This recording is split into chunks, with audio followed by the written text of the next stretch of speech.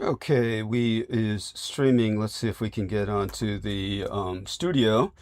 Uh, have I got the studio up? I may not have the studio up, so we're gonna find out. All right. This is one of those times that I started streaming without the studio up. We're gonna see if we're making it to the studio. And okay, that's the good news is that the studio comes up at all. So I was dealing with so many things. It's a miracle I got up at all tonight, as always. It's always a minor miracle, but this time more so than most. So I need responses. I need everybody to tell me whether or not you hear me. We supposedly have excellent connection, but I'm going to need you to assure me of that. With that, we'll try and get the infinite call going. So let's conduct an infinite call here and see if that comes up at all, and then see if it registers.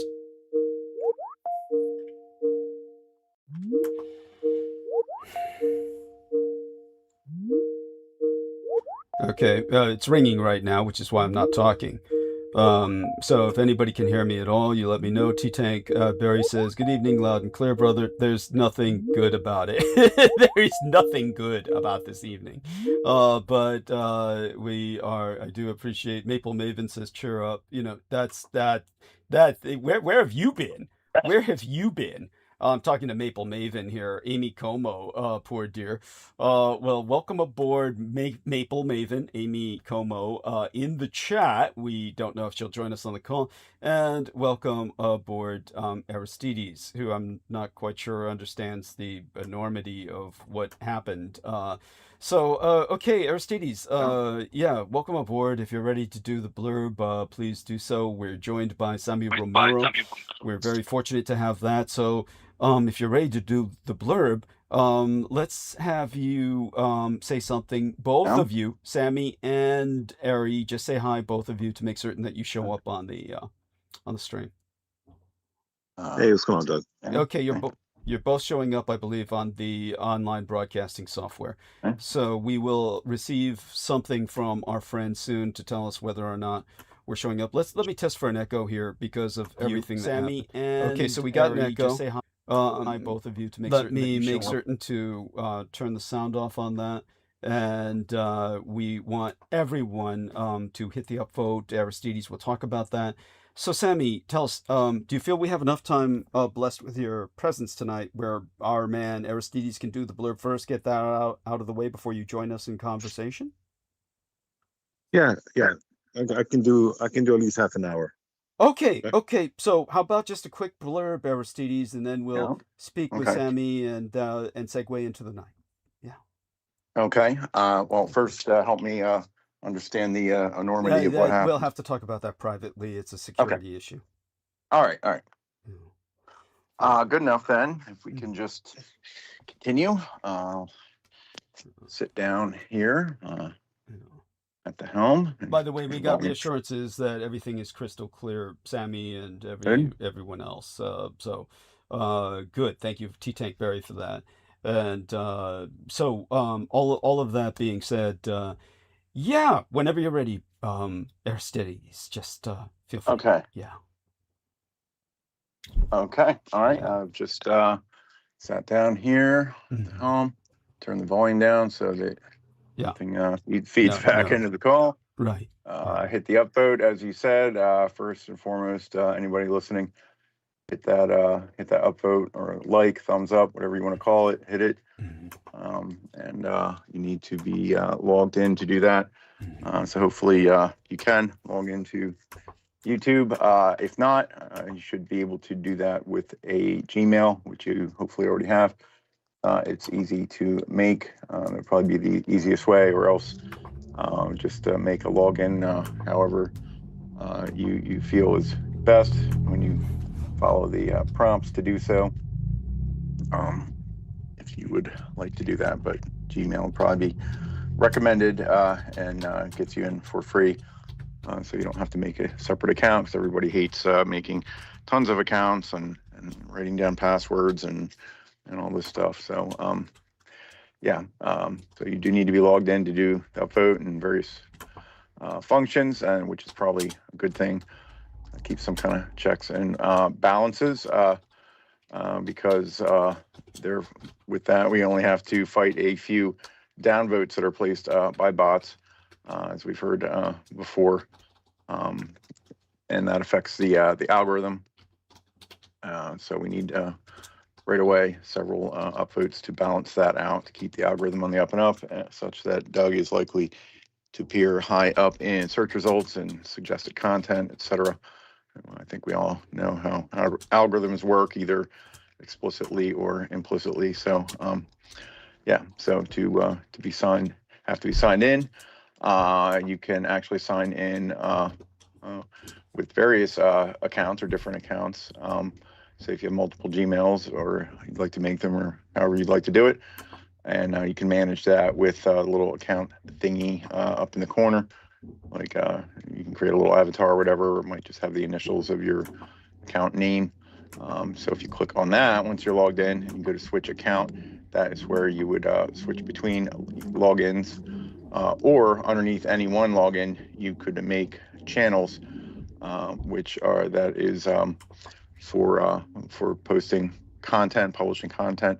You don't have to do that, but that is what one would have to do to put content up, not just log in. But the reason we're saying that, not to suggest that you put publish content, which sure, hey, go ahead, give it a try, but it's that both, and all accounts and channels underneath accounts both can do their own upvoting of the program here with the thumbs up. So that is why we're explaining all this. And right now, and once it's all set up, it's just a couple of quick clicks between, and there I go. I just put a second upvote, so it's like voting more than once in the Dietrich democracy, where Excellent. you get Thank something. you. You get something for your votes, unlike unlike any others, unlike ours. Unlike our grand democracy, where you get definitive results for both your votes and campaign contributions. Although Doug is not currently running for office, his campaign is just to stay alive and in business and in work, rather, because this is his job, and contributions are his pay legally. This is his job under the program he's under, as far as his benefits and whatnot. Working disabled. A lot of people are disabled and don't even bother to work, but Doug, he just keeps on going, amazingly, after all he's been through. So thank you. You're very gracious. Yeah.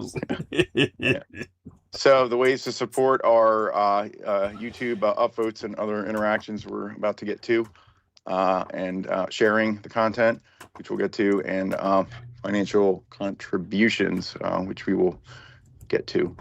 So yeah, upvotes and multiple upvotes if possible, as described. Also, things you can do is click the share button to generate a link to the program to share. That link will be the same for both the live and the replay that the show will turn into afterwards, after the live. So I'll grab that now. Right. Wait, when it transitions from being a live stream to an episode. Yes. Right. Yeah, as a published. Yep, once live it's published. is then published as a regular episode video. But the link is the same all time for that. So I'll grab that now, share it far and wide, however or wherever you can or feel comfortable doing, or even slightly uncomfortable doing, because this day and age, we don't have a whole lot of time to fuck around. So there's not much time left. For any. Put it in group chat, email, what have you. Print out, find a free QR code generator, print it out, slap it up on the bathroom wall, so to speak. We've detailed many ways before. We'll try to keep it a little tight here because Sammy is with us. So don't worry, we'll have you do the blurb again in about an hour, or so. Whenever Sammy and I finish. Wait, come on now, you can stay awake that long. You can stay awake that long. Make me do the work twice? No. Okay, so share, subscribe, like and subscribe, as they say. If you see a subscribe button underneath the window, definitely press that. If you don't see one, it's likely because you're subscribed, but we can't be sure because it has been known that many people eventually, the eventuality is YouTube could mysteriously unsubscribe you, as has happened to people. So I actually the way consider that as not a Yeah. chance. It inevitably will happen. You will be unsubscribed. By the way, I'll be back in just 1 second. I want to Okay. get my I'll cell keep phone off the recharger. I'll be right back. I can't Okay. leave it that, Okay. All right. can't let the recharger kill the battery. Okay, I'll be right back. Oh, it shouldn't. It should. I know what you said, but I'm old school. Yeah. I'm old I school. know. Go So ahead. be Yeah. No, we'll get it anyway. right- Get it anyway. Yes, I'll be right Yeah. back. I'll let you know when I'm Yeah, back. I know. Yeah. So, where were we? Yeah. So to definitively check subscription status, you'd want to go to his main channel page. Don't just straight click it now, but if you see where it says his name in the lower left, Douglas Dietrich, that's a link to the main channel. So either right click, open a new tab on a PC, or open a new window on the mobile, or just wait till after the live and go. And that is where you go to his main channel. There it will definitively show you subscribed or not, either way. Right there, and right next to that will be a little bell icon that you want to click, and you want to select all. And what that does is we'll put a pop-up to your device under that account as just a quick and easy, both a reminder that the program's happening and as a way to get there. So you have to fumble through your favorites or whatnot.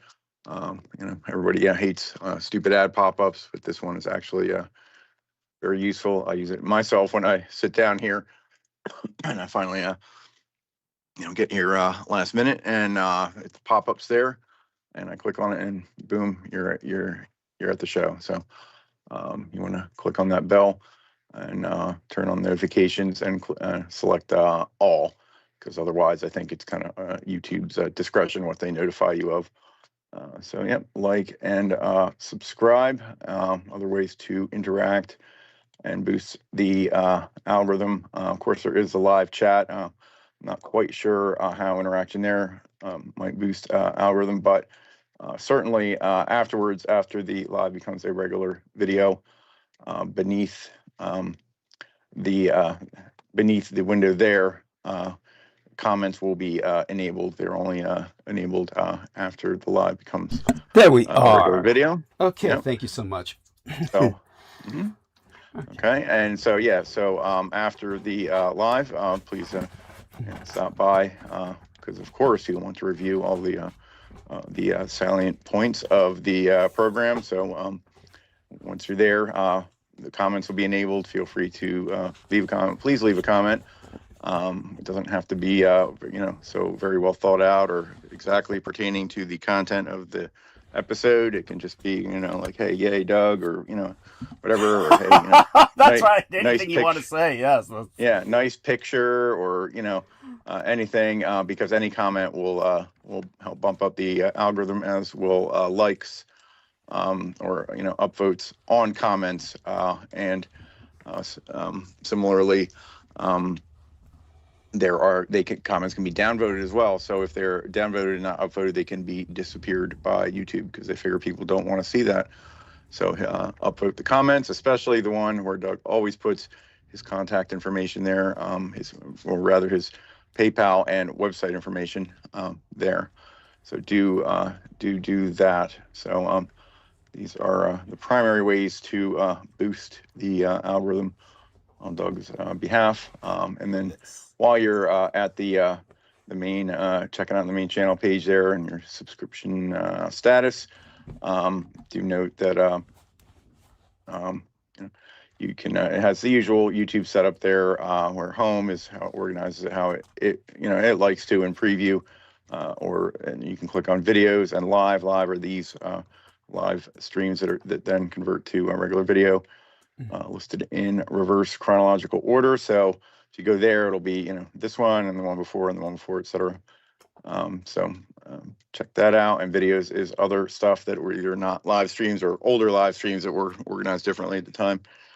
And a lot of good review, Doug 101, so to speak, material there if you scroll down, especially to the very beginning. It's some of the if you really want the fundamentals, some stuff to to check out there. And as you're scrolling, you just get eyefuls of this wonderful artwork, that makes it worth showing up right there. To me, that's really why I show up. It's just to see all the Well, I appreciate all the pretty that art, profoundly. and we might as well make some social commentary while we're here.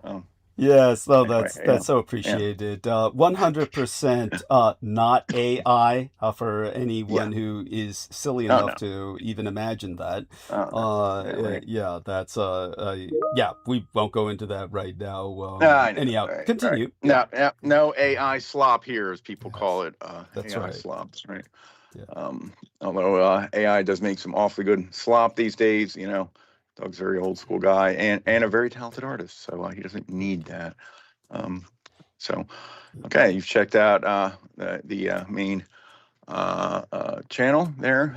So that's how to share, how to boost the algorithm, and let's see how to give money. Let's not wait too long to talk about that. The best and easiest way is through PayPal. The link we'll post in the chat right now, although you never need the link. Don't ever feel you gotta dig for the link to send money, because all you gotta know, he's on PayPal. Plus, it's always listed right. Yeah, Yeah, it's always on the. It's always conspicuously there on the screen, in high contrast font. So you don't have to type the PayPal.me. I don't think, if you just type PayPal in your search bar of any browser, it'll take you there. And then his account there is Douglas D. Dietrich. So that'll get you there. That's his personal account, when he prefers to get most contributions on. So that is by far the easiest way.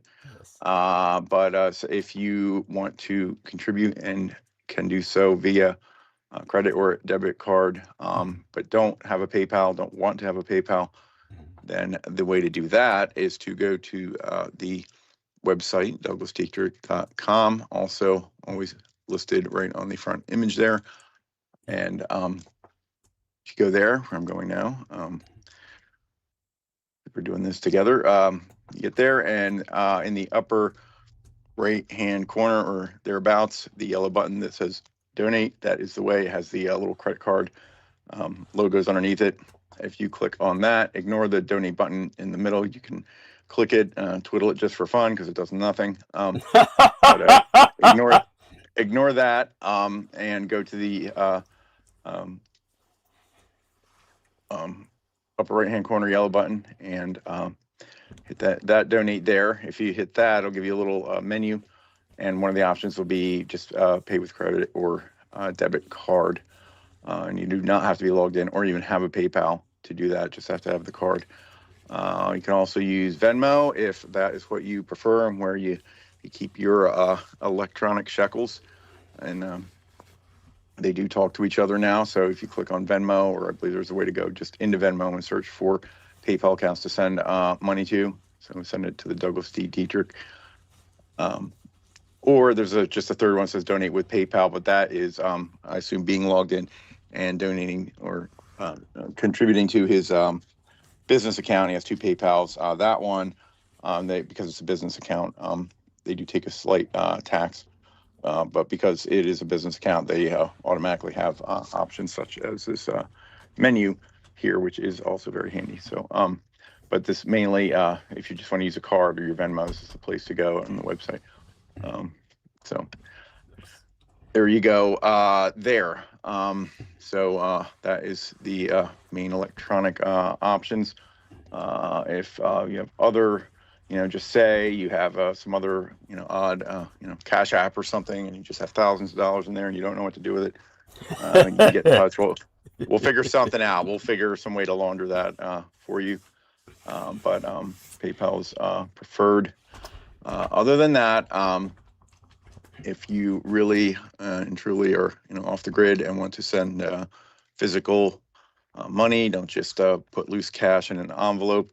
I don't think you shouldn't send cash if that is your only option, but at least package it real well inside of a card, some sort of double containment to it, a rigid card of some type.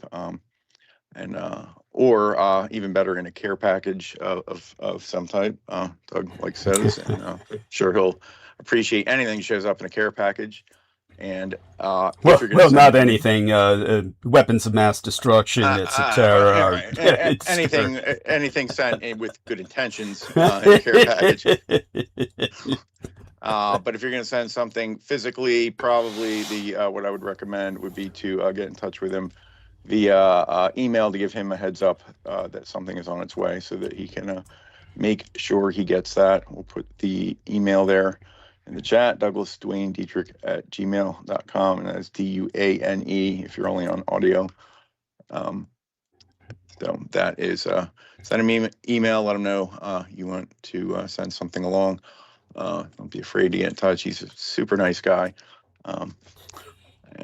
Yep, let him know there, and he'll supply you with his address, which you definitely have said before, it's no secret, but I think it's just best to get in touch, rather than just to put the address and have people grab that and send stuff that you are not aware is coming. So there we are. Yeah. So email, and what else? That is about it there. Also in the little account menu we mentioned, once you get in there, do check out the switching of accounts thing. Do make sure restricted mode is off. Or if it's on, it limits your ability to get age-restricted content on that account, and that can happen even via automatic screening by YouTube. Many of his older episodes and older content is labeled as such, so you will want to have that off. Also, let anybody else know who's a fan to make sure that they have that off. So that's it. Yes. Distribute, contribute, and interact, comments, likes, algorithm, and enjoy the show. And please do if you're able, send whatever you're able. Ideally, in a recurring payment. PayPal has that. You can set that up. Send a little something every month or whatever schedule they allow. I never thoroughly check that out, but you can set up regular payments there. Let's take a little bit off the top. So many things come out of your paycheck, so might as well make one of them be meaningful. What else? That's about it. Let's get to the show title here. If you look below the window and the interesting image there, Doug can explain a little bit. I always got the title bar filled up, 100 characters max. It's never enough to relate everything he would like to for on this day. So always expand the description below there, and there you will find footnotes that correspond to asterisks in the title. So today there are 2.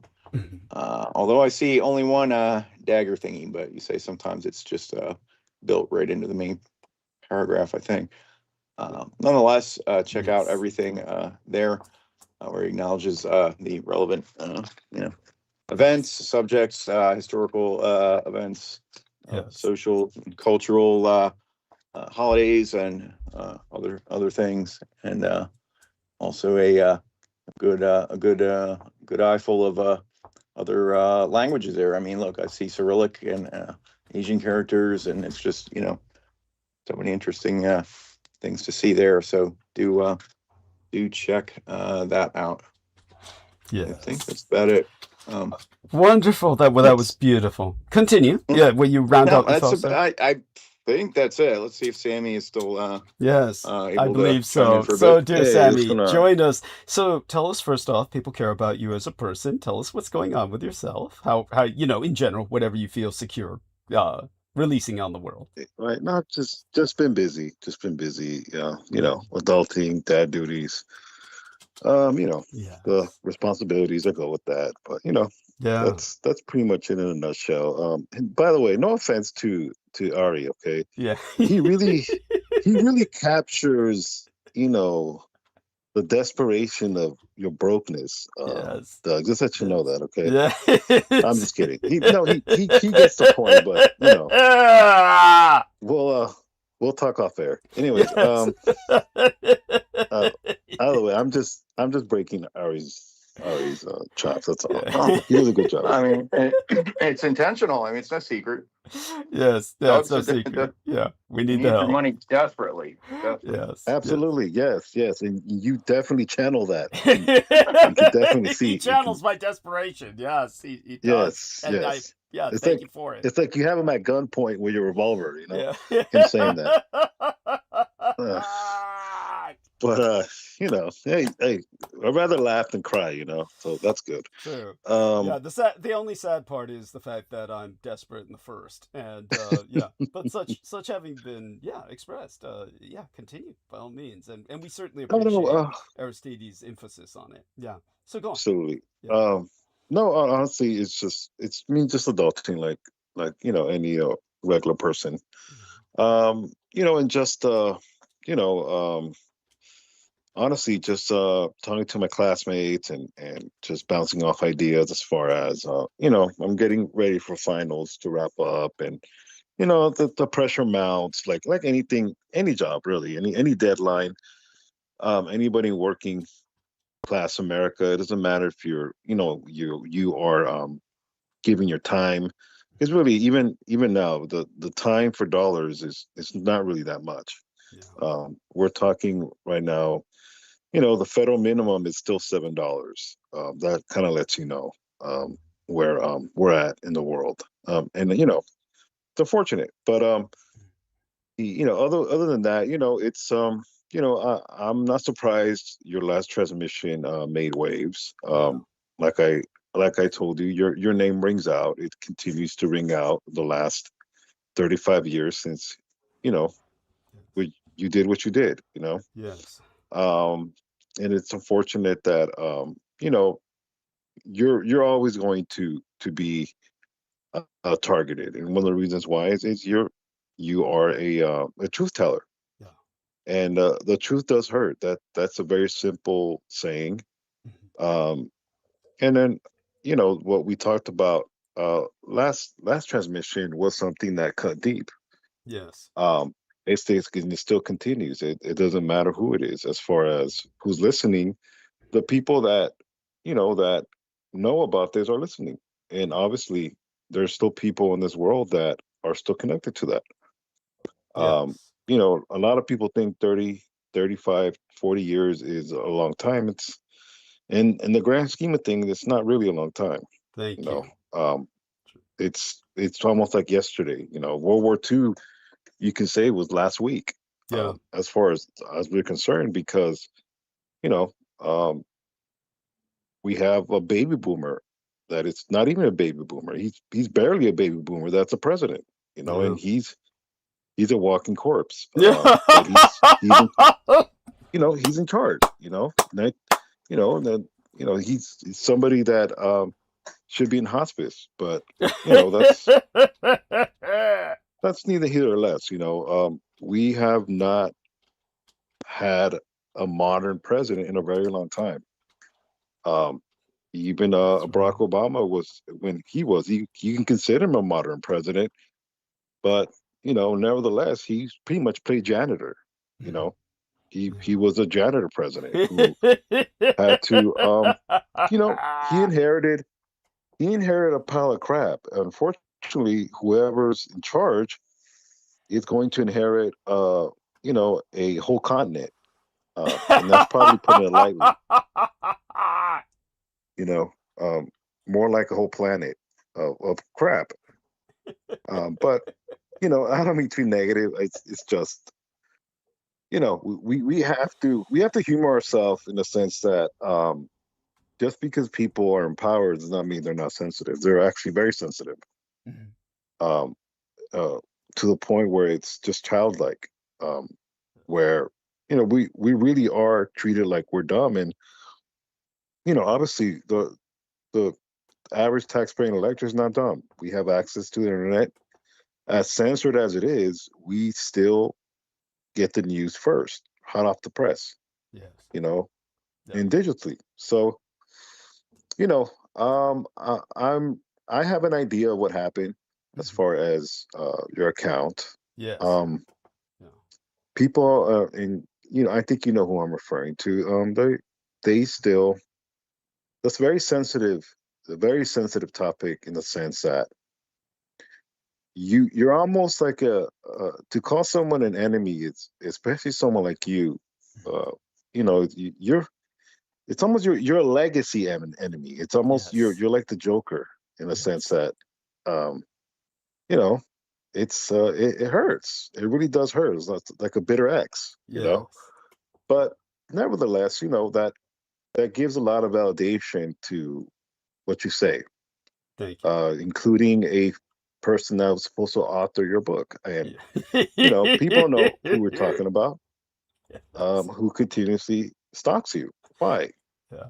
Well, it's because people are quick to backstab you, but they always want to linger. It doesn't matter who it is. Yes. It's unfortunate in the sense that you kind of realize they're controlled assets.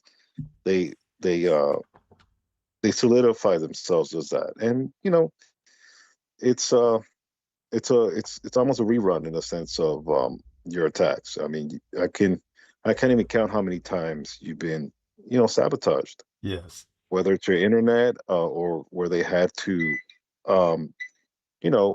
replace your robotic pole that breakdances in front of your apartment. Yes.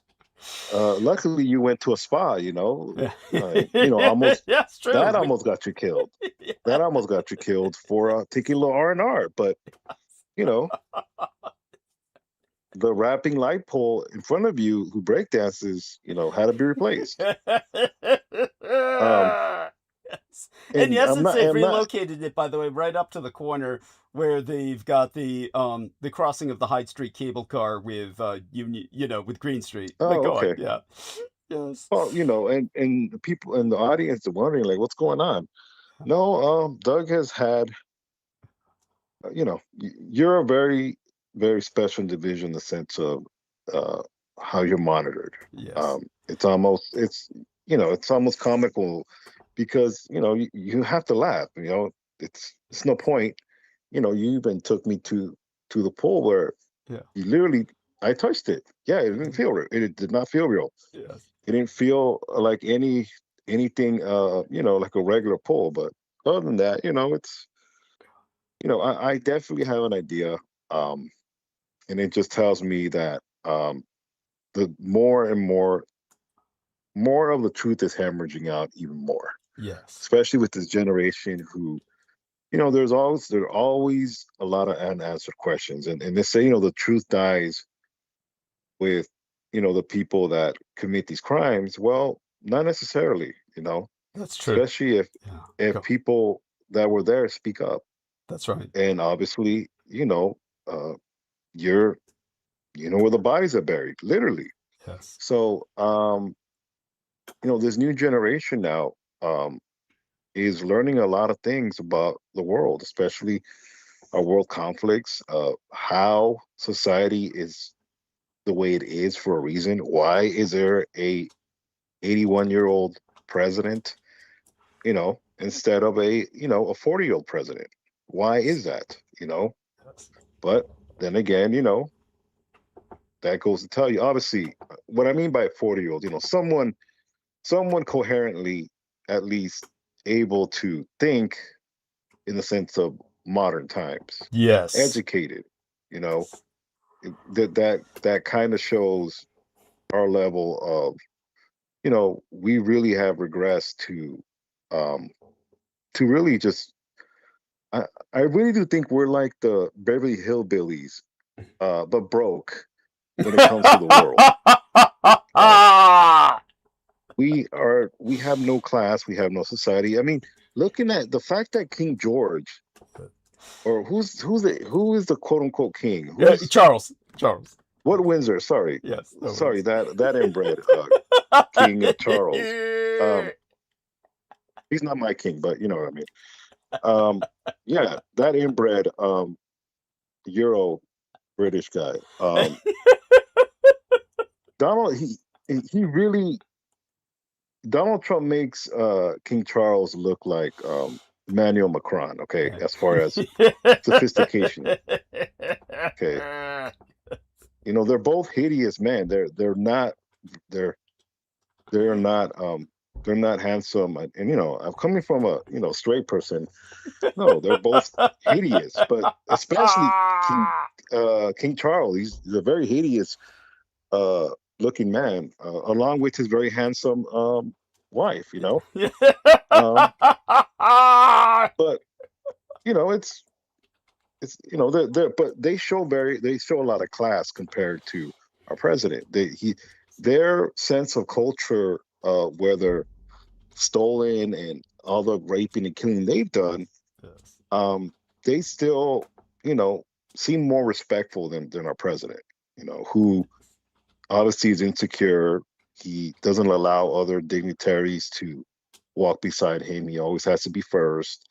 Very childlike, wants to have, the firmest handshake, those type of mind games that he plays that really kind of tells the world where we're at in the position of chaos. Yes. In the sense of, if our president is willing to do that to a foreign dignitary, which poses really no threat, you can imagine in September, late October, when the primaries are about to kick off. Yes. Or which, and starting to see he's really going to try to do something to derail all that. Yeah. Gerrymandering is not really helping him, because I believe it's going to rally a lot of minorities. Yes. In the sense of, you want what you can't have anymore, kind of type of thing. Yes. Yes. Kind of like Aristides. If you replace Aristides with an attractive woman's voice, yeah. Let me channel that, okay? Because let me tell you. Hi, you're listening to Douglas Dietrich. Please donate. You know what I mean? Yeah. So something sultry, to kind of say, well, maybe Doug doesn't need the money. Maybe you can just send him money. I'm just joking. No, the funny part is, if we replaced Aristides with a raspy sex pot, more people would send money than ever, because they send money to a raspy sex pot. That's the that's the paradox. You're gonna have to get Brooke to do it. I'm sorry. Maybe send her an 8-ball. Maybe she'll do it. Oh, she sent me a few text messages, so apparently she's alive. But go on. I'm telling you, you need to create a monologue. If you already have to come up with the monologue and tell her to pre-record it, do it. I would. He owes you that much. But yes, good point. Yeah, I agree. Go on. And tell her, if she needs to, drink a couple shots of whiskey to get herself jazzed up, hey, But I think it would work. It really would. Kind of like how Revolution Radio did, especially, it was some type of production, except, it sounded like some jerk off, introducing you. Yes. And now Douglas Dietrich, the renegade military historian. That's not quite. I'm talking like a nice, sultry female, and she does a great voice. So, I really do nominate Brooke for that. But nevertheless, we have to laugh. We have to laugh in the transmission. We're not. I think what separates your transmission is you have to interject dialogue. You have to interject humanity into our transmissions. Too much history, as terrible as it sounds, it also needs to be, you need to dilute it in a sense with dialogue. Obviously, you don't want to veer off from the truth, but in the early days, you really just were pretty much attacking with truth, and it worked for your core audience. But I think your production levels is continuing to improve. It has. It's just you can only work with what you have as far as your accessibility, and you do a respectful job. That's kind of my 2 cents. I'm trying to think of what I can think as far as you Well, know, yeah. what Sabbath, go ahead. No. Oh, Sabbath. Yes, good. Go on, by all means. Important. No, well, the sabotage, you know, the sabotage that happened to your account. You know, I can point down Leavenworth Street, you know, not too far from where you live, you know, but it is what it is, you know. And even then, it's probably not, you know, it's really, you know, the government, you know. Yes. No, It it's definitely. it's Yes, continue Go ahead. before I spill Well, any more you beans. well, Yeah. Yeah. well, of course, you know, I mean, I have an idea, and the thing is, I think in a lot of ways, you know, they miss you talking about them. Yes. You you're the closest to Colonel Kino that they have. It's true. Let's kick the door down with that. It is what it is. It's not, you know, it's not that you know, you're going to channel him, obviously not, but you know, your knowledge, you know, they people game recognizes game in the sense of, you know, underlings that were under him. Yes. Especially very close as far as academia, his teachings, so on and so forth. Frankly, you know, a lot of what I know, I'm glad I've always said it. It's been filtered through you, and Thank you. the only thing you've ever shared to me was what I need to know. Yes. And that's even then sometimes a little too much, you know, because, you know, I'm human. Yes. My ability to comprehend certain occult teachings is what I can stomach, is what I'm trying to say.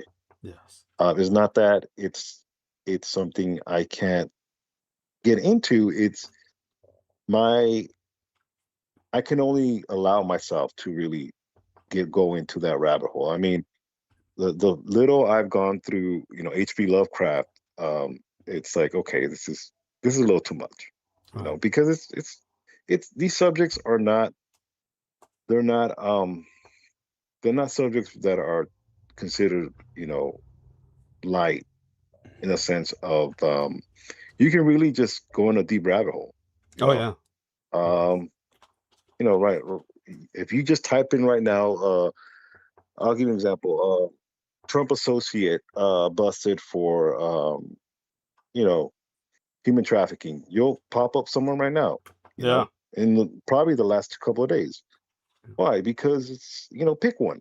You know, it's nothing new. It's just their cult just refuses to, you know, to acknowledge that. And, you know, they may say, well, you know, all of politics is like that. Well, of course, that there's no lie as far as, you know, what the political system has been used. You know, there's many examples, but we're talking, you know, chaos is really the difference. Where we're seeing it, you know, financially. Diesel is going to hit $9 by the end of this month. Yes. If not sooner. That's right.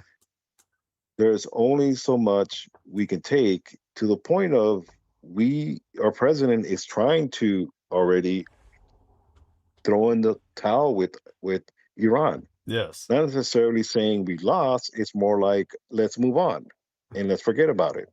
And, you know, they'll strike, eventually they'll strike a deal, and we're going to pay Iran. You know, we're definitely shelling out the money for reconstruction like we do the Japanese. Yes. And the bill is going up higher. The longer we do this, we already agreed to rebuild Iran. It's just, you know, somebody does not want, you know, his, you know, nefarious, you know, perverted things he's done. And it's not necessarily that he's ashamed. It's just not the right time. This is an election year. If this was any other year, he wouldn't care. But because now it's being amplified with this, he's running scared. And I'm talking about our president. Yes.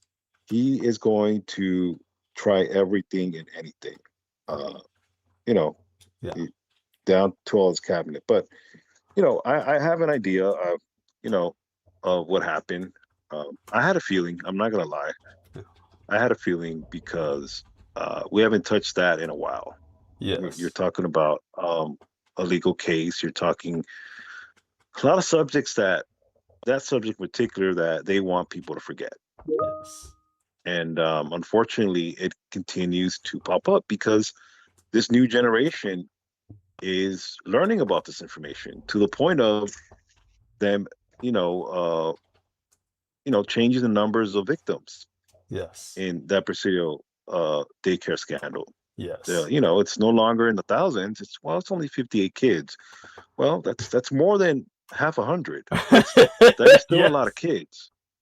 That doesn't change the fact. It's, but obviously your name wasn't brought up for a reason. Yes. And why? Because they don't want your name to ring out like that already. Especially if you're not in the occult circles. They like to keep it that way. It's true. By the way, Yeah, go on. I don't know if you noticed, this is totally off subject, but talking about the former author that was supposed to do the whole thing on the Vaxarka. Yes. This new generation of kids have been storming all the Scientology recruitment depots. Yes. I don't know if you know that. Yes. Yes. Tell us more about these runs. They call them I forget what they call them, some kind of run where they break into the offices, run through to see how deep they can get into the Scientology sanctum.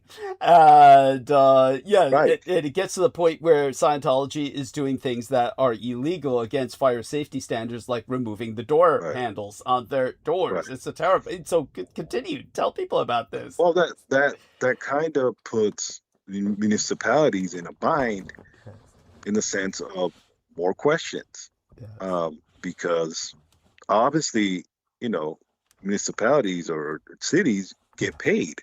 Yes. The Church of Scientology has very deep pockets. Yes. I mean, go figure, right? A religious cult has a lot of money, right?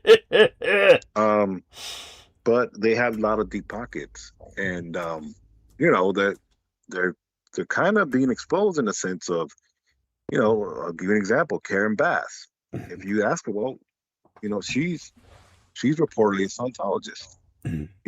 Yes. That makes sense. Perfect sense. Continue. That can put the spotlight on her in the sense of, well, why are you letting these fire hazards happen? And she's Black, so she's guilty. That's I hate to put it that way, but that line of fire to her is not good. So it's kind of a very precarious situation that this new generation does not care. I mean, especially seeing the future they have inherited, really. It's creating a society that really does not care. And they've had to pretty much try to close. They're going to be forced to close down these buildings because, those people that are trying to safeguard they're not very intimidating for once. They're more annoying. Yes. But also, you're going to have to explain, why is there police, being hired? How's taxpayer money being used to guard these buildings? That's not what the police are for. Thank you. Therefore, in other words, they're doing too much work when they're not supposed to do too much work. Yes. Yes. And then that's not what they signed up for. Yes, go on. No, they're supposed to be sucking down donuts, coffee, going on donuts, yes. Going on Figueroa, sugar and caffeine, yes. Absolutely. Going on Figueroa, all the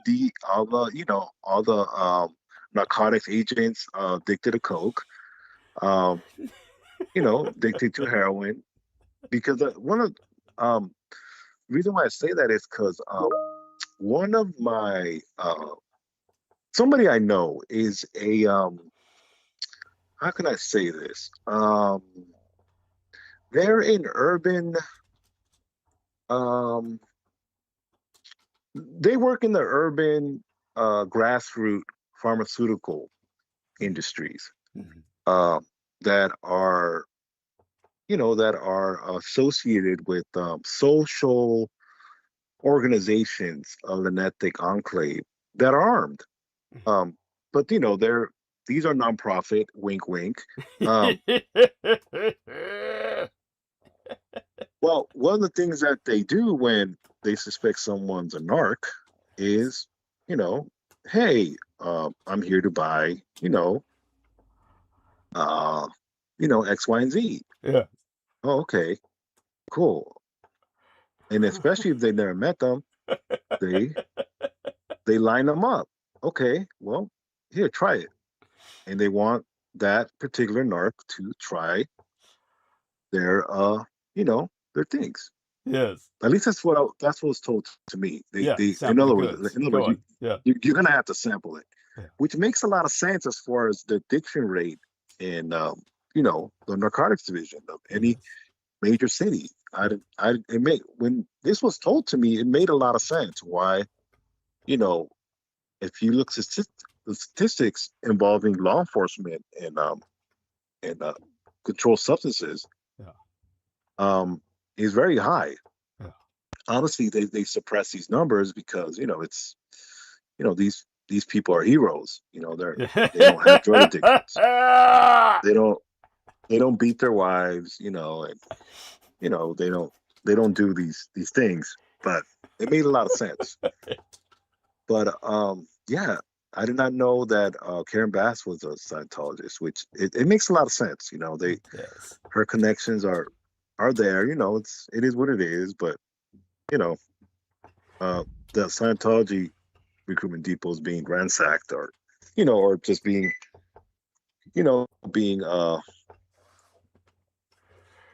stampeded by a bunch of kids is hilarious. It really is. It is. Sorry, I went on a tangent, but no, that's fine. Just, that's fine. And I really want to reassure you that everyone needs to understand just how important it is that we have people on Team Dietrich who can join us in these conversations. Without Aristides, Samuel Romero, everyone else who joins us, this show would be impossible.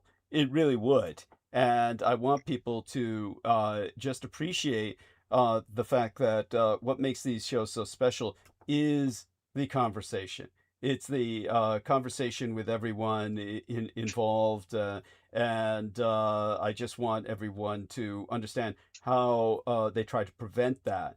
The account that was raided was definitely it was the call account. It was the Microsoft Teams. So this was something that somebody tried to jack. So when it comes to all of that, we'll talk more about it privately with the team later. But they were trying to prevent these conversations from being aired. It's the conversations that render the show possible. And without that, I don't have time to get my head together to even monologue. And people want to hear the participation of other people. Honestly, if I were simply here monologuing, it would be something most people could not relate to. It would be too much of a lecture as opposed to a conversation. But go on, yes, yeah. Oh, you have to ask yourself, why isn't Joe Rogan transmission being stopped? Yeah. Why isn't Thank you. all these other assholes supposedly make millions, which they don't. They're just state sponsored. I don't know. Whatever asshole, their transmissions don't get cut. Doug is literally working with a cub and some strings. Yes. As far as his transmissions, okay. Yes. The fact that he has internet is a miracle. It truly is. So you being in a metropolis helps a lot, but it just boggles my mind in the sense that if you're such a nobody, what does it matter? Thank you. Thank you. Does anybody do you think a Gen Z kid gives a crap about what do you call it? Fanatifage? Thank you. Do you think they know what the hell that is? Seriously. They don't know. They don't care. Hell, do you think that they give a crap about the Third Earth Battalion, whatever the crap that organization was, Yes, First Earth Battalion for what or that's worth. whatever? Yes. First Earth Battalion, Gary Willard Hambright. Do you think they give a crap who the hell that is? No, they don't. They don't. But if you put it in the context, look, this really is a story, a movie in itself. Okay, if this is something, I've always thought if you can actually just write a script on this, it would be actually a great movie. It really would. Yes.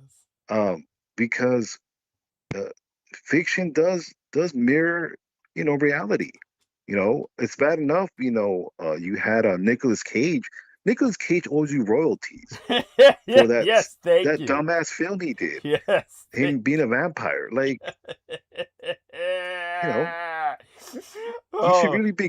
he should really be kicked in the throat. Like, really, he should. Yes, I agree. Because he owes you royalties. It's your likeness was anyways, it was violated. Yes. It was violated. But, Hollywood does that all the time. But, hey, the one thing they cannot ever accuse you is your creativity. You're an Academy Award-winning consultant writer. Well, consultant writer, but let's just kick the door down. It's a lot of it is you. Yes, thank you. That might burn. That I know that burns their ass. No one cares about a lot of these things that unfortunately they don't want out, because the narrative it's been long in the sense of this new generation. Okay. Mm-hmm. Yes. Youth are gonna, after this whole, number 47 is 86th. Yes. Whether he's thrown in jail or he chokes on a cheeseburger, whatever. You're not going to see no more baby boomers or silent generation presidents. Thank Never. God. Not anymore. No, Thank you're not going to see that anymore. Oh, Jesus. Well, silent generation disappeared a long time ago, but go on. Well, what is Trump? Isn't he 46? No, believe it or not, how's this for a statistic that's mind-blowing?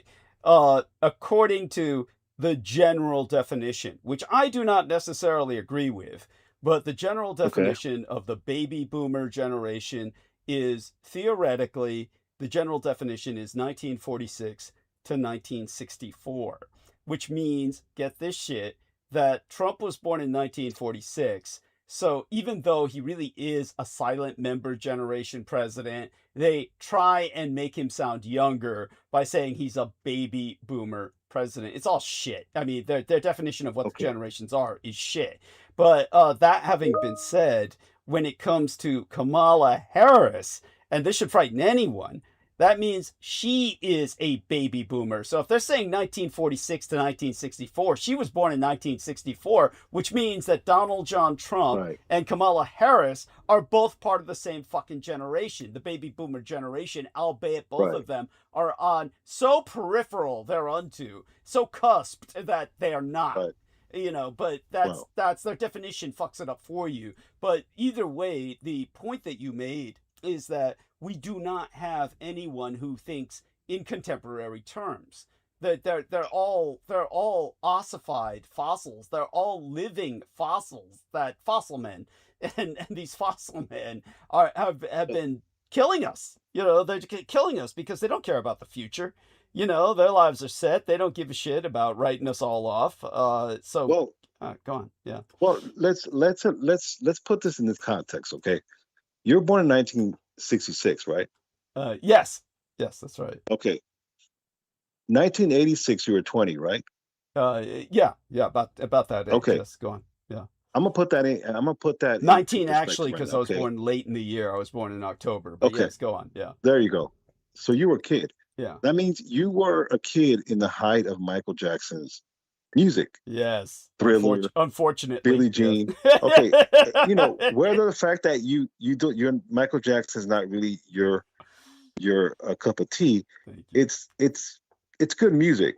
It's generally it's very popular music. Okay, Yes. I'm It's saying that in pop widely culture, popular. Yes. Yes. it's like Or okay. was. Yes.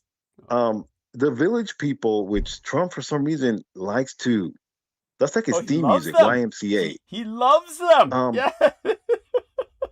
Which I don't understand because that's a gay anthem. So it really makes me question. Donald Trump, he might, he might like the pogo stick. Yeah, well, we know that. Yeah. Quiet as it's kept. Because he loves the Village People. Like that's a very gay. I'm not sure if anybody ever told him that, but who knows? He might play that angle. Hey, I like the gays. Village People.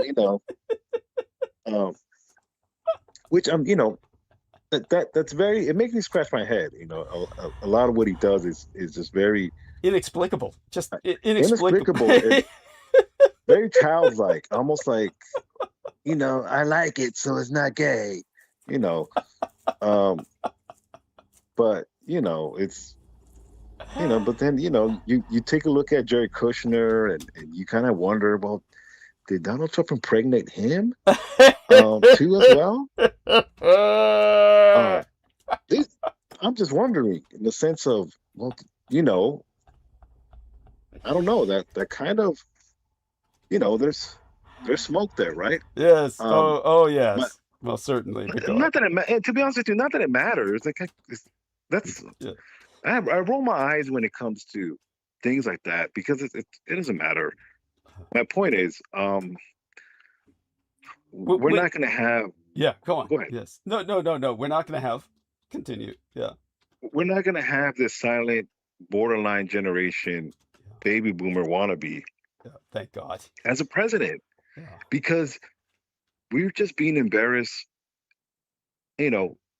Secondly, not even hourly, not even daily. We've just been embarrassed. And it's going to be where this new generation is going to do a lot of questions. And I'm going back to the new generation and these new topics that we talked about last week, because if you start bringing up all this history, well, then that's a problem.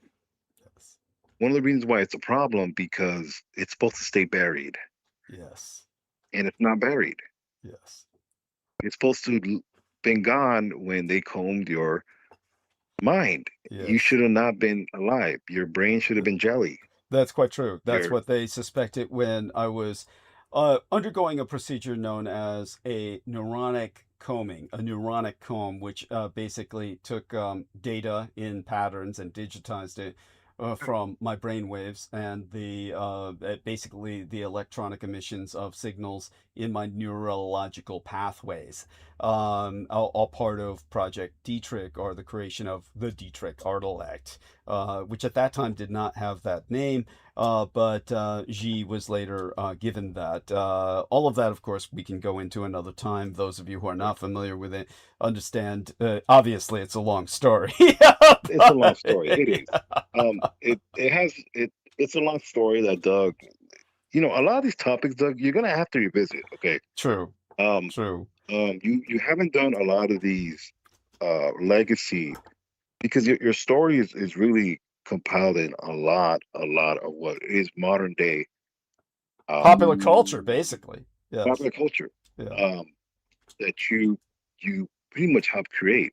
My point is, this history that is being brought up, especially with that Instagram post that you're sharing, there's a reason for that. Why? Because this new generation is they're asking questions. Okay. And what is the first thing people try to do when they're guilty is, I'm going to set the narrative first. That way I get to choose. I get to set the narrative as far as how bad I was. Yes. Unfortunately, it's a very common tactic, especially in the scheme of a relationship. If I'm a cheater, well, I'm going to accuse a person of cheating. You know, Yeah. that Of way, course. you set the toxicity and the narrative of that, and that's really what's going on.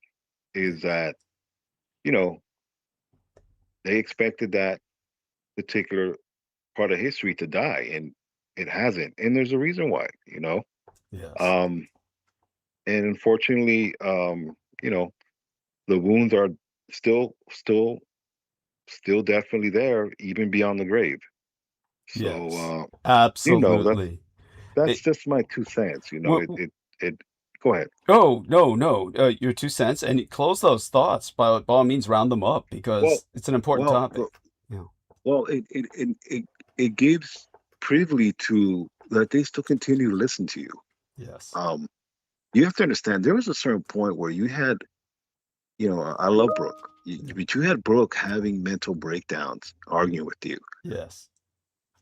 Yeah. You literal arguments that she would do. Yes. Obviously, she was going through what she was going through, but Yeah. and then you had a bunch of characters around that made things worse. Yes. Absolutely. And Exacerbated it whatever was tensions they it was could. start, Yeah. it was starting to be Toxic. a circus show, Yeah. right? Toxic, and it is what it is. But there's reasons why I have to clown certain people, Mhm. and I make fun of myself. You know, uh, you know, Real Tech Geek. Yeah, you voted for Trump 3 times. Like, Yeah. Believe that I'm gonna shit. roast you because Yeah. I'm gonna roast you. Yeah, Yes, we I don't should care. as well. We should. Yes, for I don't. eternity. He needs to I bleed don't every time he care. walks just for that. Yes. Well, I did vote for him, and that's cool, but yeah, No, I'm it's gonna not roast you. cool. No, it's not cool. Well, it's not cool in the sense. No, obviously not. But you asked for it. If you're gonna come on those platform Yeah. and do that, well, okay. Obviously, Peter Moon was a different story, but Yeah, because we all gave him leeway because of his age. Yeah, well, yeah, well, and other shit. it But was not yeah, even that too. But it was like he tried to hide it with because the one thing he always tried to kind of stay away was he didn't necessarily admit it to it, but he admitted to it in the sense of how he conveyed and well, Nancy Pelosi, she's a bad person too. She's not any good. that kind Well, of of shit. course, Yes. What that's aboutism? neither here What nor there. aboutism? Yes, go on. Right. Yes. So, you mix that with L. Ron Hubbard and, uh, synchronicity and what is the other place, Romania, Yeah. whatever, Pennsylvania cave, and No offense against I, Romania, by the way. honestly, it sounds like a gay bar. Let's go to the Choclovina cave, Doug. Yes, he turned You it know, into such. He turned in it our into in our such. hot pants. In our hot pants. Let's go to Choclovina cave. Wink, wink. That's actually not a bad name for a club as far as that. Yeah, cool. You know, I like it. uh, Yes, true, you know, true. It's got a believe it or ring. not, It has a ring. you kind of Yes. you kind of have to wonder, was it really? Because he really liked to go there a lot. He doesn't seem like a very scientific person. No. Sorry, No. he doesn't. Care if he had him standing around a ham radio in the dark. No, I don't know. It is what it is. It's just, please don't curse me. Don't throw your hexes at me. There's nothing wrong with it. You know what? I've always, there's one thing about you. You've always been very open to people loving who they love. Okay, as far as obviously not children or minors or anything like that, but Salma Sheikh and who's the other idiot? Too many to count. Too many to count. Too many. Who's that dumb kid that lived in oh my god. Whatever, you know what I'm talking about. I think so. Live where? Do you remember where they lived or what they were famous for saying? What was their attitude? Imitate them. We'll remember them if you imitate. Well, it was more of who's that idiot? I know Brandon listening. He's probably yelling at his phone. Brendan, he probably we know you're listening, Brendan. Brendan. We know you're listening because we Yeah, see you entering he's. something. Oh my God, Sammy, why'd you fuck it up? You get pissing me off. Anyways, you know, they had a little love pearl, and they, you know, they Oh, they joined Jambo! forces. Jambo the Reese Monkey! Jambo, there we go. Yeah, Jambo, Reese. and yeah, they teamed up against you, and then they broke up, and you know, and you had that, you know, and you know the story. You know the story. You kind of like, why did you guys just come out? Like, what's the big deal, right? They did. They did effectively. They did. Well, they did, but it was almost like, why are you guys hiding it? Like, what's the big deal? You know, it's actually good promo for you in a sense of bringing in more audience, right? Yes. Which, like I said, we're not against that because honestly, that would actually bring a lot more traffic too. And, Yeah. and they do have that community. That community has a lot of. They have a lot of money to spend. Yes, yeah, they don't have kids to do. raise. They generally don't So- have kids to raise. Yes. No, they. So we're definitely a LGBTQ Friendly or friend, understanding, or definitely. at least understand. We are. Tolerant. Yes, you know. Tolerant, at least. Yes. I've always said I'm a lesbian, so Yeah, me and there Doug you are go. lesbians. Yes, Um, that's right. Um, Only on lipstick, my- whereas yeah, our man Sammy's a bit more, bit more pronounced. I'm more- man. I like the women, you know. But Yes. nevertheless, my point is, you know, I think this new generation is asking a lot of questions. So them reintroducing that narrative, it's definitely they're trying to get ahead of the story Yes. because it's gonna come out. Your next book's gonna come out, whether they like it or not. It's gonna come out. I I from think- your lips to God's ears. From your lips to God's ears. That's all I can say. Well, Doug, and I tell you that because even when they try to control your publishing, Yes. it still made waves. Okay, True. That's true. whether they like it or not. So, how can I say it? There's a lot of your life is miracle upon miracle, is what I'm trying to say. True. That is true. So, you have to keep that in the context of they've tried, and it's going to come to fruition. Okay. And they're just trying to get away. They're trying to get ahead of the narrative. Period. So. Yes, they are. You know, it's just that boat's coming. You know. Yes, it is. Eventually. Don't anybody it is. hold their breath. Don't anybody hold their breath. But we're slow, but we get there. Brendan enters. Of course. Brendan entered. I ain't gonna write it. Yeah. Well, thank God for that. Yeah. Yeah. Brendan. Yeah. Well, the thing about Brendan, he does a lot of things in protest, but he does them. You know, as far as being your IT guy, True. being harassed by entities in your apartment. Yes. Yes. You know, I'm surprised they didn't kidnap them. You know, took them to your basement. You know. Oh, Like, well, literally believe me, dragged him. he's been through a lot of shit lately that he hasn't talked about on air. We're No, going to give it. I believe it. Yeah, he'll be talking believe about it. it just just so everybody knows. Given the span of a week, he'll be talking about it. Next week or the week thereafter, he's going to spill the beans on a lot that went down that he has not been able to talk about. But yes, to put it into context, a lot of what Sammy Romero has been talking about. What's interesting is that lately a lot more people are talking about Michael Aquino. As Sammy has brought up, they're altering the narrative. For some reason, by bringing him up, they're trying to present themselves as somehow whistleblowers to basically edge into my territory, which is easy enough to do because these people are given sponsorship. And by sponsorship, I mean literally they're given some extra money in a budget where they can purchase hits on YouTube from bot accounts. If we really had the money to do that, we could do that. We could buy hits on bot accounts. It's not a difficult thing to do. I couldn't do it myself. I would have to hire a programmer or have Brendan do it. Brendan won't do it without monetary remuneration. Understandable enough.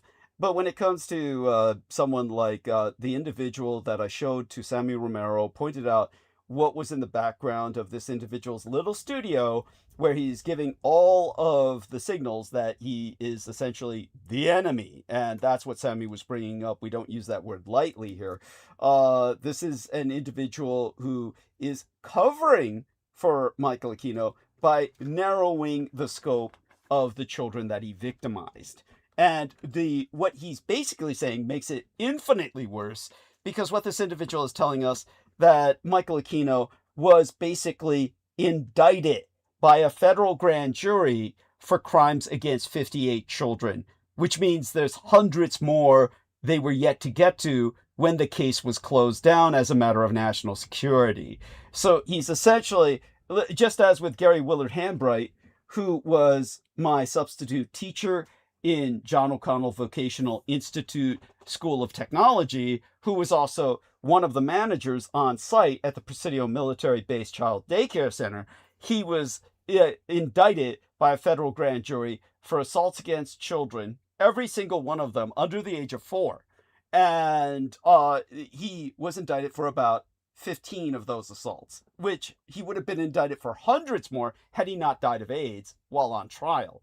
So it was literally a deus ex machina, in an act of God, or what the Romans by deus ex machina meant, God of the machine, meaning it's the God of the state that intervened on the part of Michael Aquino, and a literal act of God that took out Gary Willard Hambright before their cases could even be closed. And so the cases were never closed, to the point where he remained under not just suspicion, but essentially he was considered guilty by the Criminal Investigative Division of the United States Army for his crimes. Yes, here we are. Stop Baptist Predators. Excellent, excellent. That's about Gary Willard Hambright. Thank you so much for that link from John Doe, our dear friend T. Tank Berry. And so all of that being explained, Sammy Romero is typing. Let's see what he says. Feel free to talk, Sammy, because I'm continuing along this thread. Get off. Yeah. I have to go. Yeah. I have to call it a night for a minute. Okay. Daddy duties, you know how it is. Well, do me a favor and see if you can keep listening, because we'll continue along the subject to I will. close it off for you. Thank you. And of course, Yeah. listen to the rest of the night. Of course, it goes without saying. And Will do. join us anytime you wish. Anytime you want, just jump back Yeah, on. I will. Okay. All right. I will. Best wishes to your family. Send them our love. Okay. Likewise.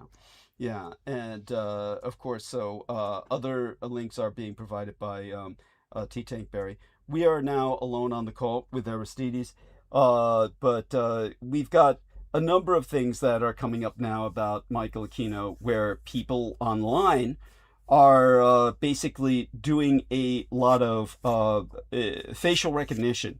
And using facial recognition technology, they are identifying just undeniable similarities between Erica Kirk and J.D. Vance, who are both romantically involved. Now, both J.D. Vance and Erica Kirk have identical facial recognition matchups to Michael Aquino. They're both ultimately illegitimate children of Michael Aquino who are involved in an incestuous relationship. This is something that is, it's not even something worth dwelling on. It's just something that is. It's almost trivial. But at this point in history, this kind of behavior among the degenerate Epstein class, which is your government, the Epstein class is your effective government. It's certainly nothing that you vote for.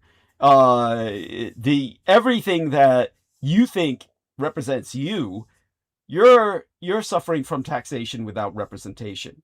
Erica Kirk and J.D. Vance, the illegitimate son and daughter of Michael Aquino, they don't represent you, but they're effectively running your country.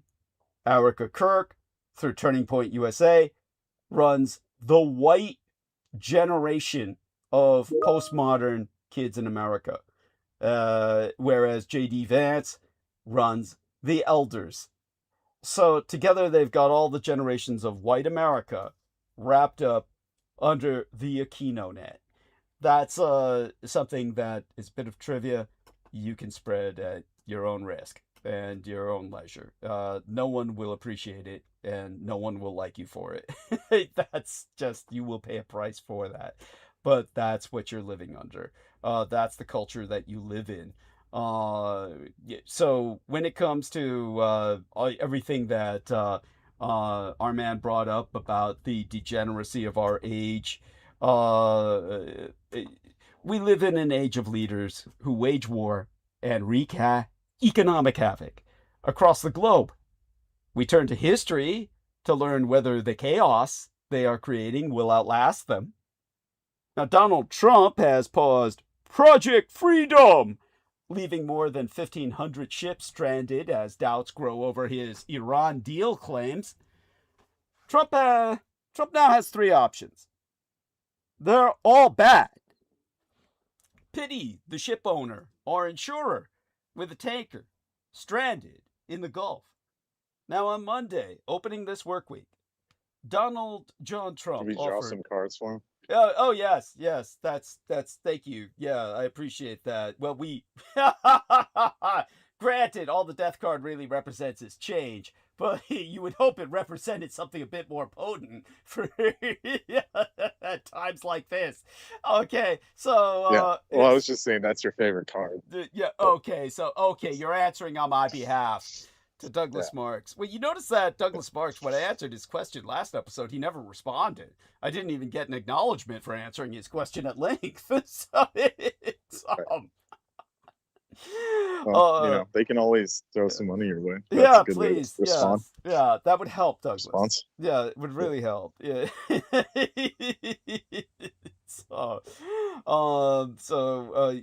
So such having been, you let people know how, you're doing in a general sense. People care about you as an individual. I'm just passing through. Just passing through. Good. Yeah.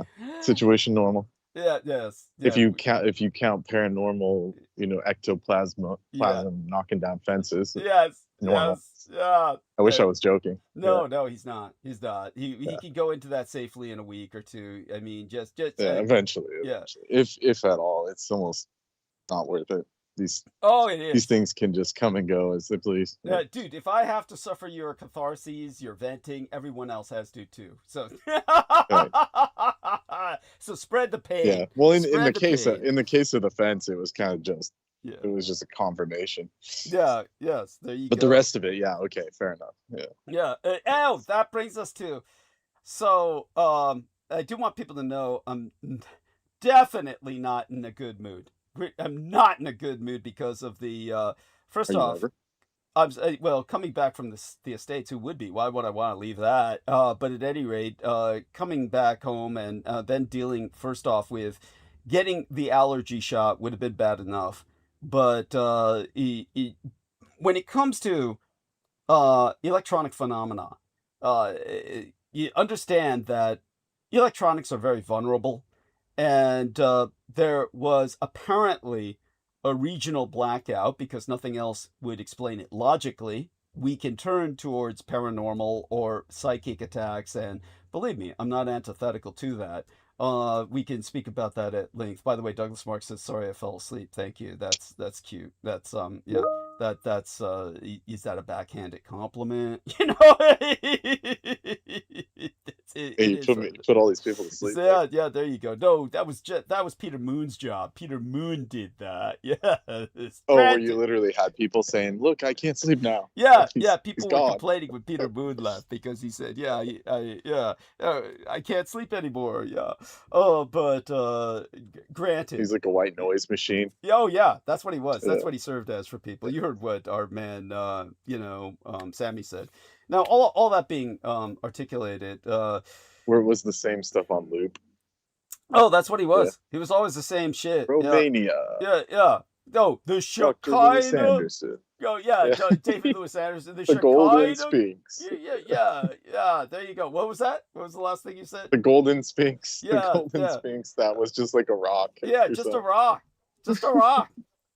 No, he got worse and worse, and it was the Shekinah glory, and all I could think of was a glory hole in San Francisco back in the day, when we had such shit. But there you have that. But we don't want to overdwell on that at the moment and put people to sleep all over again. But when it came to what happened to myself, there must have been a regional blackout. Otherwise, it was a psychic slash paranormal attack, which again we can go into at length another time as to the quantum mechanics behind that, just so people understand that we're not veering off into stupidity. If anything, people who just don't understand the quantum mechanics behind such phenomenon or refuse to, well, at that point you're just being an idiot, because it's certainly been verified by governments all over the world, and they take advantage of the reality of these mechanics, quantum mechanics, and they use them to their advantage when they can and where they can. And there's entire departments that are funded that deal with the mechanics of quantum physics and metaphysics, which was the traditional descriptive for quantum physics before they were quantified. Get it? Quantified means this isn't a joke. I mean, get it? Like, do you get the point here where it's quantified, ergo it became quanta, a point of data, a bit of data to be assimilated, very similar to the word gene, which gene used to be a mathematical unit of inheritance. Now gene is identified with a physical object, which is a ribonucleic strand of DNA, then we call that a gene. That's not what a gene was perceived as. For hundreds of years, the term genetics was used, such as in Mendelian genetics, as in Gregor Mendel, the Catholic monk, the Roman Catholic German monk, ethnically German, he was working with the epistemology, I believe, and therefore that also was a loan word that was integrated into epigenetics, coming from epistemology, a religious study that got integrated into genetics. So if you're unaware of these connections of sorcery, alchemy, and religion behind your science, and declare yourself a skeptical materialist, you're reveling in your own ignorance. In other words, you're saying you're an idiot, and which is, exactly what you are if you take that stance, and all too many people take that stance. But all that, hope you get the point. Just as genes used to be for hundreds of years from the days of the church, a mathematical unit of inheritance that later became identified with a physical object. So too, quanta was a metaphysical term that became identified with the unit of measurement, hence the term quantum physics, which lends to applied sciences or quantum mechanics, which then lends to what used to simply be called magic or a psychic manipulation. So all of this is identified at a level that you cannot see, yet for some people, what they cannot see, it as gravity. It's a force no one denies. You can't see gravity, but you can see gravity in effect. You see it when someone jumps off a building and they fall. It's why you don't want to take a selfie so near the edge of that cliff. Yet everyone, though they intellectually accept gravity, they don't emotionally believe it, because they keep going to the edge of the cliff and taking selfies. And all kinds of tourist deaths happen every year because of that. So obviously they emotionally don't accept the risk of gravity because they feel somehow they're exempt. But I guess that's just another form of magic. Just convincing yourself that you're the main star of the long-running TV show in your mind, kind of like an antithesis of the Truman Show. Most people live the opposite of the Truman Show. They don't live in a world where they feel they're observed. They live in a world where they feel they're observing everyone else. And that's what leads to the mania, where they take selfies on cliff edges and shit like that.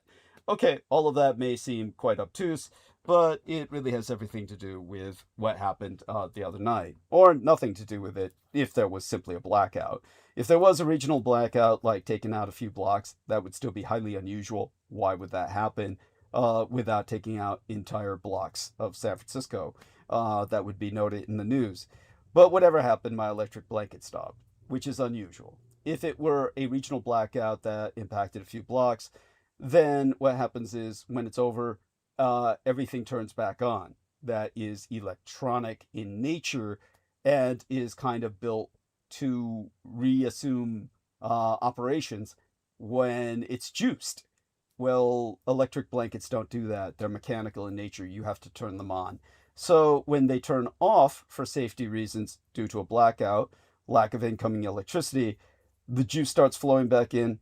They don't turn back on. That's in case you've left the vicinity and they turn back on. They're afraid it'll, overheat something and therefore cause a fire. So to prevent that, for safety reasons, the electric blanket does not turn back on. And I woke up dreaming. Well, I dreamt first that I was naked in the cold, because that's effectively exactly what I was. So I woke up naked in the cold for all intents and purposes with a blanket that wasn't doing shit because it was no longer electrified. And that led to my catching a cold, which I had to put together a potion to combat and get rid of overnight, because the next day I was getting a allergy shot, which you cannot get when your immune system is compromised. The allergy shot is very strong. I only get it once a month. It's at maximum dose. And if they give it to you while your immune system is compromised, you're risking your life. Without joking, without exaggeration. So I had to kill the cold overnight. So I had to put together a concoction of, honey. And I found I don't have any sweet tooth because of my vampirism. I have no taste for sweet, so I have no use for honey normally. So I had to dig out an old jar of Manuka honey sent to me literally 15 years ago by Mara Herman, wonderful German lady in New Zealand. If you're listening, Mara Herman, love you dearly. Had to dig out a liposomal vitamin C formula sent to me in liquid form, the most potent and powerful form of vitamin C, sent to me by Victoria Lauren Hobbs a year or two ago, and had that refrigerated ever since. Shook that up and mixed that in with the Manuka honey. Took lemon juice, real lemon concentrate, juice, and, that's put into a liquid form that you squirt out of the plastic jar, and put that into the mix. 2 capsules of red Korean Panax ginseng with ginkgo biloba, and added in, of course, echinacea root extract, concentrate, literally like $200 to $300 a bottle, depending on the size, made by hand, in an alcohol base, by the individual who I sourced that from. And she was like saying, 10 to 15 drops for the next 3 days to build up your immune system, because she's thinking on this homeopathic level. But I went to the man, Brendan ŌGOHET, and he said, no, you got to kill this overnight, basically 100 drops. And so I put in 100 drops. And she was saying cold water, but of course I needed hot water in order to melt the consistency of the Manuka honey. And, put it all together and stirred it and basically purged the cold. And it was no fucking fun. The next day, after a good period of sleep, was completely drained, enervated, but went in for my shot, got the shot, and so got a good period of sleep after that. Was finally forced to sleep by actually the account being jacked, and no longer able to interface with it for the night.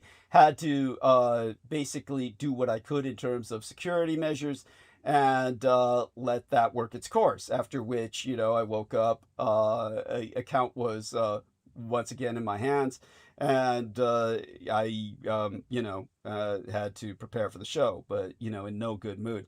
So after tonight, I'll certainly rest up, and that'll be from the assault on my body of both the cold first and then the allergy shot, and just kind of recover myself. But all that together, that's why I was in a bad mood at the start of the show. and that's not even taken into account having to deal with, of course, the account. So altogether, not a fun not a fun period of time recently. So all that being said, well, Brendan, before I kind of dive into it, what else is on your mind? You're on mute at the moment, but I hope everything's going well so far as can be. Let's see if he responds. Yeah.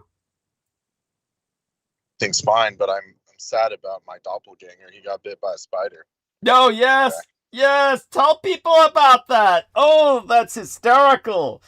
Yes. Should we be concerned about the spider? Yes. Yes. Kyle Rittenhouse was bit by a spider. Yes. He's hospitalized. Yes. Hospitalized. Bit by a venomous spider that...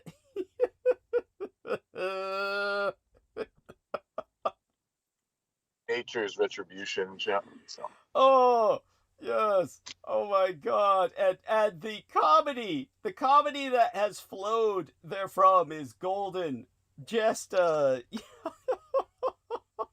river. Yeah, the commenters, they're like, was the spider brown? Yes, it's a river of wit. It's a river of wit has flowed from this incident, where everyone is wondering where they can send their contributions to the spider. Yeah, whether the spider is all right. Yeah, and how yes, it just goes on and on. I mean, but it's delightful. It's been nothing but delight, a source of comedy out of all the out of otherwise an endless sea of horrors. So yeah, aside from that, yeah, what else comes to mind, Brendan? Nothing at the moment, really. Realistically. Okay. Stuff that I want to say, but we can't really. Yeah. Say Yeah. Well, feel free to interject whenever you want to, as I dive into it. We won't be on too long tonight to tell everyone the truth. We're going to just kind of like roll with it, and then probably end a bit early tonight, simply because I want to get to recovering myself from the assault on my immune system over the past few days, the double assault, which was no fun. If I were baseline human, I'd be fucked.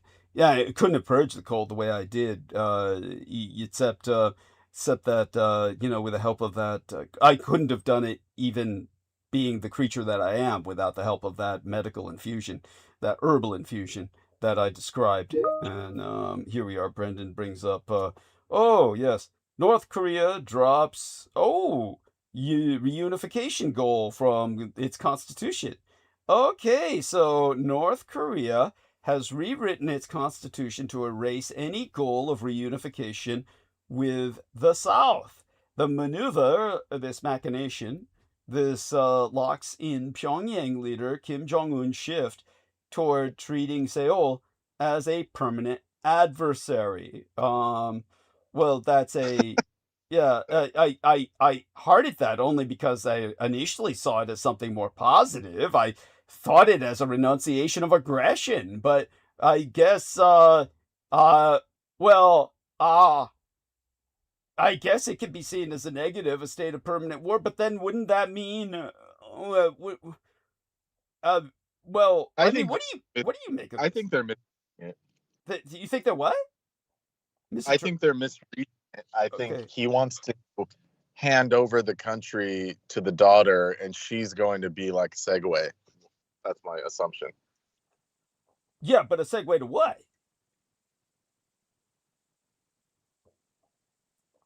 Well, there'll be like two kingdoms. It'll be like two kingdoms. They'll say like, okay, this is our way of life, but we cooperate. Like they'll end up cooperating, is my assumption.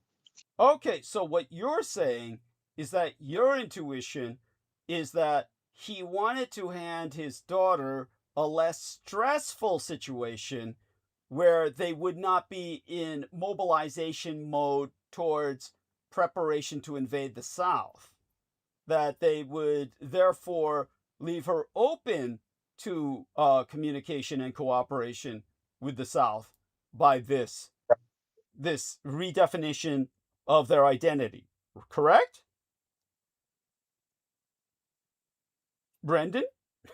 I mean, this is just fresh off the press, so. Yeah. Yeah. Literally, this article was written a couple hours ago. Mm-hmm. Yeah. Yeah. But do you agree with what I'm saying then? Well, the way I'm Yes. reiterating. Yeah. Okay. So there. Yeah. Thank you. Yeah. That's how I would see it as well. However, if we were to perceive this negatively, then yes, it's a state of permanent war. But It says here, the updated constitution, which was introduced in March, has a new clause defining North Korea's territory, including areas bordering China and Russia to the north, and the Republic of Korea to the south, using South Korea's official name. Revisions were seen as Kim Jong-un's chairman of state affairs designated North Korea's head of state, which we knew. I don't know why they'd say that, but yeah, they're saying it could form a basis for peaceful coexistence, according to political scientist Lee Jun-chul of the Seoul National University. So there you go. Okay, there we go. And so I guess we could take that as some bit of good news.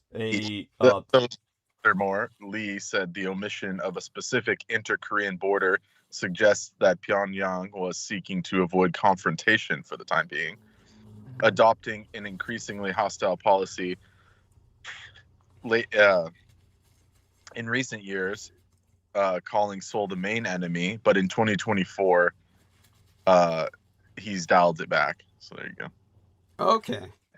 Okay. So he wants to potentially, if his daughter is the successor, he's potentially trying to leave her a less tense peninsula, correct? What it looks like. Yeah, bequeath her. Yeah, go on. I think because he grew up where he was traveling to Japan and abroad, he doesn't really want. I don't think he wants what the father wanted. Okay, and that's reasonable. But because there was a bunch of those old, those old generals and shit, he had to keep up the charade. Otherwise, they would kill them, right? Yes. Well, but now he's able. Yeah, now he's able to. Go on. He's able to tone it down now. Yes, thank you. They're like dying. Yeah. True, because they're all dying around him like flies. Yes. Yes. It's really fucking sad. So the And China organized at this point. What's that? Their military. China's what? You're Chinese military is no longer organized because of the purge. Yes. So he's taking advantage of that, saying this is what we're doing. Fuck China has to say. Yes. Okay. Cool. All right.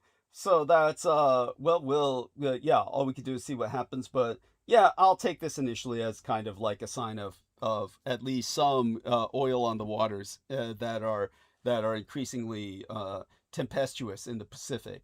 Besides, he knows that they'd only be bringing a shrimp to a whale fight between China and Japan. So he's kind of like retreating into his own little hermit kingdom during that period of time. Just sit back and watch it happen, but we, of course, for South Korea, they cannot, let down their guard. They have to remain vigilant. I would certainly not recommend that they take this as a good sign. They need to, of course, always maintain a preparedness, a state of readiness. So all that having been said, it's definitely, maybe he feels he can calm down like this because the Americans expended so many of their munitions that they took them out of South Korea. So he probably does feel South Korea is less of a threat with all the American ordnance gone. Does that make sense? That too, also factored in, like yeah, definitely. But they had redrawn this prior to the war, so okay, yeah, it's almost like it's just working in his favor now. Yeah. Well, if they had redrawn this prior to the war, it was probably because of all the men he's using up in Russia too. So he's using up all his men in Russia, so he probably had to say, well, let me change this because we can't invade South Korea now. I mean, they expended all their troops in fucking Russia. Or such a number of them that their manpower is depleted, and it'll take a while to build it back up. So yeah, it's also he may feel, he certainly, I would hope he's not so naive as to presume that Russia would run into his defense in any situation, because that's out of the question. I would pray he wasn't suckered into believing that. But go on. Well, I think that's almost works to his advantage, is he's helping Russia, whereas China would never do. They're not doing that for whatever reason. Well, they're not helping any of their allies. Yeah. Well, your point is well taken. In all fairness, everything that Brendan just said is true. China is not a friend to anybody, but communist China is definitely, they're helping Russia, but they're also helping whoever pays them for their help. They're not, they're only helping Russia in the sense that, in the most selfish sense, but they're definitely aiding and assisting Russia. But at the same time, they're selling drones to, and other things to Ukraine. Ukraine, of course, produces its own drones, but a lot of the technology and parts come cheap from China. So, it's not like China said, hey, we better stop selling them shit because they're building it. They don't give a shit. So they'll sell it to Ukraine as well. They don't give a shit. So, yeah, there you go. I mean, if not tonight, more realistically on Sunday night, I'll try and go deep into Asia. Tonight is more of a night where I'm just going easy on myself. But yeah, all such having been said, yeah, thank you for broaching that topic. I appreciate that. And so, as I was saying earlier, with Donald Trump pausing Project Freedom, leaving more than 1,500 ships stranded, as doubts grow over his Iran deal claims, basically, to reemphasize the point, we live in an age of leaders who don't even deserve the name. They wage war and wreak economic havoc across the globe. We need to turn to history to learn whether the chaos they are creating will outlast them. And in the interim, in the present moment, Trump now has 3 options. And they're all bad. So pity the ship owner or the insurer with a tanker stranded in the Gulf. Now on Monday, opening this work week, Donald Trump offered a glimmer of hope by declaring that America would guide any trapped vessel through the Strait of Hormuz under Project Freedom. And now, barely 48 hours, 12 days later, the president has suddenly paused this plan, even as more than 1,500 commercial ships still lie at anchor. Now, it is possible that Trump's latest dizzying U-turn could be part of the diplomatic choreography before an impending deal with Iran. That is certainly what he would like you to believe. So yesterday night, Trump hailed great progress towards what he called a complete and final agreement with representatives of Iran. And on this basis, he declared that Project Freedom will be paused for a short period of time to see whether or not the agreement can be finalized and signed. But who would trust Trump's announcements? More than a fjortenhet, that's the Alden English for fortnight.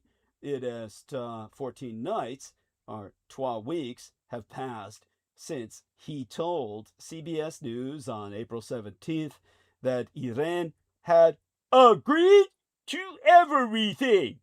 Now, just 4 days later, Vice President J.D. Vance abruptly canceled his trip to Pakistan to meet Iran's representatives because, in reality, they had barely agreed to anything. Now, let's take a look at 2 incoming links from Brendan ษ์OGHET. Here we are. Cool. All right. So Hensoldt and Helsing have joined forces for autonomous combat aircraft, the CA-1 Europa. Excellent, excellent. So tell us a bit about this, if you will, dear Brendan, and as well, yes, anything else that you, yeah, well, by all means, if you have anything to say about this, please do. So this thing is called a CA-1 Europa. It's a autonomous fighter jet. Mm-hmm. Unmanned drone. Yes, continue. Yeah. Yeah, well, it's AI. It's an AI fighter pilot, basically. Got it. Yes. With an AI fighter pilot. Yes. Got it. So once this becomes fully operational, I don't think Russia has a chance, to be honest. Thank you. Thank you. It says here the Hensoldt, which is an acronym, and Helsing, the two leading European defense technology companies, have signed a strategic partnership to develop AI-enabled combat air systems. Collaboration will advance modern defense technology with a sovereign European technology, architecture, and strength, security of Western democracies at a time of geopolitical change. Helsing's AI-enabled autonomous combat aircraft, the CA-1 Europa, designed to enhance Europe's defense capabilities and technological leadership. It has integrated sensors, radar, optronics, self-protection, and electromagnetic warfare systems, Hensoldt's software suite, multi-domain operations core, and it will serve as the digital backbone, multi-domain data fusions, combined with Helsing's AI agent Centaur. The uncrewed aircraft will be capable of autonomous missions, executions, and secure information processing. There you go. Excellent. Excellent. Thank you so much for that. And So it says here, beyond the air domain, they're collaborating with Norway's Königsberg on a sovereign European satellite constellation, surveillance, target acquisition, supported fully by network communications layers that are planned by 2029. There you have it. And so understand this. When Brendan says AI pilot, we're talking about an autonomous drone, which in effect is no longer a drone because it's autonomous. Drone tends to imply a mindless mechanism, something that's essentially remote controlled. They're probably going to change the terminology as time goes on, but they still use the term drone for convenience. But increasingly, we're going to have autonomous combatants. And these would not be human, but they would essentially be Terminator units. So with a Terminator unit in the sky like this, understand that this will be able to take G's, just torque, gravity. It's going to take forces that no human being could withstand. So because it can maneuver beyond all human capacity to maneuver while retaining the life of the fighter pilot, the only way that you could preserve the life of a combatant in such a situation who was a human fighter pilot would be to completely change the containment system of the cockpit. The cockpit would have to encase his body in high impact capable, or basically a gelatinous medium. He would have to be encased and altered only through, temporarily, through the kind of technology that enables people to breathe underwater, which for those of you who do not know, and I'd be shocked if people don't know this, there is a liquid which enables you to breathe underwater. It goes into your system just by your inhaling it, literally. And if we look up liquid underwater breathing apparatus, this might be it. Liquid breathing, LV. It's referred to as liquid ventilation technology. It's basically breathing, you're inhaling oxygenated perfluorocarbons, or PFCs. So this is for those of you who do not know, and again, I'm shocked if people don't know about this, liquid breathing is real. It's scientifically validated. They use it in medicine animal studies, but human deep sea diving can also use it, and people have used it. Liquid breathing. Hey, you guys. Oh, welcome aboard. Thank you, honey. Thanks. Just quick. They showed it in that movie like 30 years ago, The Abyss. Yes. Remember The Abyss? Thank That you. was a terrifying scene. What it takes to do that, you know? No, I appreciate your bringing that up. A very important point. It will give people an anchor in popular culture to relate to. Thank you. But like ages ago. Yeah. But ages ago. Oh yeah, no, that was forever and a day ago. Decades. A lot of these, a lot of these technologies are so old. You know, they've been around since literally World War II, and you just find out about them generations later because you know they release it through popular culture because it gets declassified, and you know this is one of them. This is one of those technologies. They were testing this in World War II. But it's, you know, a lot of people still don't believe these things exist. It's like when I was young and I mentioned the word laser and I was in a vocational institute for technology, mind you, John O'Connell. And the teachers who were U.S. Navy veterans just laughed and said, Douglas Dietrich believes in lasers.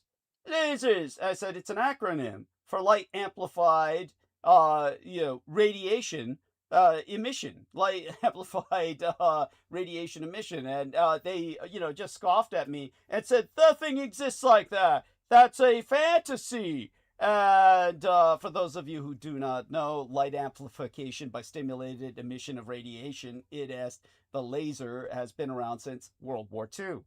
Again, something that was developed in World War II was not believed in by a couple of U.S. Navy engineers because they were that ignorant and they had no security classification and they had no capacity to learn anything further than what they learned in World War II. After that, they just shut down and never learned anything new, which is why in electronics we were working with vacuum tubes in John O'Connell. Not to discredit vacuum tubes, there's still a lot of room to grow with vacuum tubes, but that's not what they were doing. They thought that computers would continue to grow until they got as big.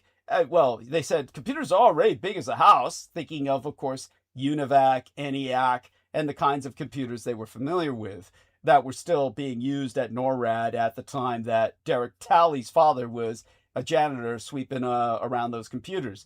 And yet when we come to the fact that computers were miniaturizing, yeah, none of these people understood that. They had no idea computers were getting miniaturized and that they, you know, instead they told us... He was supposedly a colonel, but yeah. Yeah, he claimed he was a colonel. Yes, he claimed he was a colonel. That's correct. No, he was not. And no. I mean, he was, but it was only so they could say they promoted a black man to colonelcy and they had him sweeping around these computers. Because when I spoke to him about NORAD, he knew nothing about it and literally he denied the existence of Heather Penny, who was sent in a kamikaze attack against passenger jets on 9/11. He denied that she existed, which shows you just what a piece of shit this idiot was. You know, I mean, Heather Penny is a very real person whose experience was quite real.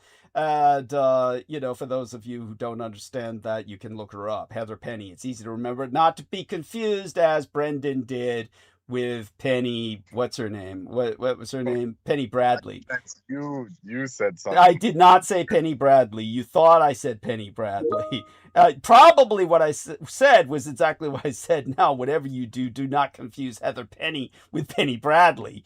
So you probably just heard, yeah, Penny Bradley. So, come on. You know I deserve to get some hits in. Coke bottle glasses, like yeah, she's got Coke bottle bottom glasses. Yes. What's this? Californians voting groups beyond Democrat and Republic. Which one are you in? Wait, what? Anyhow, so okay, thank you for this. Yeah, there we go. What are we supposed to do with this? Yeah, it's Tesla liberals.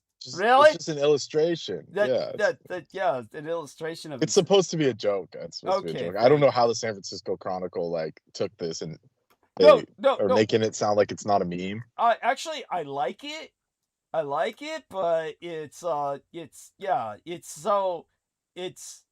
I'll spend some time digesting this, but I like it. Right. I like it. In Yeah. fact, Well, look at most of California's red. Yeah. Yeah.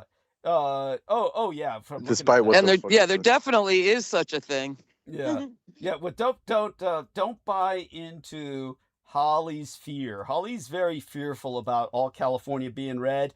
All those red parts of California are empty, Holly. They have people with I get all that. Yeah, but what I'm saying is there's plenty of so-called liberals driving Teslas. It's a real thing. Yes. Yeah, that's it. You don't have to be hard right to be an love idiot. your Tesla. To be an idiot. Oh, and they love them. Everyone's driving. Yeah, well, Yeah. who would drive a Tesla when you take a look at the gas that it eats? I'm talking about, of course, the big monsters. That everyone else wants. It doesn't use gas. That's why they like it. Yeah, I see what you're saying, everyone else they're wants bunch- the giant They think monsters. they're smarter than everyone else. Yeah. And like I see those Yeah. comments all the time, where no matter what side of the aisle they're on, they're like, I don't have to worry about gas. I bought electric. Yeah. Well, But not before the big electric, Teslas, the big Teslas, you've got What's up? to. Aren't they hybrid? Aren't these hybrids? No, no, they they're are all not. Okay, And, they're all electric. They still take so much juice that they're useless. You Mhm. can't drive them. Where Mhm. can you take them? But go on. Yeah. Just around town. There you go. But I remember early on, these people were saying, "Oh, electric cars are so stupid," and then they finally ended up buying them because of the Tesla hype, and now they're just dedicated because there's no maintenance. I could see why. No. Like logistically, they're nice. No maintenance. You just change the brakes, the tires. They're under You got a good car. 50,000 for the low end. Yeah, With well, self-driving. People get them. yeah, that's Yeah. still But when I outrageous. was younger, Go on. they would say, "Oh, you're a stupid hippie. You want to drive electric? They suck."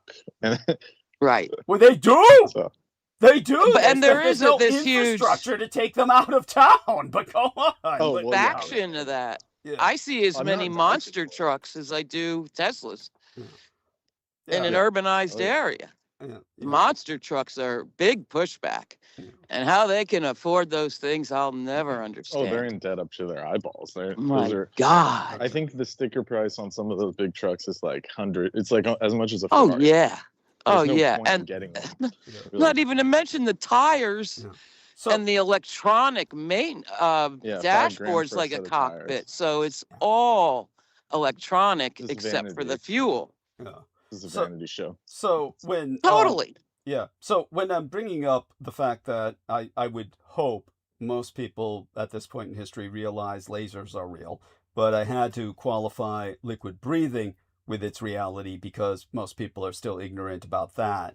But such having been said, you would have to, if you wanted a pilot to take anywhere near what a autonomous, or rather AI piloted vehicle can take, at which point, as I've said, it's no longer a drone. Technically, it now has intelligence.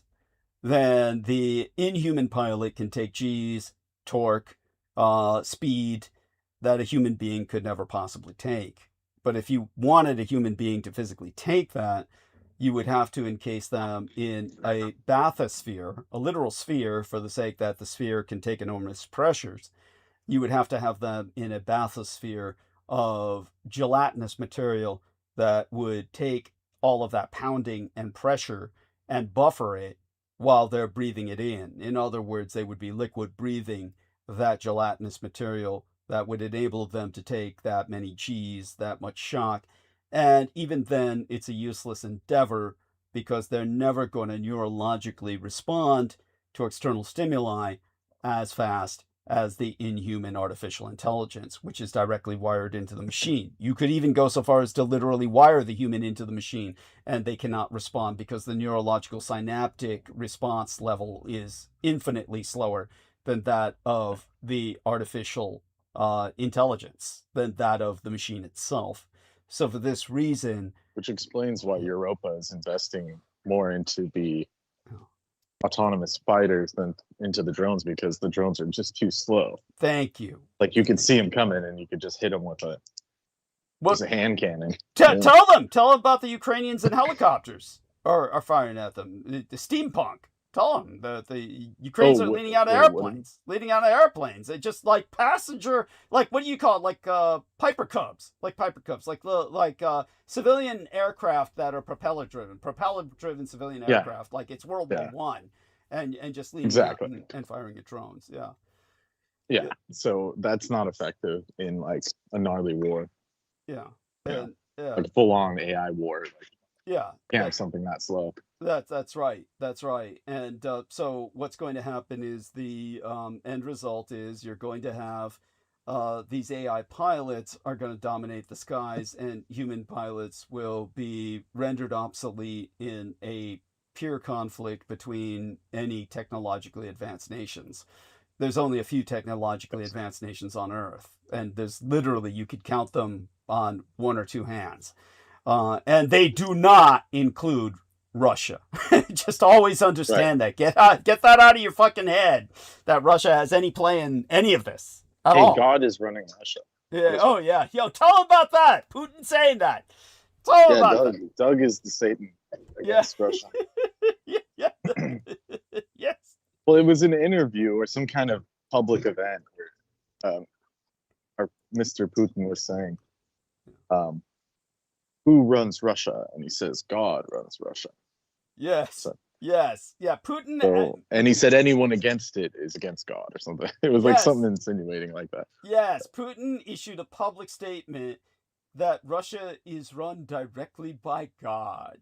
And this is because he's so afraid of rebellion at this point that if they ever put him on the dock once they take him down, that's his defense. It wasn't me. It was God. So I'm only acting as his direct voice on Earth. I'm only doing what he asked. That's how desperate he's getting. Yes, so take heart in that. So Holly, obviously people care about you as a person. Before I go on with further expression of thoughts, do go on. Okay. I got nothing. Okay. It's a high and by really, because I do want to no, I really don't have much. Yeah, well, you already heard weird the about personal Kyle Rittenhouse, that's for sure. Yeah. So yes, go on. Oh God, that's all on that. Yeah, I'm kind of tongue-tied right now. No worries. So I'll hang on as long as I can, but I want to hear what you got. Well, always feel free to interject. As always, there's Yeah, and I did have thoughts on the autonomous weaponry, but they slipped away. No, your thoughts were okay. I can't remember my point. Your point. So go on. Well, think Terminator, think Israel, think what else comes to your mind when you think autonomous weaponry? Terminator. I get the Korean thing. Okay, tell us. What about the Korean thing? Kind of thought initially that for all the berserking going on in the world, that North Korea guy would try to, like that, the change in the Constitution, I wondered if it was one step from a declaration of war. I mean, apparently that's how it's interpreted by others. Yeah. So okay. Maybe.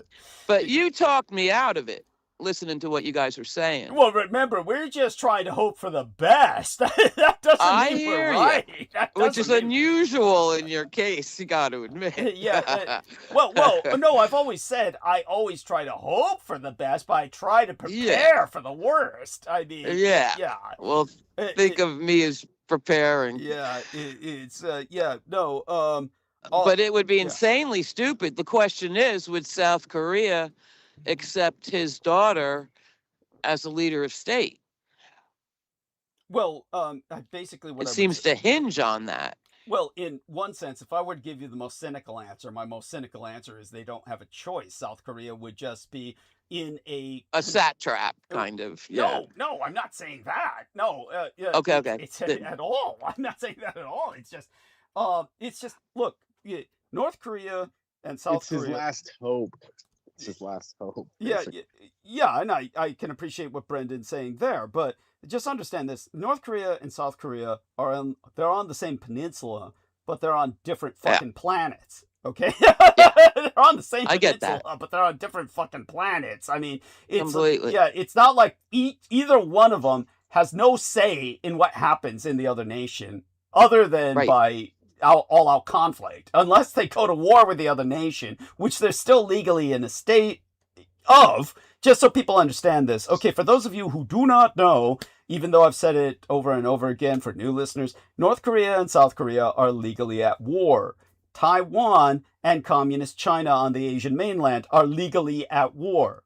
Japan and the Russian Empire under Vladimir Putin are legally at war. So again, for those of you who listen to me again and again, the point is driven home consistently and repeatedly. But for new listeners, understand that Asia is at war. And most people just don't know it. They just, oh, okay, whatever. And it's like, no, Russia is powerless to do anything against Japan. Even though it's legally at war with Japan, it is absolutely powerless to do anything against Japan. Anything it did against Japan would be laughable.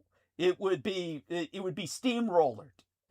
Russia would disappear off the map in terms of its present geographic construct as an artificial entity on the map that exists solely by lines drawn on the map. It has no authority over any of these lines that are drawn on the map bordering China, Mongolia, or the Far East in Japan. It is a joke. It is this. It's a ghost. It exists only in the fantasy geography like Mordor or Middle Earth. It exists only in the American and British mind. It doesn't exist anywhere practically. It's just a joke. So when it comes to, China, as far as they're concerned, my Taiwan doesn't exist, yet the world's economy depends on it. You live in a world of fantastical constructs and notional entities that exist or don't exist according to your politics. But the one thing that's real is all of these entities are at war, legally at war. And none of you know it. You think you live in a world of peace, and you do not. You live in a world of war.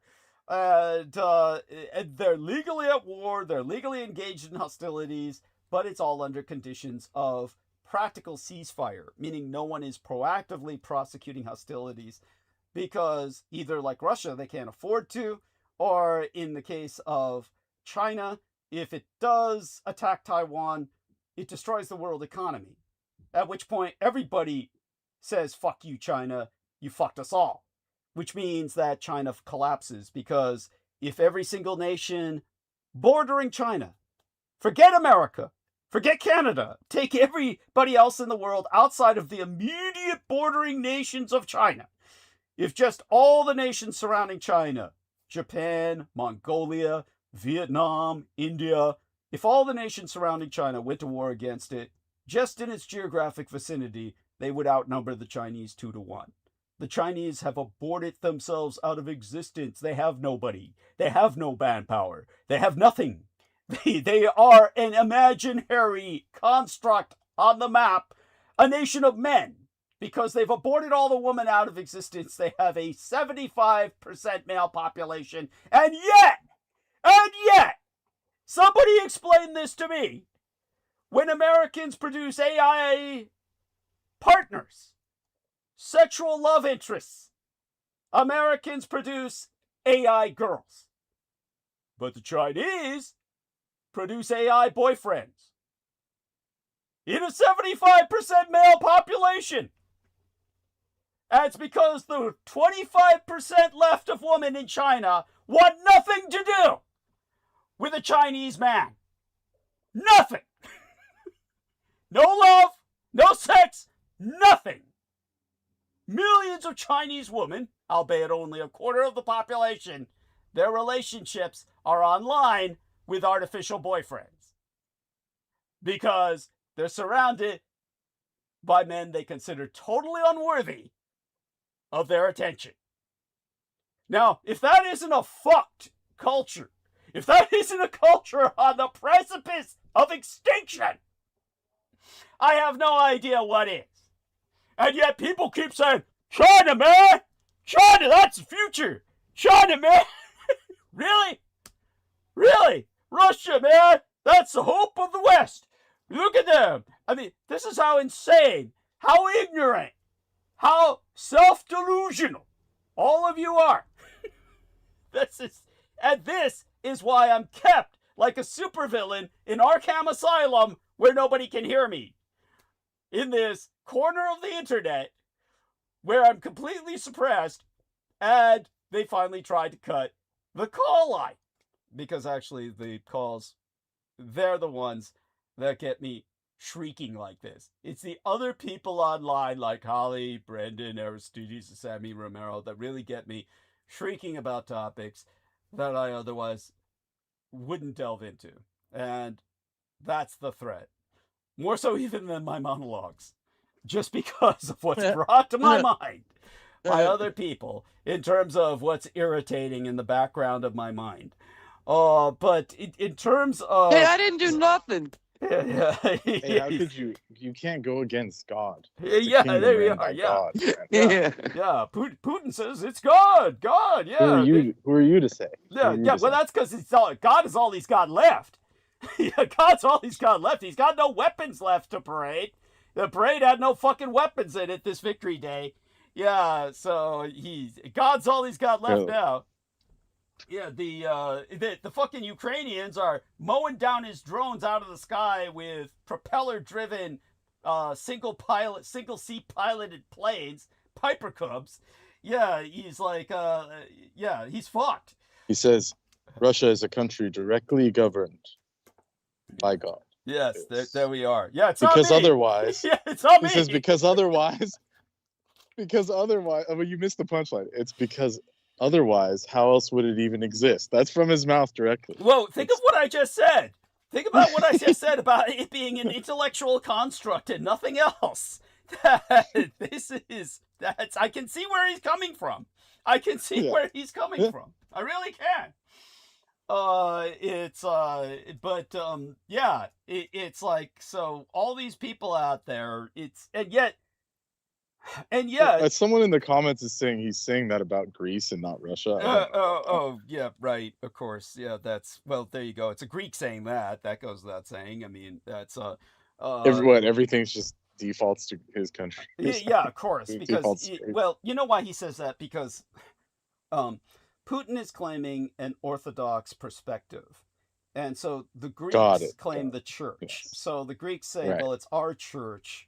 And so, so that to them, it all defaults to them. And these are part of the complexities of Byzantium, but all such have. And he kicked the law out of bed completely. Right. Too much. Yeah, there you go. Yeah. Well, he was sucking up to Allah for long enough. I mean, that was, it's. Putin of all people, he was like trying to say, here in Russia, we don't burn the Quran, when, there were people in Britain who got, they got persecuted, their asses whipped, and legally, all fucked over because they burned the Quran in protest. And of course, then Putin took advantage of that to propagandize and said, in Russia, we would never disrespect the Quran, and, and trying to suck up to Chechnya. Well, because he just wants those Chechen fighters, because they're like hardcore martial. Yeah, there you go. Yeah, and he wants them, and he wants Iran, of course, and that Dagestan, like those Dagestan guys are hardcore. They've been carrying like Russia as a PR entity for a while. Yeah, war hardened. Yeah, because they were just getting up the ranks in the UFC and stuff, so everyone knows them. Yeah. And says, oh, Russians are badass because of those guys. But those were like tribal Russians. Dagestan is like really tribal. And they're Muslim. And they're fucking Muslim. Islamic, yeah. So, he's got to suck up. But he wasn't doing that this time. He just said, God. And, but of course he would argue if pressed. He'd say, but they're the same entity. Yes. And, it's all the verbal dancing that comes with being a politician.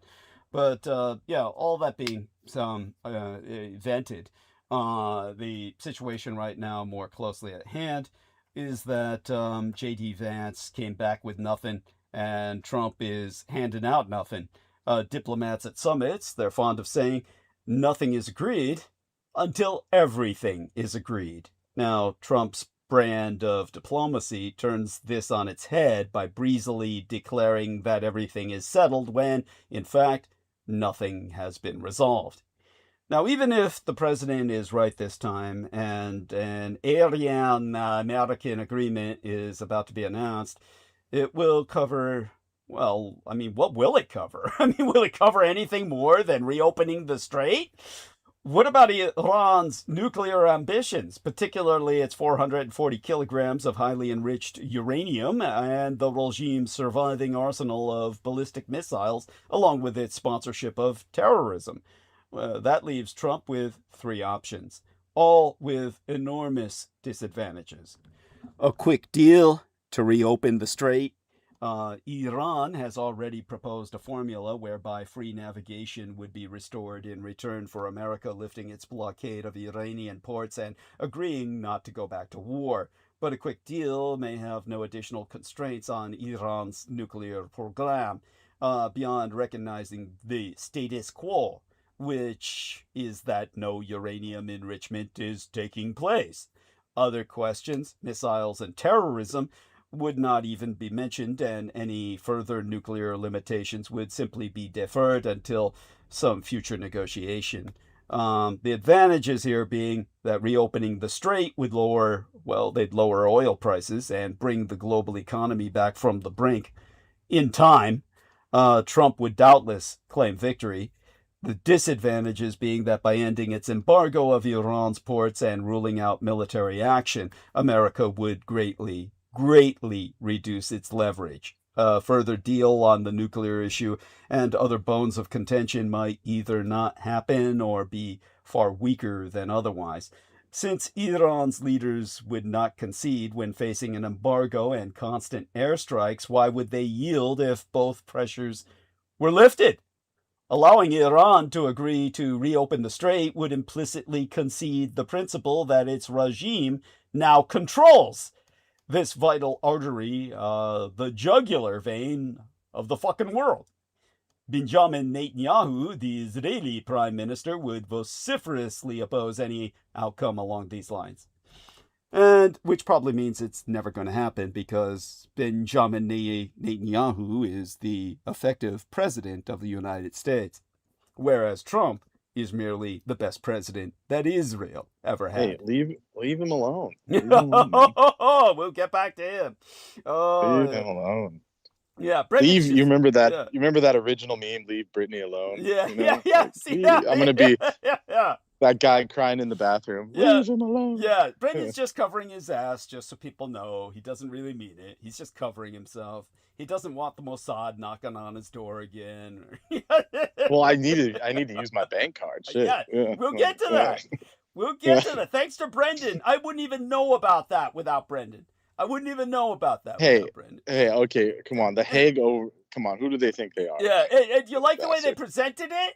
I don't know if you noticed, but the article had to be presented in context of the digital euro. This is all about the digital euro. Yeah, you saw that, how they obfuscated it. But so they then could when you avoid start being the called video, Judeophobic. So they could avoid being called Judeophobic. Yeah, all we're saying is... But then when you start the video, it says instantly, this guy did it, and he got... Yeah. You'll talk about it, Whacked! Yeah, he got... for daring to speak out against Zion. Well, I mean, to be fair, he ordered an arrest warrant. Anyway. Good. Yeah, well, he should have. Pretty harsh, man. Yeah, I think that's pretty civilized considering what BB's done. But anyhow, the other option Trump has is to... Take it easy on him, he has cancer, man. Yeah, fuck him and fuck his cancer. Yeah, no.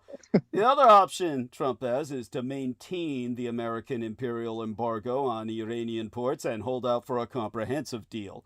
Now, the advantages there are, if successful, this approach would allow America not just to reopen the strait, but to settle the nuclear issue and all other outstanding questions. The disadvantages being that in the meantime, the strait would stay closed, with the world economy heading for the brink. Iran may hang tough, refusing to yield to the blockade and rejecting a comprehensive deal on American terms. The regime believing that, instead of watching the ruination of the global economy, Trump's determination will crack first, and he will fall back on option one, as I've already described. And finally, Trump can go back to war. Forever war. Another forever war. The kind he always promised he would get America out of. The advantages here being that Trump might seek to reopen the strait by force and impose his own terms for a comprehensive settlement on Iran's regime by literally, actually, finally, and factually taking the war to the enemy and overwhelming them. The disadvantages being that this would mean, going back to war. Any operation to force open the strait will be fraught with risk and will almost certainly require American ground units to get anything real done, to get anything objectively real done, meaning you would have to have actual objectives in the first place, which Trump doesn't have. The strait would stay closed until any such venture succeeded, with disastrous consequences for energy supplies and our global economy.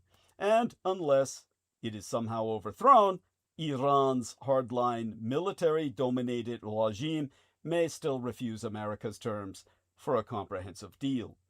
So Trump has left himself with no good options, faced with this extraordinary trilemma. Extraordinary dilemma. A trilemma, in effect, of three convergent non-options. The first option, a quick and partial deal, will probably prove irresistible. But then again, that's where Zion comes in, to step in and stop it from happening. Now, this brings us back to Israel. We will get there. But in the annals of rulers committing acts of folly, Roman decadence stands out. And America must hope that Israel's puppet, Donald Trump, is not a new Caligula, which I've already proven him to be. But to reiterate, the peace of our world is being broken by dunderheads. At every turn, economies are being wrecked, and lives ended by wars of choice and policy blunders. And strikingly often, these actions were ordered up by rulers and regimes, blind not just to common sense and decency, but to their own people's long-term interests. Now think of Vladimir Putin's war to erase Ukraine as a sovereign state. A trumped-up conflict, to use a pun, that Russian generals promised would end in a few days, now in its fifth blood-drenched year. Now contemplate the horrors of the Gaza and the cruel bet made by leaders of Hamas on October 7th in 2023. Their gambit was that coordinated acts of savagery would provoke a wounded Israel into overreaching. And in their own fanaticism, the Hamas leaders and militants did not care that Palestinians would pay the heaviest price. And in response, Benjamin Netanyahu's government has pursued a guaranteed ruination of its own in a irreversibly doomed war aim: the complete annihilation of the Gaza population, the mass extermination of its people through siege, and the pitiless application of armed force in simultaneity with denial of all humanitarian aid. To date, Gaza is not at peace, and Israel's global standing has collapsed. But this brings us to the home front. Because America is but an extension of Israel. When I was involved with the Department of Defense, idiots who were in the think tanks would often say, openly among themselves, remember, we always need to maintain consideration of the fact that Israel is the 51st state in the Union. What a load of shit. You are all 50 states in union under Israel. Israel is not some extension of the United States. You are all extensions of Israel. And that brings us back to Trump as Caligula and what the Republican Party and North Korea have in common. It's all about the madness of tyrants when it comes to comparing Caligula and Trump and Kim Jong-un. The pundits have speculated on whether Donald Trump, in his evident madness, more resembles the unhinged emperor. To be fair, I don't think he has the stamina to be Caligula. It's more like Nero. Just madness. Your point is well taken. Brendan źOGHET has made a point that I will run with. I will grab that and I will run with it because pundits. Because Nero got an injury to the head, and then he was claiming he was Apollo reborn. Like he got, he was basically their version of the time frame. Brandon Young. The anti-Apollo. Yeah, the anti-Apollo. Well, that's giving him too much credit. Yeah. Giving Brandon Young too much credit. B. Young had the Cthulhu tentacle up his butt. That was different. We're talking like gods and devils, to quote the new One Piece, chapter. We're not talking whatever that was, whatever Brandon had going on. He had the Chomsky tentacle up his ass. Yes, he was Chomsky. Yeah. It wasn't a tentacle. Shit, disgusting. Sickos, man. That was his claim to fame. Oh, I got tutored when I was a child by Noam Chomsky. And then now that all the info came out, it's like, wah, wah, not something to brag about anymore. It sucks. Yeah, that's what happened. Yeah, poor guy. Yes. Brandon Young, the man with the Squidward attitude and the intellectual capacity of SpongeBob. Right. Yeah, the worst of both worlds, basically. Yeah. You take out the finesse of Squidward and replace it with Sponge. Yeah. Pure sponge. Yeah. Oh, that's so sad. Yes. But as Brendan has just articulated. But I'm not disagreeing with you. I'm not disagreeing with you about the Caligula. It's just Caligula had time to do, a lot. He was expending a lot of juice. Let's put it that way. Well, let me defend my position. Running with what Brendan, not Brandon. Because Nero burnt down Rome. Yeah. I don't need to defend myself, but I get. Yeah. No. I'm defending my stance. Running with what Brendan presented. Brendan, not Brandon. Just so people. Well, they can confuse me if they want. They do. Yeah. Yeah. My trust fund's running out. I need a new one. Now, pundits have speculated on whether Donald Trump, in his evident madness, more resembles the unhinged Roman Emperor Nero or Caligula. Now, I choose the latter, and I'll explain why. But first, what brings me to make this comparison is Trump's increasingly clear displays of cognitive decline. But one of the latest examples being his lengthy disquisition about sharks and batteries, a hodgepodge of non sequiturs framed by hallucinogenic metaphors accentuated by paroxysms of illogic, as well as CEOs shaking their heads after meeting him and reporting Trump doesn't know what he's talking about. And he was remarkably meandering, could not keep a straight thought, and was all over the map. Now, in comparing Trump with Caligula, the New York Times' Nicolas Christophe wrote a few years ago, and allow me to dig the quote up so I can quote it directly. There we are, calling that up on screen. Initially, Caligula focused on denouncing his predecessor and reversing everything that he had done. Caligula also made popular promises on tax reform so as to reduce the burden on the public. He was full of grandiose pledges of infrastructure projects such as a scheme to cut through the Isthmus of Corinth. But alas, Caligula had no significant government experience, and he proved utterly incompetent at actually getting things done.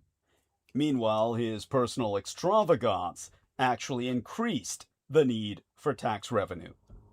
Uncanny, isn't it? The British histopathologist. Wasn't he like 20 years old?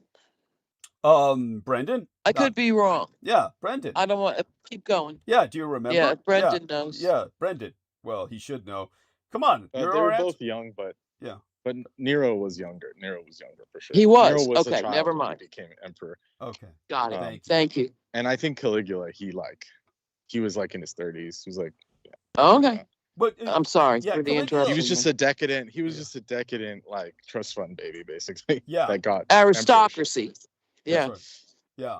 All right. Yeah, the one thing I know about Caligula is that he was originally popular with the military, so he had some experience working with men. He was 28 years old when he was assassinated. Became Roman emperor at age 24, ruling less than 4 years. There you go. There we are. Thank you. 24. Okay. And so he worshiped Mithras. Or pretended to. No, with the military. Okay. That was the god of the military. Got it. The god of the military. Yeah. No, he didn't work with them in that religious capacity, but I understand what you're saying. All Rome's wars were, in a sense, occult wars. So it's not to discount what you're saying at all, but rather he did not have that kind of, shall we say, you're almost presenting a part that's just, as Brendan would say, gives him too much credit. You're giving him too much depth. Got it. No, just a loud. Yeah, he was almost just like he was, obviously they were all parts of cults and stuff, but the Vesta, the Vesta and these people, they did all that stuff for him. Yeah. Because he was probably just got it. Yeah. He was just there. Sunday Catholic. Yeah. Yeah. There you go. Yeah, he was claimed divinity, but marked with cruelty. That's what they're saying. Yes. Yeah. But claimed for sure. Yeah. Like Putin. Yeah, there we are. Thank you. Now, the British histopathologist. Now, imagine somebody having that as a profession. I'm a histopathologist. I study the sickness of history, where history gets sick. A.T. Sanderson.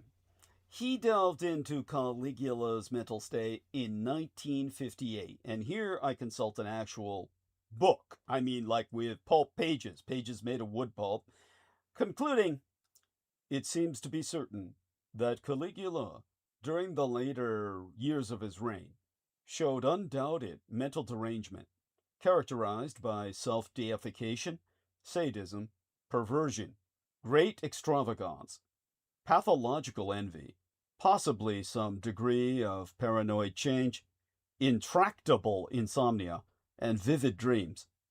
Caligula became seriously ill. As per the Roman historian Philo, from whence we derive the very name philosophy, Philo thought that his mind was unhinged as a result. He then quarreled with the Senate, became entirely autocratic. It's almost as if Trump is channeling Caligula. But it gets better, or worse. The Roman historian Suetonius wrote that Caligula promoted his favorite racehorse to the high office of consul. Trump's appointments are, I couldn't say almost as bad, because actually they're much worse. Ergo, when he promoted his 29-year-old bag carrier to become chief of White House Human Resources. No one ever talks about this because, well, it's human resources. Most people who are Republican couldn't care less. And going back in time to his precursor, his precedent, if you will, according to Suetonius, Caligula reveled in humiliating powerful Romans to better control them and denigrating the works of the great scholars. To quotist Suetonius, speaking as a contemporary in ancient Roma to witness this firsthand, Suetonius wrote, "There was no one of such low condition or such abject fortune that he did not envy him such advantages as he possessed. In other words, some poor guy on the street outwitted the emperor by thinking of a solution to a problem ad hoc at the moment that worked better than what Caligula claimed he would do through infrastructure, would be executed in front of his eyes. Caligula himself describing members of the Roman Senate as men ready to be slaves. Just look at the mass of Russo-collaborationist red Republican insurgent politicians Trump has humiliated and subjugated, and ordinary folks like a Gold Star family and a disabled New York Times journalist whom Trump has cruelly mocked. Suetonius described Caligula as very tall and extremely pale, with an unshapely body, his forehead broad and grim, his hair thin and entirely gone at the top of his head, though his body was hairy, hirsute as a gorilla, bearing hair where monkeys don't, while his face was naturally forbidding and most ugly. He purposely made it even more savage, practicing all kinds of terrible and fearsome expressions before a mirror, to the point where people found him more frightening than the bears of Europe, now extinct, that were unleashed in the Colosseum. Now, admittedly, Suetonius doesn't... One of his yeah, go on. His descendants is still alive. Really? Personally. Oh, really? Yeah. What do they look like? Yeah. Yeah, it's our friend John War. Yeah, yo, John Warrington. What? Yeah, practicing in the mirror. We love you, John. We love you, John. It's not rude because that means he has imperial lineage. Yeah. Now, for all that I've read here, Suetonius... Is that from the inbreeding? On which part, John's or Caligula's? No, Caligula's. You are aware John Warrington's brother killed both their mother and their all father. All too aware. Yeah. All on their estate. Yeah. All too aware. Nothing to laugh about. I'm sorry. I shouldn't be. No, it's a stress reaction. I'm so sorry. No, Brooke turned it into comedy because Brooke had the way with words. Brooke had the way with words because she said, "Look at John. Look at John. I would automatically assume he was the killer." She said, "But if he framed his brother, he must be a genius."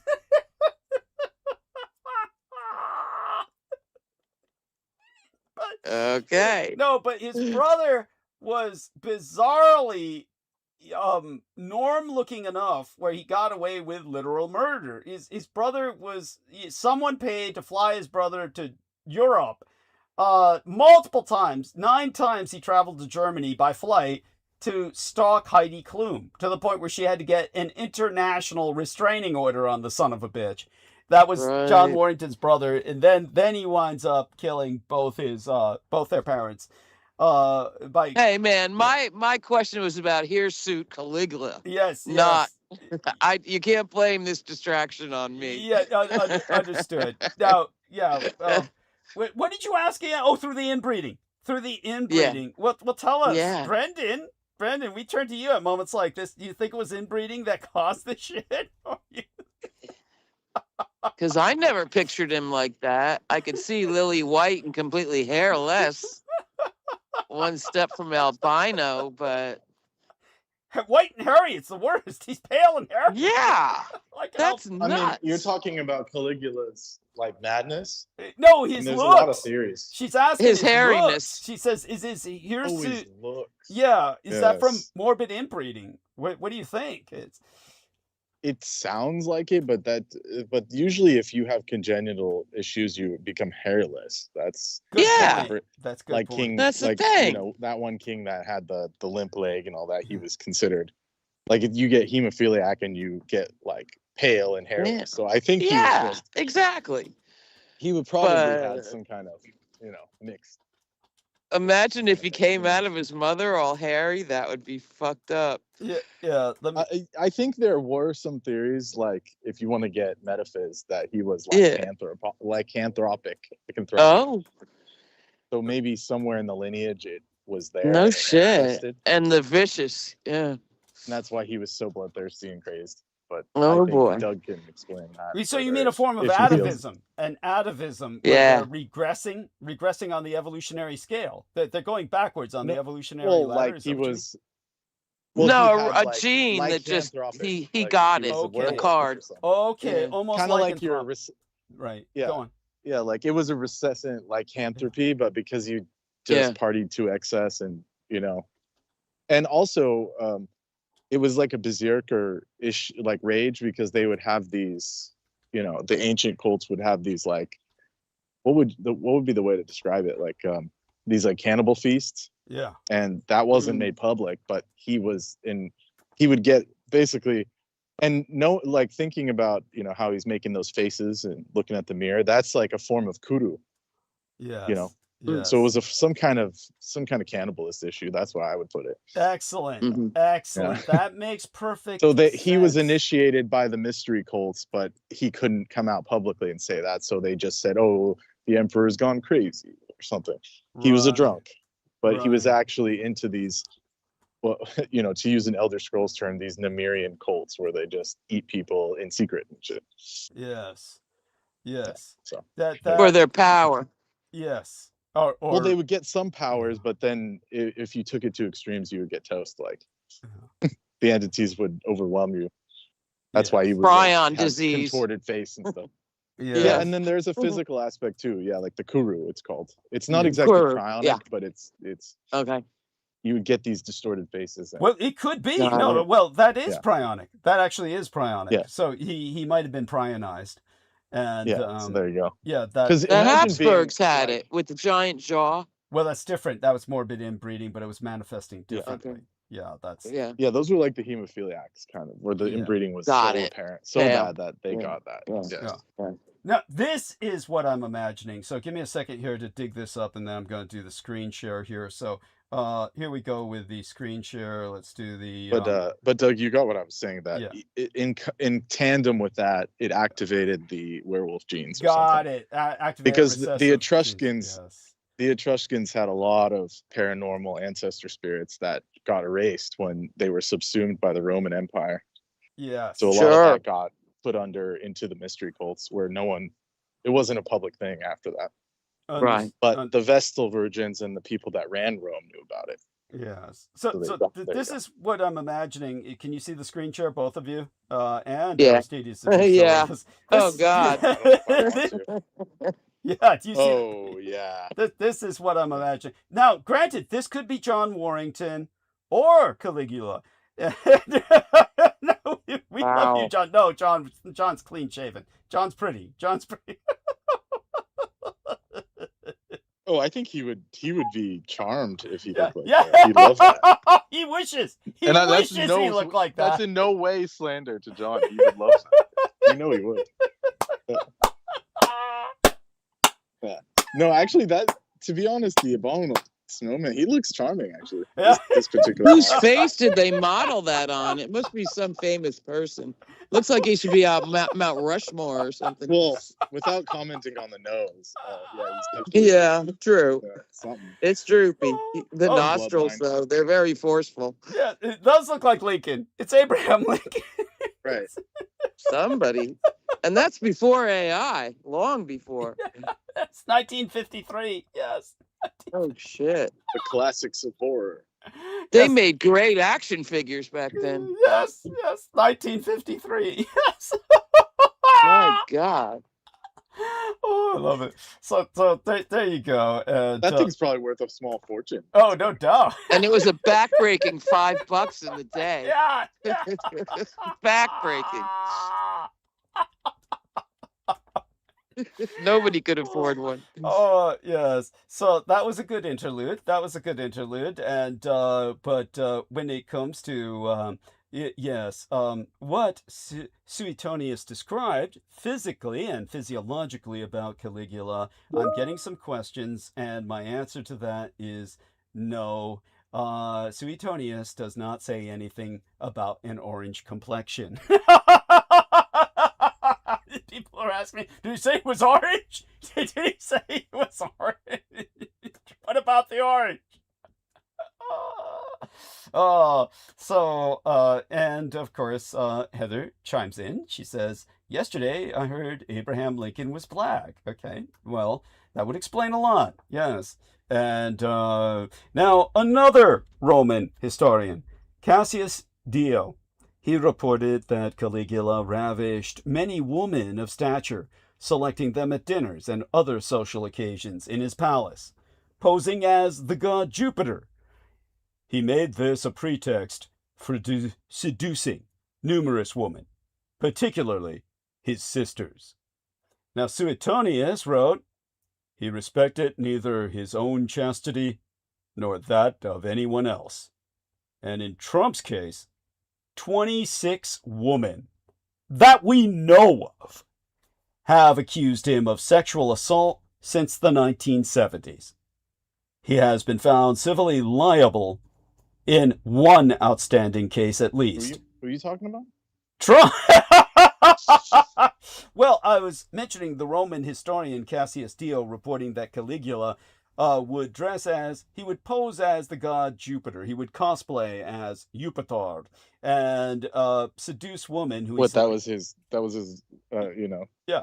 Get out of rape free card or something? Yes, he would say, I'm really the god. That's Yeah, so believe stupid. that shit? Yeah. So then, then he'd select women at dinners and social occasions in his palace and basically rape them.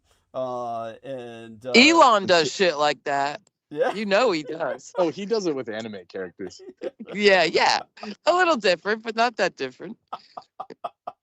At any rate, but in Trump's case, we're talking about the 26 women who have accused him of sexual assault since the 1970s, which we know there are many hundreds, but only 26 have stepped forward because of the repercussions. But certainly one has most definitively been found. The case was, Trump was found guilty. No ifs, no ands, no buts. Trump was found guilty of rape. So he is. Leave him alone, man. He's a legal rapist. Yeah, Brendan. I can't believe such a thing. Just because he said that one thing, Yeah. Look at his cringe. It's probably Biden's fault. There was like something crazy recently where they said it was just something totally absurd. Where it was, I forgot what it was. Was it the gas prices? I saw like something that said, "All the gas prices are Biden's fault." Yeah, I'm like, it's all wait a Biden's second. fault. Yeah. How does that even? Like I get it. Yeah, you could have political enemies, but come on, dude. Like, at least take one for the team. Yes, Jesus. Like, geez, yeah. No, never. And then there's Trump's nonsense. Yes. Then there's Trump's cringy fascination with daughter Ivanka. I mean, Caligula had 4 wives. Now, Trump's still on his 3rd, from what I know. But if he were to have a 4th, he said himself, it would be Ivanka. So, if we're not going Caligula here, I don't know where we're going.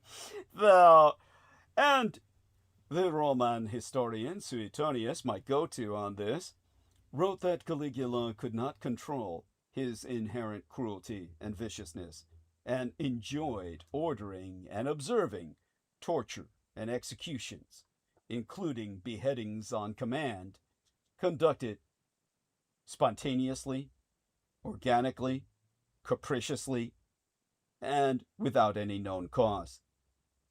Now, aides report that on a number of occasions, when Trump was in the White House... You saying you wouldn't do that? I'd like to think not.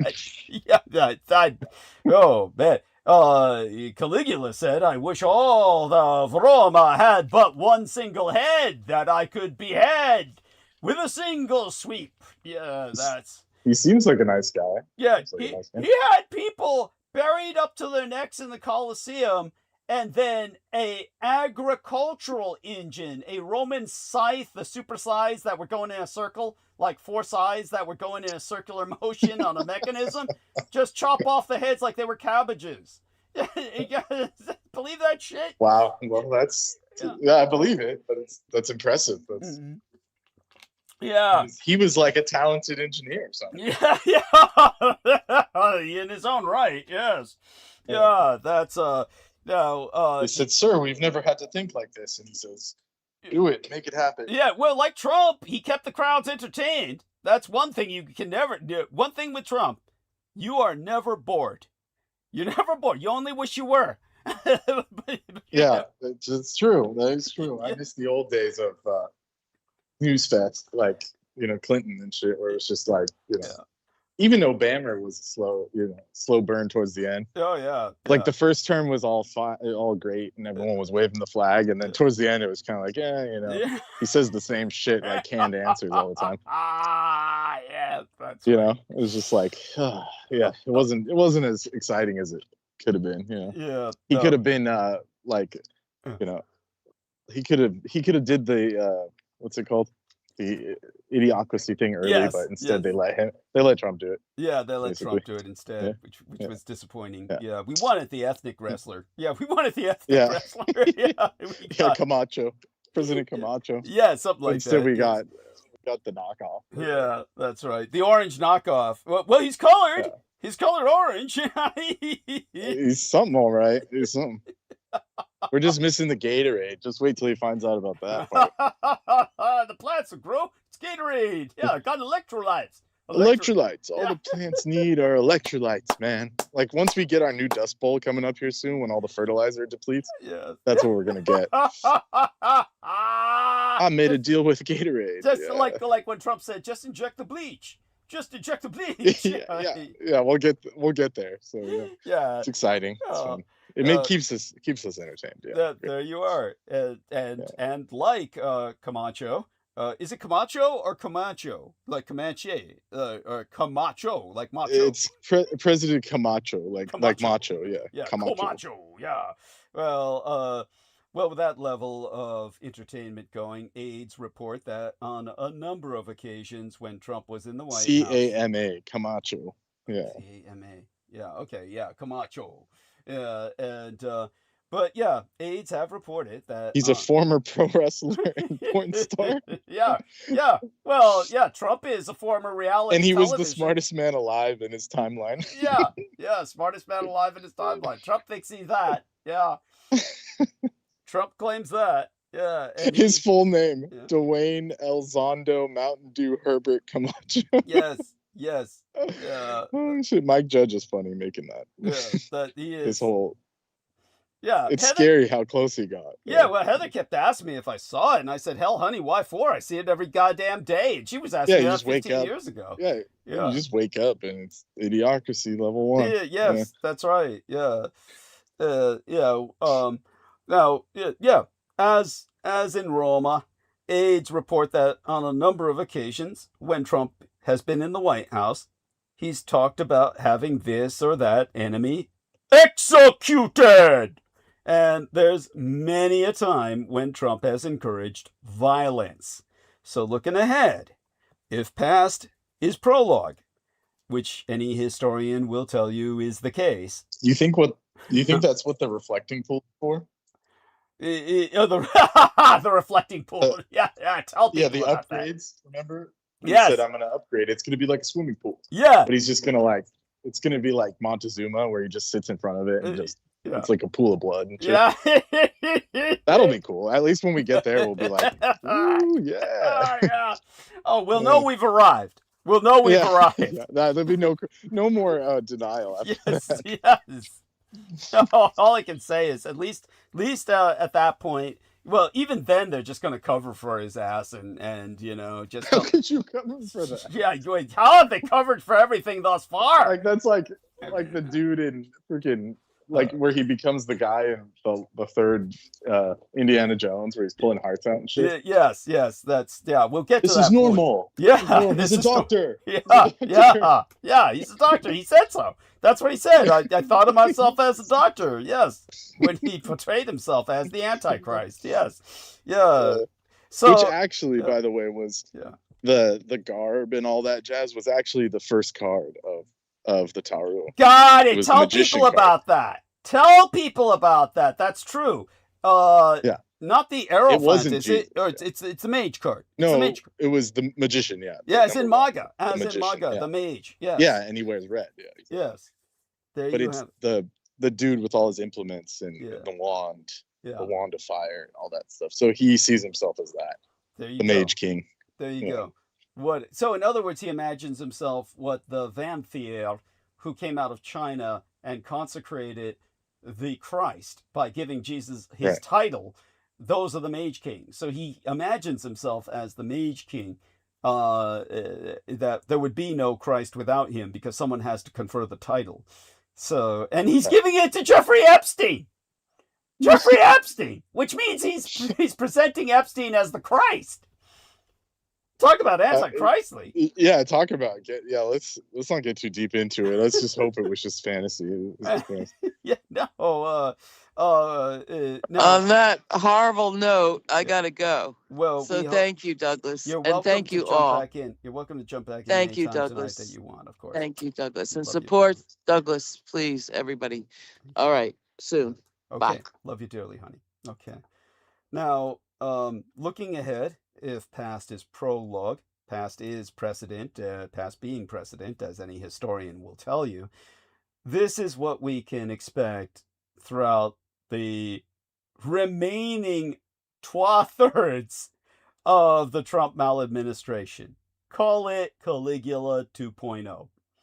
So in Caligula's third year of rule, in Anno Domini 40 years before his fucking up Roma so bad, God had to come to Earth to set things right. Roma experienced a reign of terror. To use a British historian's words, a tyranny requiring men to flatter and be servile, in which the informant flourished.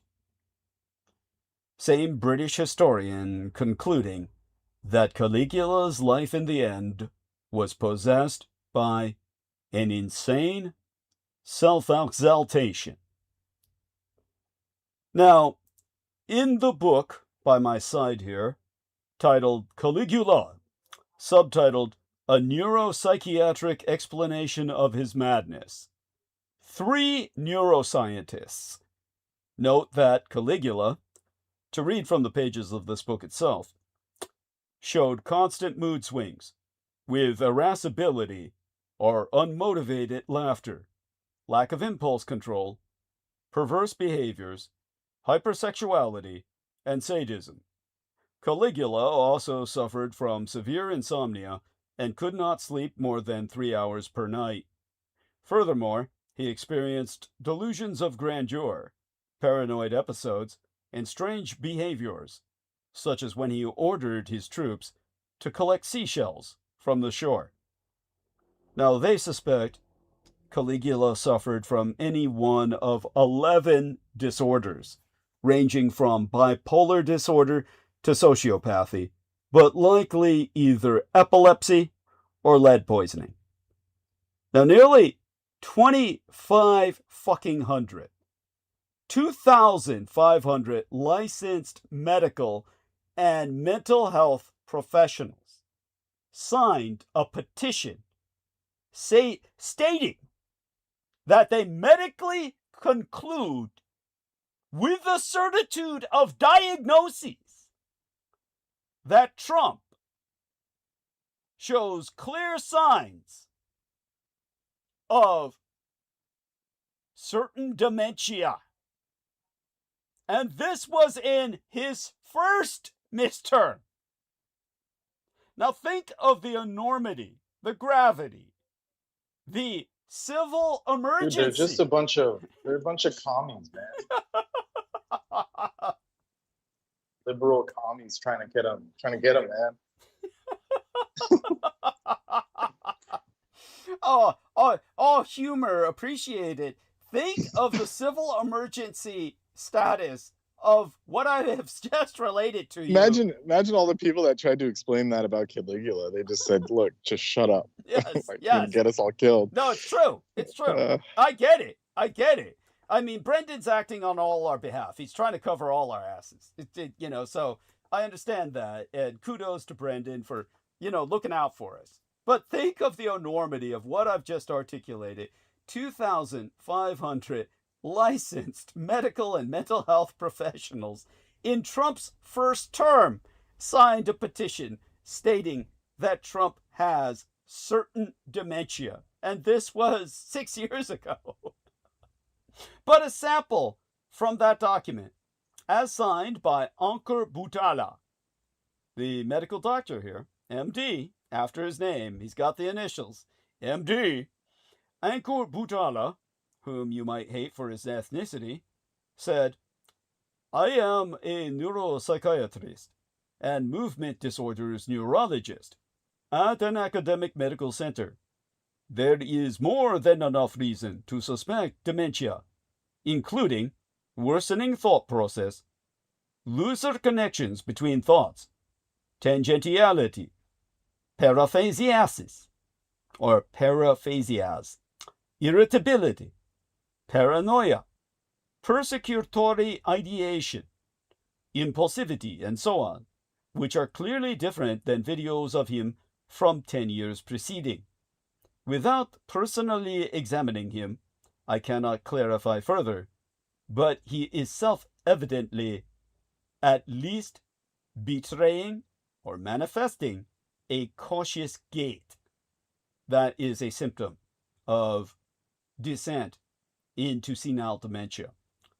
His conclusion, his last sentence here, which I shall read, "The most plausible disorder would be a mixture of frontal lobe dysfunction," in parentheses, the MD states, "sort of like frontotemporal dementia, or CTE, from a vascular dementia," meaning Trump's circulation is so fucking poor, well, you can presume the rest. See, he's fine. He's fine. He just like there's not enough oxygen. It's good. He's got this. Who was it they said perfected? Oh, Johnny Depp. He's perfected the drunk walk, man. He's such a good actor. Yeah. He's such a good actor. He can act like Keith Richards, even though he's years younger. Yeah. They were like, saying, that's not a flex. Yeah, that's not a flex. Yeah, they were saying, it's method acting, man. He said, "Yeah, I just had dinner. I was buying Keith Richards free dinner all the time so I could emulate his neurological dysfunction from overdose." Right. No. From a year, and they're still alive. Yeah. They're still alive. Him and Mick Jagger, they made the deal. They did the devil deal. Yeah. And they're still going. Yeah. Oh, man. Well, there you go. But, our boy Johnny Depp, he wasn't doing no method acting. He's just high. No. He's flying high. He's drunk. No, they just got him some real pirate rum, and he just was sipping it. Glugging it. Yeah, the potent shit that's been fermenting for 600 years. Yes, they found that. Yeah, the shit that they dig out of shipwrecks. Yes, they dug that out for him, and he was like, oh man, he pulled himself. Who's that guy who was in Back to the Future? That kid who then took all the drugs that I said he did, and then claimed he had. What is his disease? He claims he has epilepsy or something of that nature. He claims he has a neurological degenerative disorder when he did a bunch of Michael J. Fox. He pulled a Michael J. Fox. Thank you. And what does Michael J. Fox claim he has again? Which is so offensive. What's that? Parkinson's. Yeah, it's so offensive. It's so offensive to real Parkinson's victims. Michael J. Fox is not Parkinsonian. he did, along with the rest of the cast, who all came down with the same symptoms, for those of you who do not know, they did some real bad batch of street drugs off of the streets of Los Angeles. Somebody came into the studio and said, "Hey, I just got this off the street," and they all dug in and popped it, and then woke up the next morning from a blackout. All of them suffering the same neurological condition. It's not Parkinson's. No, it's permanent nerve damage, permanent brain damage, because none of them were breathing for the span of about 24 hours. And at any rate, they all came down with it, but he's the one who decided to make bank with it. And it's so offensive to actual Parkinsonian sufferers. At any rate, on the back of all the medical diagnoses that we have articulated, the polls consistently show Biden and Trump throughout their electoral conflict, where they were running against each other, even with Biden going into full-blown dementia himself.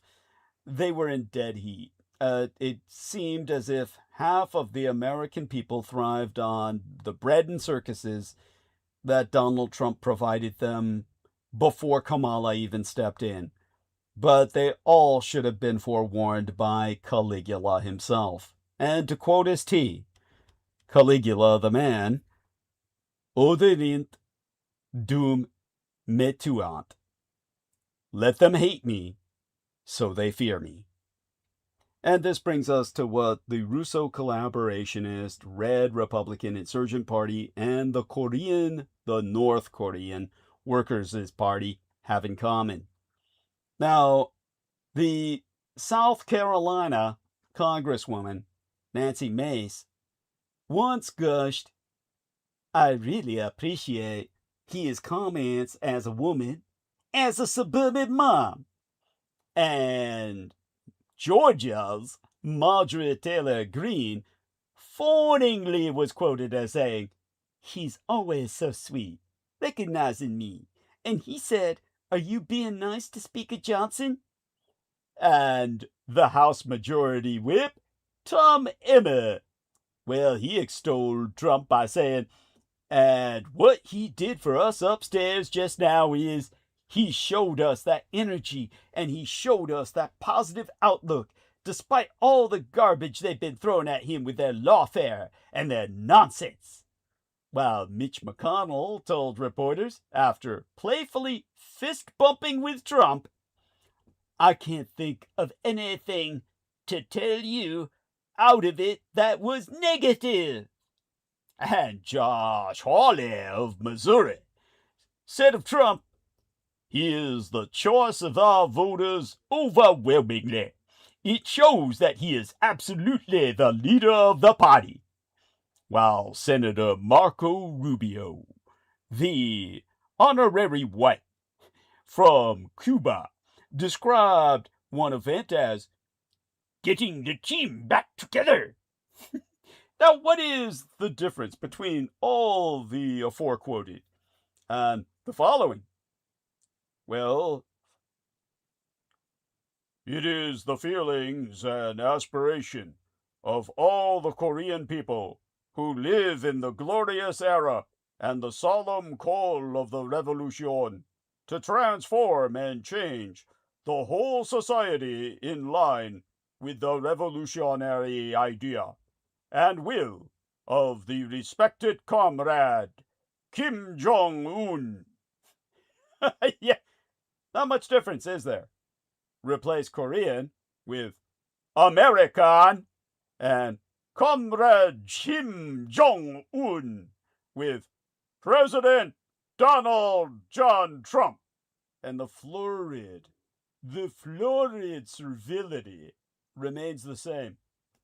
Now, Trump, a convicted felon, mindest ye, adjudicated rapist, and indicted for launching the January 6th, 2021 insurrection, met with Republican congressional members at the scene of the crime on Capitol Hill And all those quotes I related were the result. Now, as someone who was once paid by your Department of Defense via your tax dollars to become professionally a communist regime geek, I've spent countless hours over the years poring over turgid proclamations by party apparatchiks and over-the-top praise for ossified dictators. And I can tell you that what transpires on the Hill every goddamn time Trump proceeds over what's essentially a revivalist meeting, a church tent on the Hill, it's all so eerily familiar as to be, well, parallel to the point where you could exchange one scene for the other and no one would notice if it weren't for the different skin colors of the ethnicities involved. From the rushing forward with phony smiles, to the over-exuberant clapping, to the B-movie caliber singing of Happy Birthday, to a man most of the attendees secretly despise. Just like in North Korea, we are actually a step below the northern half of the Korean peninsula in what we've sunk to here. Now that brings us back to, if I could, I would bring Sammy Romero back on as well. Don't hesitate to join us, Sammy, if you're listening. Holly, if you can, feel free to jump back on if you've made it home safely and, can access the cellular unit. Anyone and everyone on Team Dietrich is welcome to join. But of course, we're lucky enough to have Aristides and Brendan still with us. Aristides, perhaps we'll check in with him and see how he's doing. But Brendan brought to my attention a little post on the digital euro, Europe's bid for financial sovereignty. And this is something that was presented on my biological father Adolf Hitler's birthday at 11 p.m. on France 24 in English. And they presented it as, well, behind most card payments in Europe stand two American giants, Visa and MasterCard, a dependence recently thrust into the spotlight via this link. Now, when it comes to the link in question, we're going to present that to you right here. We're going to enter that into the commentary, the chat first on, the text box of our call, and then into chat here on critical omissions. Now, let's see if we press the enter button and it takes. Okay, feel free to access that. Don't turn on the volume. Don't turn on the sound. I want you to be able to hear myself. But basically, after the cover, where they cover their ass so they don't look like they're, shitting on Zion or being Judeophobic, of course, the term that would be applied would be anti-Semitic. Well, after issuing an arrest warrant for Israeli Prime Minister Benjamin Netanyahu, several judges at the International Criminal Court were sanctioned by Washington, leaving them unable to use their bank cards, even on European soil. It is precisely this vulnerability that the EU hopes to address with the digital euro, a currency issued directly by the European Central Bank. Now, this is France 24's Alix Le Boudin, reports for #TalkingEurope. That shows you the incredible power of banking and the incredible influence a certain ethno-religious minority holds over the economy of the world. As Aristides once observed, every nation has ever-increasing debts. Who do they owe their money to? Well, now you know. At any rate, I'll also slip this particular link. Sammy Romero is typing here. Let's see what he has to say. And I look forward to his input. Good, he's listening. This is concurrent with what's happening right now this coming weekend on May 14th. Well, that's next week, really, but it's going to be the 75th Yom HaAtzmaut, or Day of Independence, marking the anniversary of the Israeli Declaration of Independence on the 5th Olayar on the Hebrew calendar, Anno Domini 1948. This is a national holiday in Israel, their 4th of July, and it is a date that is now being marked by President Donald John Trump as a national day of observance in these United States. We are going to put this article with its very important photograph into the chat room. We are also going to enter it into the text box of our infinite call. Again, brought to my attention by Brendan źOGHET, and the most important aspect of that photograph is the book on the Resolute desk. Forget the theater of the people surrounding Donald Trump. Look at the book they gifted him. And notice the title. It is profound. This is a book on military operational procedure. Peace through strength. Now, this book on the Resolute desk basically articulates the new standard operational procedure of the Judeo-American military. Iyar itself is the second month of the Hebrew calendar, typically falling between April and May, known as a month of natural healing. It also serves Lyar, Iyar, as an acronym for I am the Lord your prayer, or I am the Lord your healer in Hebrew. When you pray for healing, this would be kind of the answer. I am the Lord your healer.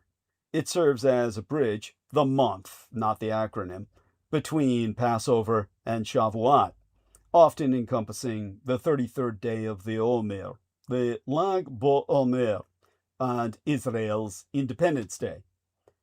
And thus, ergo, President Trump has announced a national Shabbat, dubbed Shabbat 250, for the 250th year of our United States, as part of the Jewish American Heritage Month and America's 250th birthday celebrations, as if they were inseparable, as if there were people of the Jewish faith or ethnicity that landed at Plymouth Rock, which, to be real, never happened.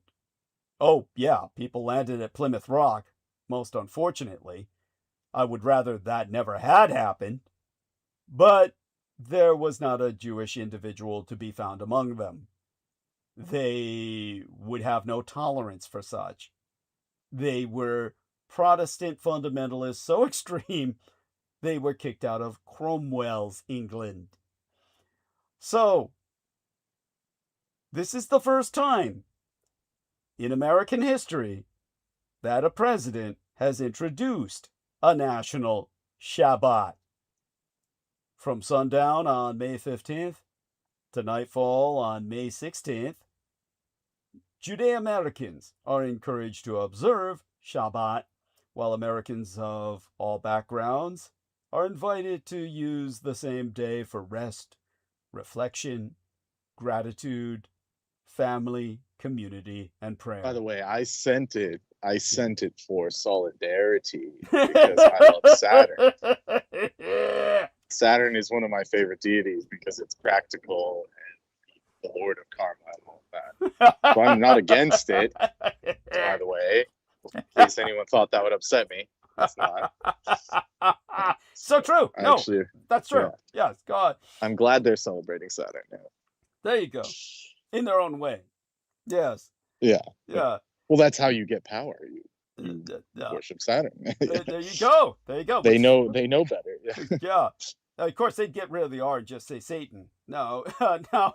Either way, it's a rare. Yeah. Either way, it's a rare and meaningful recognition of Shabbat as a sacred Jewish tradition and of the Jewish contribution to America since our founding. Because obviously, as Trump interprets it, well, it's a Judeo-American nation, not just American. We're Judeo-Christian, which is a paradox similar to military intelligence and as oxymoronic as, well, creative destruction. Just terms that, by destroying this, I'm creating something new. And sure, you could be, but it's still a rationalization. What is this Heather's presenting to us? She just sent us something here. Let's like that tune I sent you earlier. Yeah. That was like spookily Dietrichonic. Oh yeah, that. Yes, thank you. In one of the lines he says we're fighting wars for peace. And yeah. And whoa, what is this? Who is oh, here we go. So do you know anything about this chick? Let me do a screen share here. This is brought to us by Heather Holman. Let me see if I can find a way to do the screen share here. Okay, screen share. Oh, give me a second. So not this. This. Okay. Do you like Heather? You got to give me like a heads up before you send these photos. Good God. Yeah. Who is this? Do you know this person? Is it? Huh? This on the screen. Oh, share. that's the She's the. She's one of the billionaire's wives. I mean, she's just totally. She's like a bionic being. She's not even like a real being. Like, there's no spirit there. It's just like an automaton. It's like a Stepford wife. You remember that? Oh wow! Yeah, cool. Yeah. Well, I mean, it's like like people were like making fun of her because she looks like a robot. Well, it's like, look, I don't doubt that she is. Yeah. Well, the man looks pretty stiff himself. Yeah. Oh yeah. Well, they're all being inhabited by entities from the lower realms. Like it's nothing. It just they're all yeah. And the ones that are more conscious, like the ones that are like portaled in and shit, though, they have like no idea how to act. Like it's the ones that are incarnated. It's tougher for them because they have to like it's like Omen where they have to like teach the kid, and shit, like how to be evil and shit. Yeah. There you go. Or how to be in society, even though he's like from the other realm and shit. So these guys are just like portaled in and they just suck at their job. I guess. Well, all look natural, and then they do that, and it's just like. Well, thank you for that, Heather. I mean, I don't think the woman looks that bad. I mean, she handles her plastic surgery well enough. So I mean, it's like it is what it is. But I mean, did she do something? Surgery. Yeah. I mean, that's what people are saying. Well, that's what they think. Yeah, but you're saying it's something more organic almost. Yeah, that I'm saying it's there. So there's entities that can inhabit bodies, but they're not human. Right. Where did she send this? That's why she looks unnatural. Did she delete the link? Because it's like she deleted something and then sent me something that I will review privately without churning my stomach. Yeah, there we are. So the message was deleted. Oh, honey, you didn't need to do that. Yeah. You didn't need to do that, honey. Well, at any rate, So, to get back onto track here, though maybe she feels she was distracting from the topic. A lot of people feel that what Trump is doing by introducing a national Shabbat is he's basically manifesting messianic times, and he may well be, though there's nothing positive about it. Although the national Shabbat itself would simply be turning your cell phones off and having a quiet dinner with your family and drinking a lot of either wine or grape juice if you're too young or not into alcohol. The book on the table betrays it all. The book on the resolute desk, Peace Through Strength, is an articulation of the standard Israeli-American or Judeo-American tactic of war. Israel's approach envisages no negotiated resolution to conflicts, only a military solution pursued through the massive abuse of force and the deliberate destruction of civilian infrastructure. Now, on the 8th day in April, the day after a ceasefire with Iran, which was supposed to include Lebanon, came into effect, Beirut was hit by an extremely violent Israeli bombardment. Within minutes, entire residential buildings had been reduced to rubble, smoking heaps of concrete and twisted metal. Dozens of Israeli aircraft dropped bombs and missiles on around 100 targets in the capital and other parts of this small neighboring country. Go on. Yes. What's the way to invigorate Lebanon? There's got to be a way. Obviously, the first thing is honor their request. The Lebanese want to be readmitted into France as a département. Readmit them as a département of France. And that will solve... Well, the French chickened out, but they're the ones that are more, open about, the situation in the Middle East. And so they're on the S list, basically. Them in Spain, right? Yes. So if they do that, it would be considered aggressive, right? Mm-hmm. They would say France is being aggressive. Because, gross. Fuck them. They would call it neo-colonialism, but it's not. It's not. So we'll. But they would say against Israel, Greater Israel, basically. Like it was some kind of. Yeah. In other words, they would consider it a direct threat to themselves. Well, fuck them. And they would blame France. They would say of course.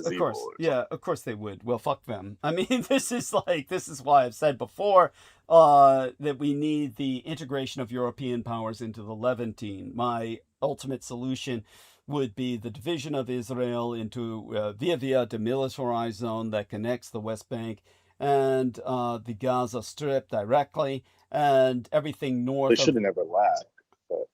Should never have what?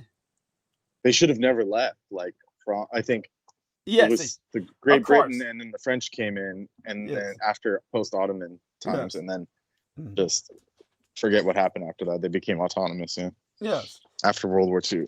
Yeah. Yes. And it was all insanity. And this rush to decolonization, which of course was their undoing. This is something that, of course. Well, they had a chance with Abdul Nasser of Egypt to make a united front. Yes. Yeah. Yes. But that got squashed. And then in the 80s, I think, what's his name? Gaddafi was claiming that the Philistine had like the upper hand. And that's when it all went pear-shaped after that. Because he was helping them, right? And then, then it all went out. Then they sabotaged the Arab republics, basically. Well, let people know that you're speaking from a position of knowledge on the basis of your own genealogy. Let them know. Yeah, my grandfather worked for these countries. Yeah. Yes. And explain to people that you yourself are Levantine, that you are Semitic. You're Semitic. Yes, I am Semitic. Yes. Yes. So that's an important qualification. And So and for all their shortcomings, it would have actually been better to have a united, state. Yeah. But that's obviously controversial, but Well, it will come, but it will have to come under foreign auspices because they don't trust each other, and the end result will be that you're going to have a composite alliance, a new NATO that Trump has been advocating for a Middle Eastern NATO, even as he denigrates the European NATO. This is why King Charles has been very cooperative with Donald Trump, because Great Britain's future in the event of the AMOC, the Atlantic Current, shutting down, they are going to relocate into Egypt. Anybody can look up AMOC collapse. AMOC is an acronym for the Atlantic Meridional Overturning Circulation. That's a critical system of ocean currents. It's considered more likely and closer the potential collapse of the Atlantic Meridional Overturning Circulation, the AMOC collapse, is considered more likely, more closer than ever previously thought before, with studies in 2026 highlighting its weakening and its potential for catastrophic climatological impact. So understand that the AMOC is this conveyor belt transporting warm surface water from the tropics to the North Atlantic, and it transports the cold, denser water south. This is what keeps Great Britain habitable. Without that, Great Britain enters a new ice age. So with Britain returning to an uninhabitability, and understand that Britain has been colonized from Europe by precursor races, by people who were not even human, by people who were other primatoids, other primates. And each time they were wiped out by incoming glaciation. Only the 14th human habitation thrived for any length of time thanks to the onset of this current of water, this current of warm water, a sheer accident or intelligent design of God in geography itself that rendered Great Britain habitable. And the British Islands will be rendered entirely uninhabitable when that collapses. You'll be living in Grönland. You'll be an extension of Grönland in terms of climate and temperature. While Grönland continues to melt, this renders Grönland more habitable and Britain increasingly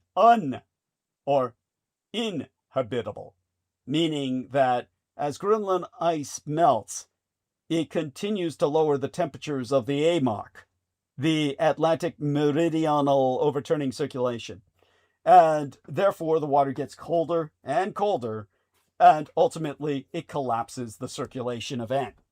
When it collapses the circulation phenomenon, Britain collapses, and you become ice, a land of ice, buried in ice, while Grönland melts.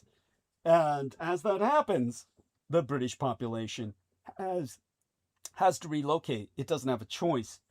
Where would they relocate? North Africa.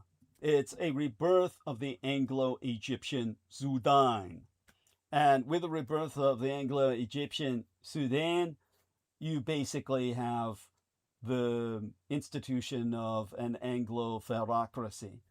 So for all this, King Charles has been very cooperative with Trump in the hopes of stabilizing relations across the Atlantic.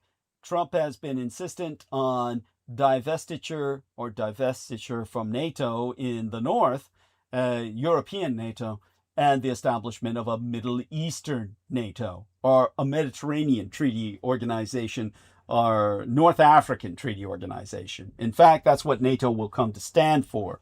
Not so much the North Atlantic Treaty Organization of Europe, but the North African Treaty Organization. They are both conspiring towards this.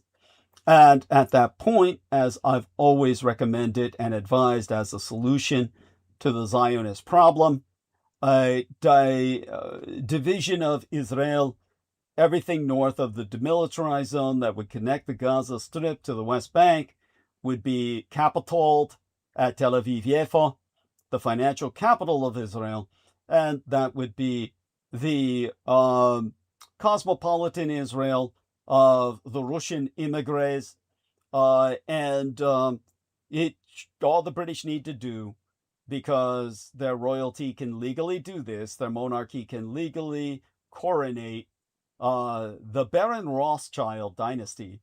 Whoever is heir to the dynasty, they can coronate him the King of Israel.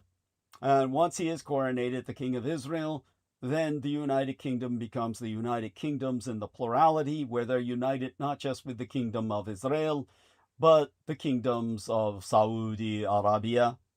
In fact, they should be ousted by the Kingdom of Jordan and the Hashemite dynasty, which could then be given its rightful rule over the majority of the Arabian Peninsula. And with the reestablishment of the Hashemite dynasty, or rather a caliphate, the caliphate would be reborn. They would be the guardians again, as they historically were, of Mecca and Medina, the holy sites of Islam. And with that, we would have as well the King of Morocco, the various kingdoms of the House of Saud, or sheikdoms, all the sheikhs trained at Sandhurst anyway for their military education of their heirs to their thrones. The majority of them are absolute monarchies. It would be a United Kingdoms, the new NATO of North Africa, that Britain would oversee. And because it would essentially be connected legislatively with this new Israel under a king, a monarch, a constitutional monarch, of course, not one of the absolute monarchies as exists in Dubai, though I wouldn't care if it were. I would be fine with that as well, but I don't foresee that as what the Israelis themselves would want. But a constitutional monarchy in disambiguation from the absolute monarchies of the trucial sheikdoms, then the South Israel, beneath that demilitarized zone, would be Judea. As in biblical times, there was an Israel and a Judea that had coexisted at the same time. We would simply go back to a new biblical time. Europe would integrate that Judea as a European Union member state. In that way, they would be part of the Western economy as they want, while maintaining the more radicalized Judeo-fundamentalist elements as their population base. And that, of course, would be under security protection of Germania. And whoever thinks that's ridiculous, understand that Germany is the most Judeo-tolerant nation on the face of the earth. It is against all laws to do anything adverse to Judaism in Germany. There are protected species, so to speak, in Germany. So with that, the Germans and the Britons, over that demilitarized zone, which would have the United Nations in the middle, or rather, I should say, universal nations, to disambiguate a rehabilitated United Nations from the United Nations we have today, the universal nations in the middle to stand guard between the two demilitarized zone lines. One manned by Germany in the south and one manned by Britain in the north. That would, of course, render this the new DMZ, or front line of a new Cold War, in which things would return to their original norm, where Britain and Germania again set the tone for world politics. That would normalize with France taking in Lebanon as a département of France. That would Europeanize the Levant, and, well, it would stabilize it in perpetuity. Meanwhile, the British would relocate to the nameless city, the new capital that the Egyptians are building in the desert, that is home to the largest Christian church in all of Africa. This is being built to welcome the Britons when the AMOC collapses. And those of you who think I'm living in some fantasy world, you can look it up. Just look up New Egyptian City, New Egyptian Capital. It has not yet been named. At any rate, that's because it's not the new capital of Egypt until the British arrive. And the British, the Anglo-Egyptian ̔'oudên is once again reborn. Okay, all of that coherent, Brendan? Hopefully so. We'll let him respond if he's able or willing. And yeah, that was interesting. Well, thank you. I appreciate that profoundly. And so Heather has joined us. Heather, what's on your mind? Heather. Hi. Hi. Hi, Douglas. Yeah.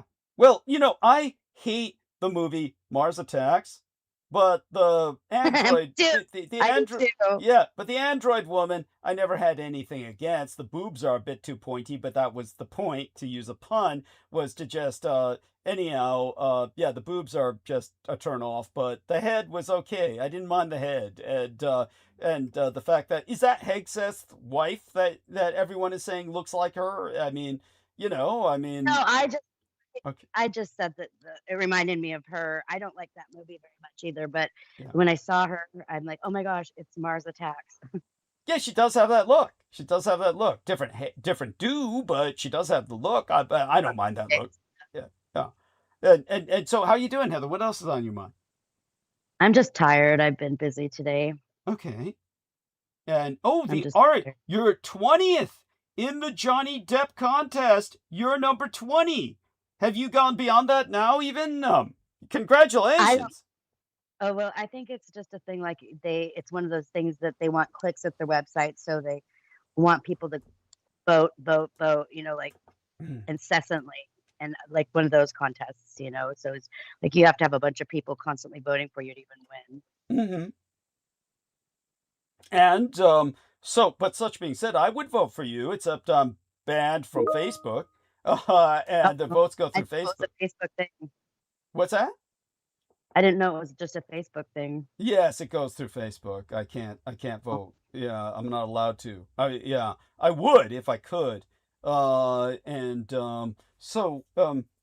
but you're being recognized for your artistic talent. Yeah. Yeah. Congratulations. Yeah. And all the paperwork and everything that you sign, they're like, basically, if they want to take anything that you present, then they can. So yeah, it's just like freebie. Yeah. And but one time I had a for poem $25,000, I think it's worth it. Yeah. So I had a poem published one time in a book. That was a big deal. That's great. Believe me, we're all supportive of you. We're all supportive of you. And thank you. And how's Vin? He's okay. Since we got married, it's triggered a lot of our credit situations. It's like, we can't run from anything ever again, because now we have to just deal with everything, taxes and things. Wow. Yeah. So yeah, it's a bitch to be an adult. Yeah, really. No more running. Yeah. So all that being said, but really glad to hear from you, and you sounded good. You're being recognized, and we're very supportive and very excited about this. I appreciate that. Yeah. Cool. Okay. Well, just stay on as long as you want. Interject when you feel the need to. Brendan has just shared a laughable graphic where President Trump says, "Wow, Johnny, this." Hey, I didn't share it. Yeah. He shared it. Who shared that? T-Man. Oh, Trump shared it. Yeah, but you had to relay it to me. Yeah, you had to relay it. Yeah. Anyhow. Yeah, where he's comparing the length of wars that America experienced. Yeah, that's dude. And why is it counted in weeks? Like such a goofy way to count it. Yes. Yeah, It's crazy. yeah. That's well. You like what one guy said. This was applicable to all the aforementioned wars during their 6-week. Yeah. Right. Yeah, they all said, "Oh, it's only a month, couple days." Yes, yes, yes. That's at any rate. Yeah, I even remember the original. Yeah. You know, when they did the what was it called, the War on Terror? They Yes. said it's a temporary action. Yeah, yeah. To go and fight back, and it was like never ending. Yeah, thank you. Insanity. Yeah. So at any rate, yeah, as we said, literally, on the 8th day in April, the day after a ceasefire with Iran, which was supposed to include Lebanon. My lie in April. Yeah. Yeah. Which was supposed to include the ceasefire of Lebanon. When it came into effect, Beirut was immediately hit by an extremely violent Israeli bombardment, targeting at least 100 zones in the capital and other parts of what's an extraordinarily small neighboring country that poses no threat to Israel. And the initial toll announced by Lebanon's Ministry of Health. Well, to be fair, Hezbollah's there. Yeah, as I be said. Objective. As I said, no threat whatsoever to neighboring Israel. I mean, the threat's on paper, but they're not effective. Yeah, thank you. And the initial toll of the preemptive strike against this theoretical threat. When they say shit like that, it's like, what do they have, like, you know, like a girl with a crystal ball? Yeah, know? There you go. It's coming soon. Oh yeah. Well, they let's put it this way: they know they deserve to be hit in Israel, so they lash out before they get what they deserve. And the initial toll. I don't agree. I'm only an observer. Yeah. I don't agree with Dietrich. Yeah, that's Troy talking. Yeah. And the initial toll announced by Lebanon's Ministry of Health of this preemptive attack conducted by Israel was devastating. More than 350 dead and over 1,200 critically injured, as in missing limbs. It took major industries to even be counted for hospitalization because they had no ability to triage beyond something egregious.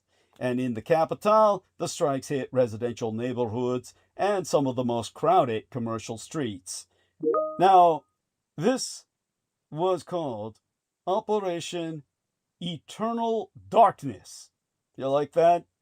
Eternal Darkness is the emblematic name Israel gave us this operation, openly signaling. I mean, I'm sure they're benevolent. Oh yeah, that's so benevolent. So all such being said, just that's like an emu attack from the latest chapter. Spoiler alerts. Thank you. Yeah, of course. Like the devil king. Yeah. You know. I knew that secretly rules and shit. Yeah. Yes, I moo. Yeah. Yeah. And so you've got the Israelis openly signaling intent to bring about the total annihilation of their neighbors. In the wake of Hamas's October 7th, 2023 attack, the Israeli government, led by Prime Minister Benjamin Netanyahu, has unleashed a campaign of unprecedented violence against the Gaza Strip, supported by an infinite flow. Hey, I need my bank card, man. Yeah, he's justified, okay? Oh, man. All this supported by an infinite flow of American weapons, pulverizing residential areas and civilian infrastructure. Now in Lebanon, Israeli forces have adopted the same tactique. Massive aerial bombardments and sweeping, arbitrary evacuation orders that have forced hundreds of thousands of people into displacement. Civilian infrastructure. Imagine being a regular dude and getting sanctioned. Yeah. Oh, yeah. Just a casual. Yeah. So there you have It's it. horrible. So it's Like horrible. those poor judges who sentenced Netanyahu via their pronouncement as a wanted war criminal, they in turn were subject to debankment. They were debanked. Yeah. American sanction. Shut down Yes. everything. Yes. Which goes to show that Israel is not a 51st state of American Union. All American states in Union are but compact with Israel. They are considered covenant in Israeli terms. Don't take my word for it. Holy shit, that is an emu term. This is crazy. Holy Yes. shit. Yes. Now, look up the Israeli term for the United States of America, and America is spreketh of in modern Hebrew as in covenant. It is the covenant of American states. America is in covenant within Israel, meaning we're all within Israeli, Zionist occupation government. We're in open conspiracy with Israeli crimes, wherein civilian infrastructure, villages, and border towns have been razed to the ground to make way for buffer zones occupied by Israeli forces. Hospitals, medical personnel, rescue workers, and journalists have all been targeted, all in an atmosphere of substantial international indifference and apathy. But tell us about, so eternal darkness is an actual IMU term in terms of their own operations within the One Piece universe, yes? Brendan? It hasn't been stated yet, but I'm sure it's coming. Because Yeah. he's fighting the sun god, so he's got to be darkness, right? Itself. There we are. Thank you. Yeah. And then when you get the demonic covenant, this is what he said. When one of the kings of the giants, he tried to fight back. Yes. Because Emu said basically he took the demonic covenant, got the immortality or the power up, and then when he finally was under that subservience, he ordered him. He said, "Give me your entire army, because you're the strongest force." The giants were the strongest force, obviously, because they're the largest people. And then when the king said no, this is what he says: "Thou canst disobey Mu. Those who have accepted the depths covenant are given strength, but in turn must obey orders." There you go. So you can't be autonomous at that point when you're under covenant, basically. Thank you. It's part of the deal. It's part of the deal. Now, with that having been said, thou canst not disobey Mu. Those who have accepted the depths of covenant are given immortality and strength, but must obey orders in return. Now tell people about Trump saying, the United States Navy is like pirates now. We're like pirates. Tell people about this shit. So we had originally said it. Yeah. Yes. Tell we had them the originally context. said. Yeah, tell them the context. It was during the fiasco when they were attacking Venezuela, right? We said. Well, we were talking about the Chinese expansion with their illegal people's maritime militia into the South China Sea and all over the world, conducting illegal netting operations where they're denuding the ocean of life.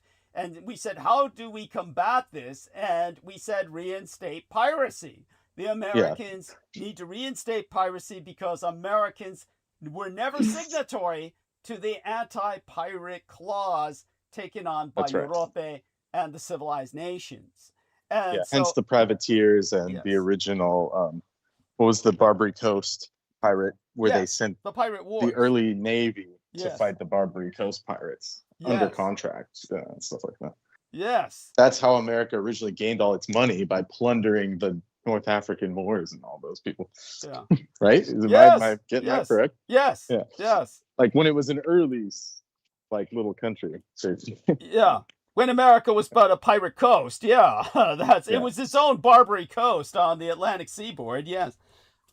Right. Yeah, but tell them, so when we brought this up and said America can resort to piracy, that without declaring war, they could disown all of the pirates and leave them to their fate if they're captured, then yes. Then what happened after that? Tell them, Brendan.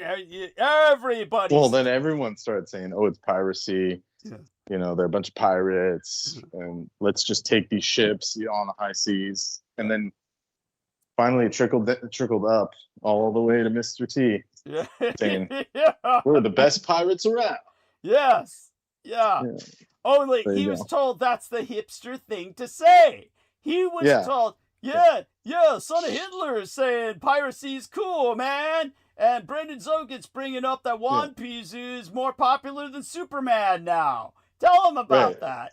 Yes. Yeah. So the Japanese took this concept, and now it's the biggest anime. It's the biggest medium on Earth. Would be the One Piece and the manga and anime itself. And its main theme is freedom, piracy. Fighting against the world government, which is an evil organization ran by devils. And then the ruling class are these degenerates, celestials that, they don't even like breathing the air of the common people, and they have all these like weird, they enslave people, literally enslave them. It shows it in the anime, but they're like riding them around like, like animals and stuff. So that's where we're at. We're descending into that realm. Yes. And all the people that took the covenant of whatever these entities are that rule, they can't fight back. I mean, it doesn't work like that. You take the covenant, you get, that's it. Yes. That's what Mu was saying. Yes. And then he also later says, that's the way to, the whole thing was about domination and all that. He goes further. This is the final villain of the One Piece world. Yes. The ruler, the shadow ruler, who we are under. We're actually under this being. That's why it's called the Kali Yuga. So that being is extant. It's real. It's just no one knows about it. That's why in the Rolling Stone song, "Sympathy for the Devil," he says, "What's my name?" Yeah. He keeps saying that. Yeah. Pleased to meet you. Because no one knows his name. Hope you know my name. Yeah, hope you know my name, because no one knows his name. Yes. But he's ruling all of us. So there you go. There we have that. And now Trump. And somehow Oda Sensei picked up on that and put it into, this thing. Yeah. There we have it. And then finally Trump comes out and says it as a positive, as a hipster. So I say, this is so hip, man. We're pirates now. He said, "We're like pirates." It's an actual quote. He said we're the strongest pirates. As we said, the U.S. Navy is the strongest pirates around. So. Yes, there we are. Thank you. So they listen. They listen. In terms of course, they're true masters. Yeah. So Emu. This is from the latest chapter. So spoiler alerts. Click away for a second if you don't want to hear it. When power that people crave is too easily obtained, that is decadence. When you choose to obey for personal gain, that is contract. Envy fuels the pursuit of goals. That is a bad omen. These three elements constitute dominance. That's what he says. True happiness only comes through domination. There you go. There we have it. And that's their philosophy. That's their philosophy. That's Zion. That's Zion. Oh yeah. Without getting into it, because Oda veiled it very heavily so he wouldn't get in trouble. But we know what he's getting at. Well, tell them the symbol of his freedom-fighting pirate is the swastika, the Hakenkreuz. Yeah. The original, the benevolent pirate who was named Newgate, Edward Newgate. Okay.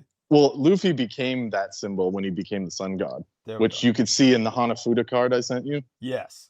So during the Wano arc, which was the Japanese arc, he called the fictional version of Japan was called Wano, because it was called Wano country, Wano Kuni. Yes. So he was like the ancient form of Japan. Yeah. So Wa means inner peace. Wa means inner peace. Equilibrium. Yes. Exactly. Continue. Exactly. The land of harmony. Yeah. And so he which put is that Japan. in That's Japan's original name. But go on. Wakoku Gwaya. Yeah. So it was designed as like a pre-feudal Japan or pre-Meiji Japan kind of thing. Yes. Yes. So then when he awakens, Well, his full ancient power Japan. It's becomes basically prehistoric Japan. It's prehistoric Japan. exactly, yeah, Yes. exactly. They're all like kabuki looking actors. And, it's like it's very traditional Japanese. So everyone in Japan loved it. Yeah. And so when he awakens, they're like drawing Hanafuda cards for the eye catchers, which are like in between the scenes, right? Yeah. And one of them is the red Hanafuda sun. The little card. Yeah. The sun card in Hanafuda was Luffy as the sun god, but he was in the form of a Hakenkreuz. I don't know if you saw that. Yes, I saw it. No, I definitely saw it.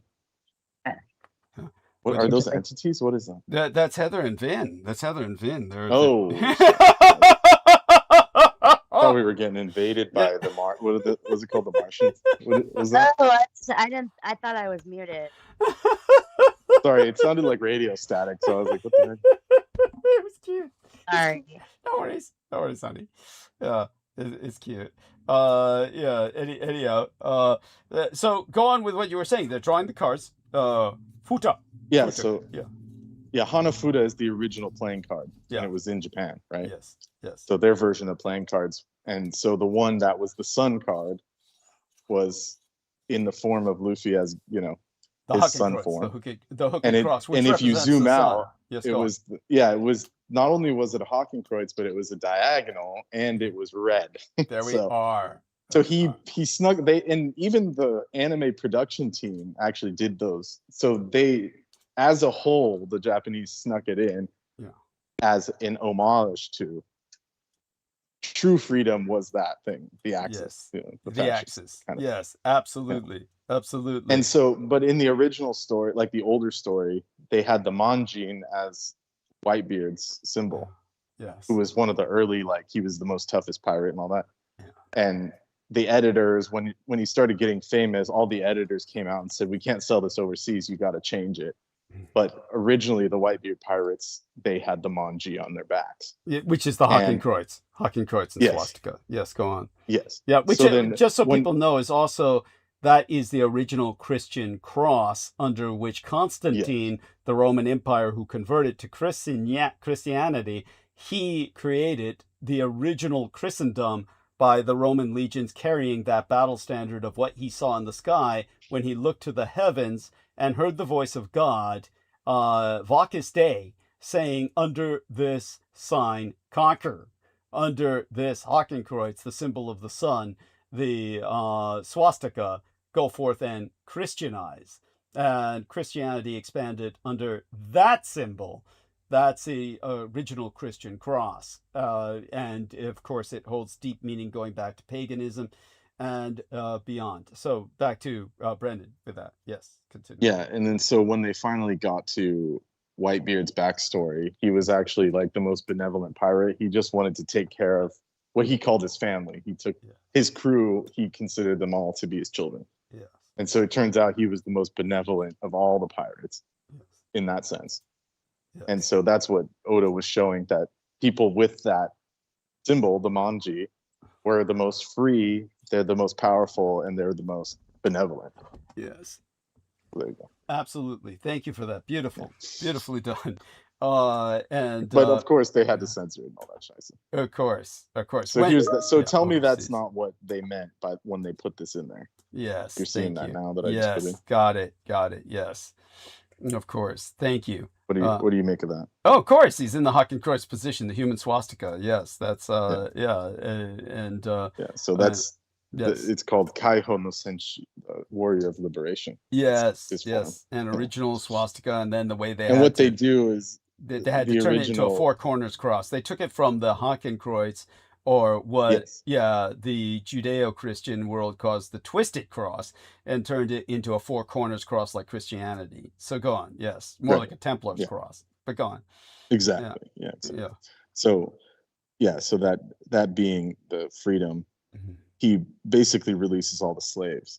That was like the lore of that, that god, the sun god, was that he freed all the slaves in the ancient times. Yes.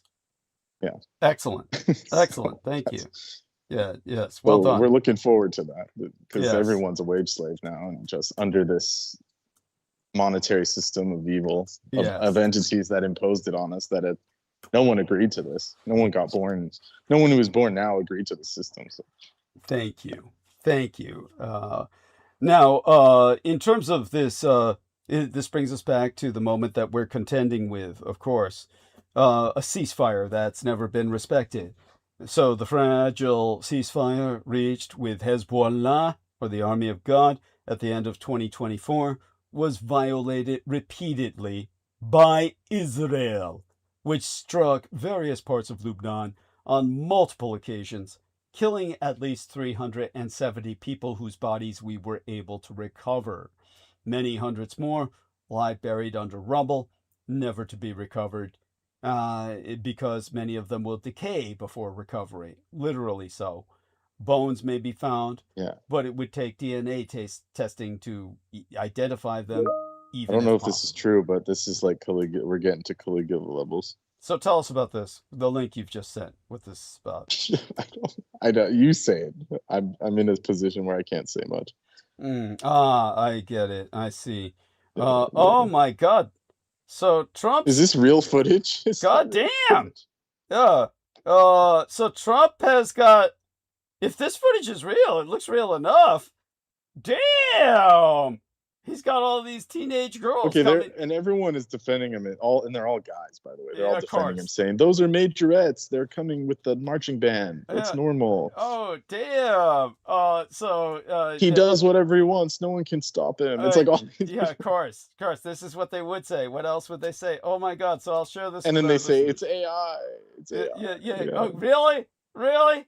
That's like no. So this is what. This is Trump with all these teenage girls. He's got dancing for his. Oh, here's someone with a dog. They're too old for him. Yeah. Disgusting. I love it. Oh, that's fucking funny. That is hysterical. No, that's basically he had a high school marching band come to the golf course. That's all it is. Yes. But front and center are certain people that are, Yeah. Really placed there. Yeah, really strategically placed. They're built for the role. Yeah, that's quite the dance there in front of your president. Cool. All I can say is, well, he's enjoying life.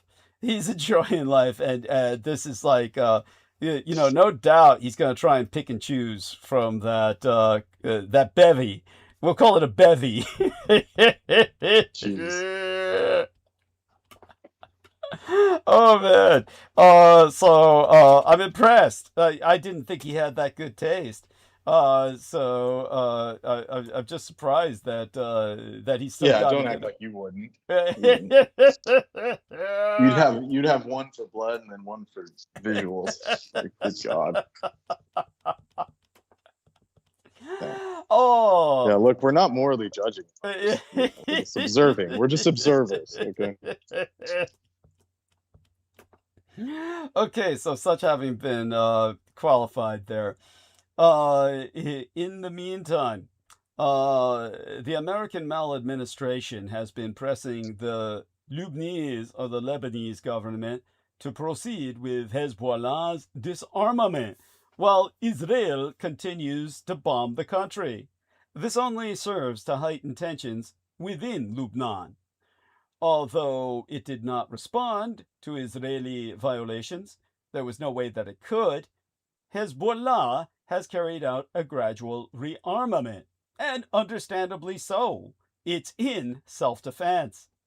Now, only after the Israeli assassination of the Iranian Supreme Leader Ali Khamenei on February 28th, did Tehran's allied group respond with a rocket launch against Israel, one that the BBC, the British Broadcasting Company itself, described as largely symbolic. This gave Tel Aviv Yafo the pretext to launch the large-scale operation I've already described, which since early March has caused more than 2,500 deaths and nearly 8,000 injuries, many of which have resulted in deaths that take the death count up to at least 3,000 that we know of. with over 7,500 people crippled for life. Now, at the start of the campaign, senior Israeli officials declared that Lebanon would receive the same treatment as the Gaza. The finance minister, Bezalel Smotrich, for his part, stating that Beirut's southern suburbs would soon resemble Khan Yunis, the city in southern Gaza, utterly razed to the ground by more than 20 years of bombardment. Now, we're getting a lot of incoming links from Real Tech Geek. Let's take a look at what he's sending us. Oh, okay. So he says this is from 2024. So are you saying this is old footage?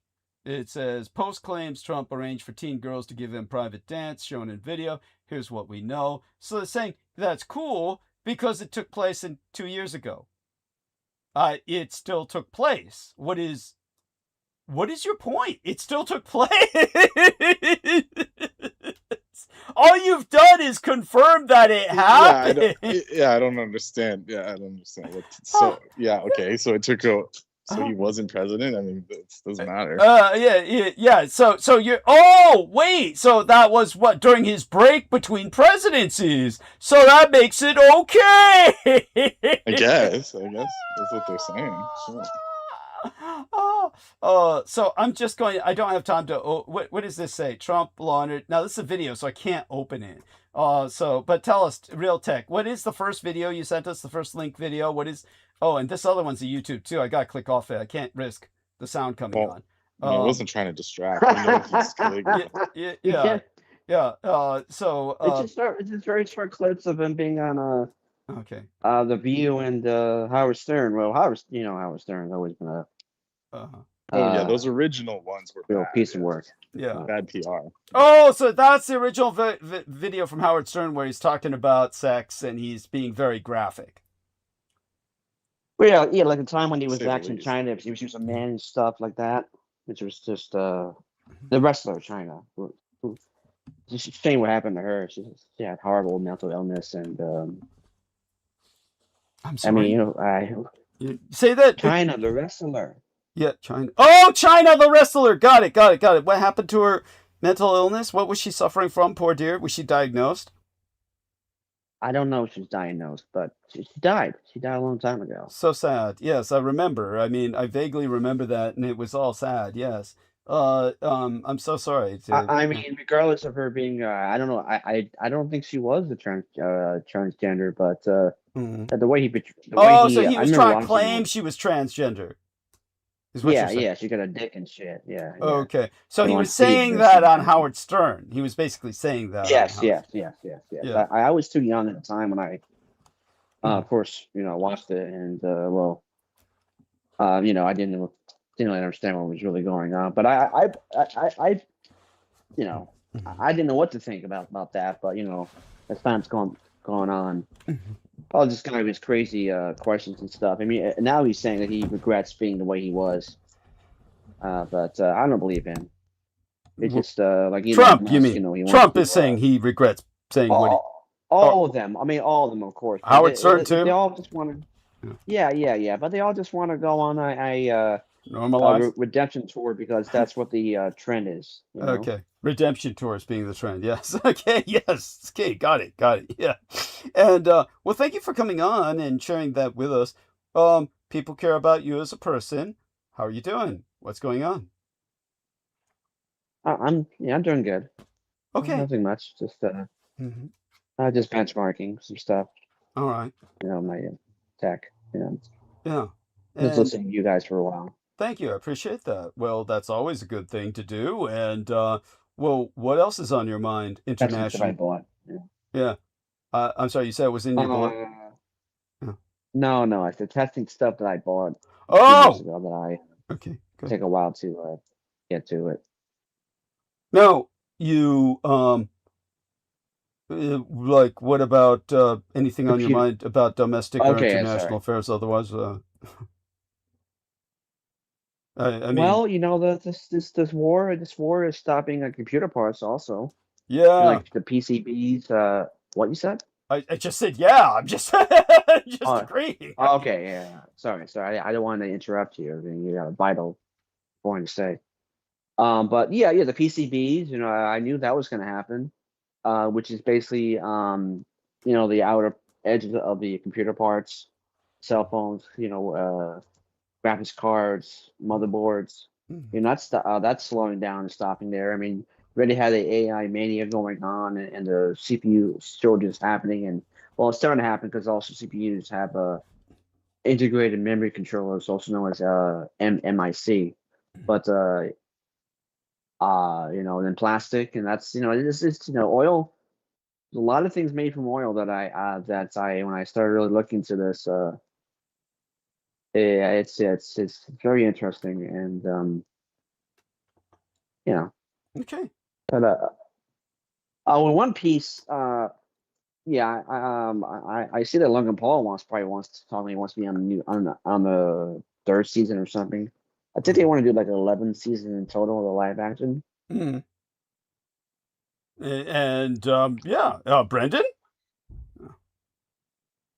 Okay, yeah. It just I don't know. That's just his revenge to desecrate Japan. I think he's still salty about Japan canceling him, so he wants his. He can't go there for wrestling. That's why he keeps hitting at the Japanese shit. Okay. One of these years, they're going to have WrestleMania probably in the Tokyo Dome or something, in Japan, because they're really going to have. Because they're really going to have WWE WrestleMania next year in fucking Saudi Arabia or some shit. But I think they should cancel that shit now because all this shit going on, gonna get bombed and stuff.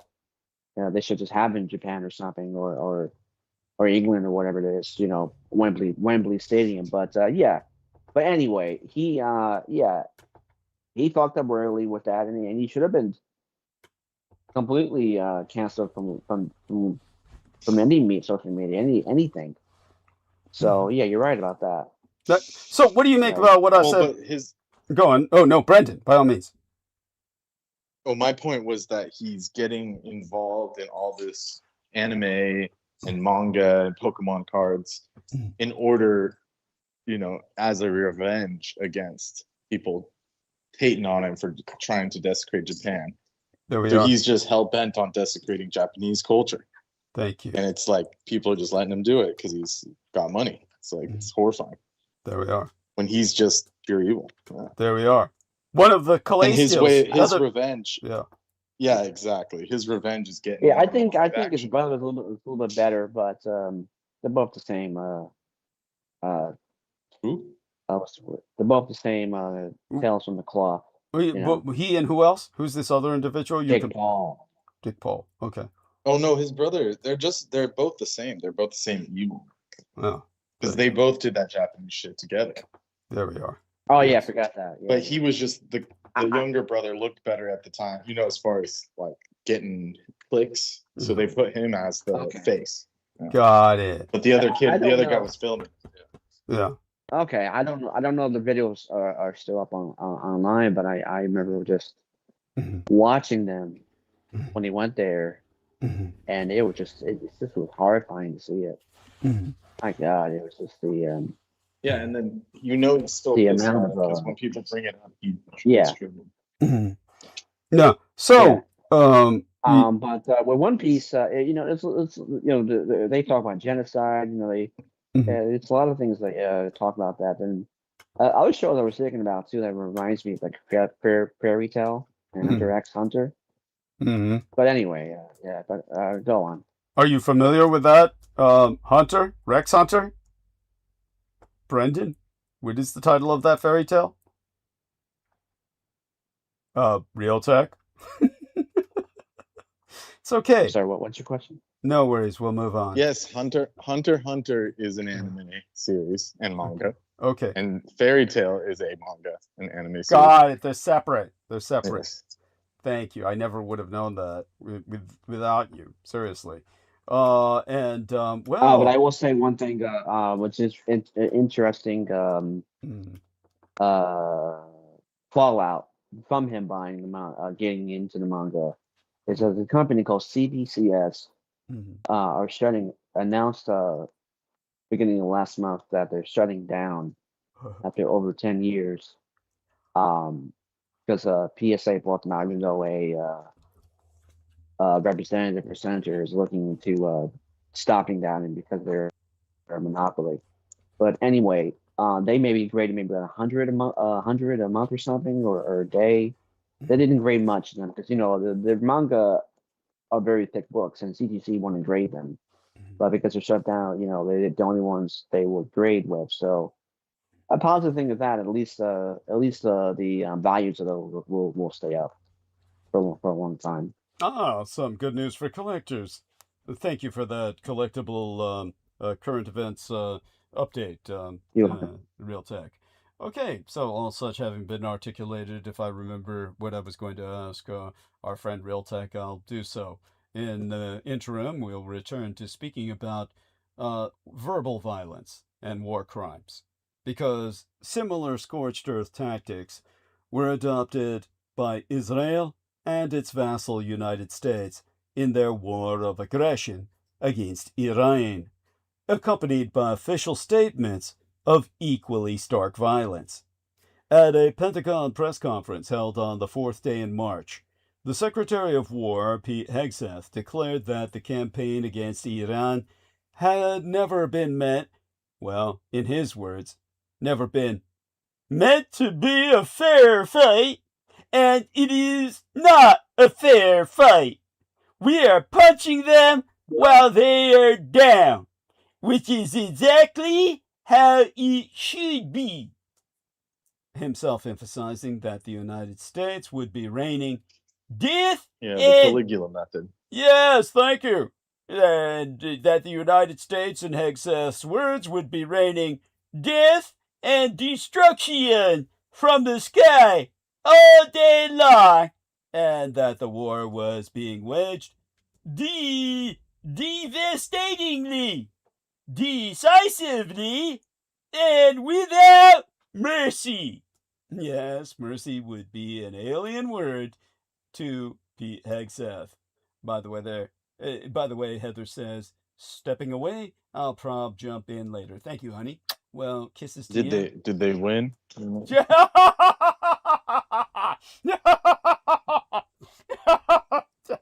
That's understated humor. A few days earlier, presiding over his first Pentagon warship service. What he said? I didn't hear it. Don't worry about it. You're not missing much. He just asked if they won. Did they win? You get it? Oh. Yeah. So anyhow, right. A few days earlier, presiding over his first Pentagon warship service since the start of the war, Hegseth had prayed for overwhelming violence of action against those who deserve no mercy. Now, for his own part, President Donald Trump repeatedly threatened to blow up Iran's power plants, bridges, and desalination facilities, to decimate its infrastructure, and to send Iran back to the Stone Age. These threats culminated in the April 7th ultimatum, when Trump warned that an entire civilization will die tonight, never to be revived, if Iran did not agree to reopen the Strait of Hormuz. Now, such violence is not merely rhetorical. It finds full expression in the military campaign. Are they gone, or? I think they're still here, yeah. And believe me, part of me is disappointed by the theocracy misrunning Iran still being here, but nevertheless, with Trump around, they're here to stay. Now, such violent verbiage, it's not merely rhetorical. It finds its full expression in the military campaign waged against Iran. The IRCS, or we could call them the IRCs, which is a good name for them, the IRCs. The IRCS, or the Iranian Red Crescent Society, has recently submitted to the International Criminal Court and other international bodies the evidence it has gathered on obvious war crimes committed by Israel and its satrap United States since the start of the bombardments on February 28th. And they're irking the United States and Israel thereby. Hence the acronym, which they themselves instated is entirely apropos. And the irks that so irk the Israelis and their puppet Americans estimates that the Judeo-American strikes destroyed more than 132,000 civilian structures, including residential homes, hospitals, schools, universities, research institutes, and bridges. On the first day of the conflict, the United States bombed the elementary school of Minab in southern Iran. It was hit twice, 40 minutes apart, so we know this was no accident. It was followed up in exactitude with precision aiming to maximize the number of victims by killing all of the firemen and paramedics who were responding to save the girls with a second wave of bombardment. Altogether, killing 155 school children under the age of 9 and 26 teachers. Now, the violence of the Judeo-American campaign was such that even the famously understated British Telegraph described Tehran as an apocalypse of burning hospitals and children buried under rubble. The provisional toll stands at least 3,375 dead whose bodies are even recoverable. Many were so devastated by explosive bombardment as to simply vaporize, literally disappear with the thermal firestorms that were engendered by the heat of the bombs and the fires that they caused. We know the numbers must be much higher. There are over 26,000 survivors irreparably injured, crippled for life. It is worth noting that Iran's retaliatory action in the Gulf, though it caused considerable damage to military and energy infrastructure, resulted in only a few dozen deaths.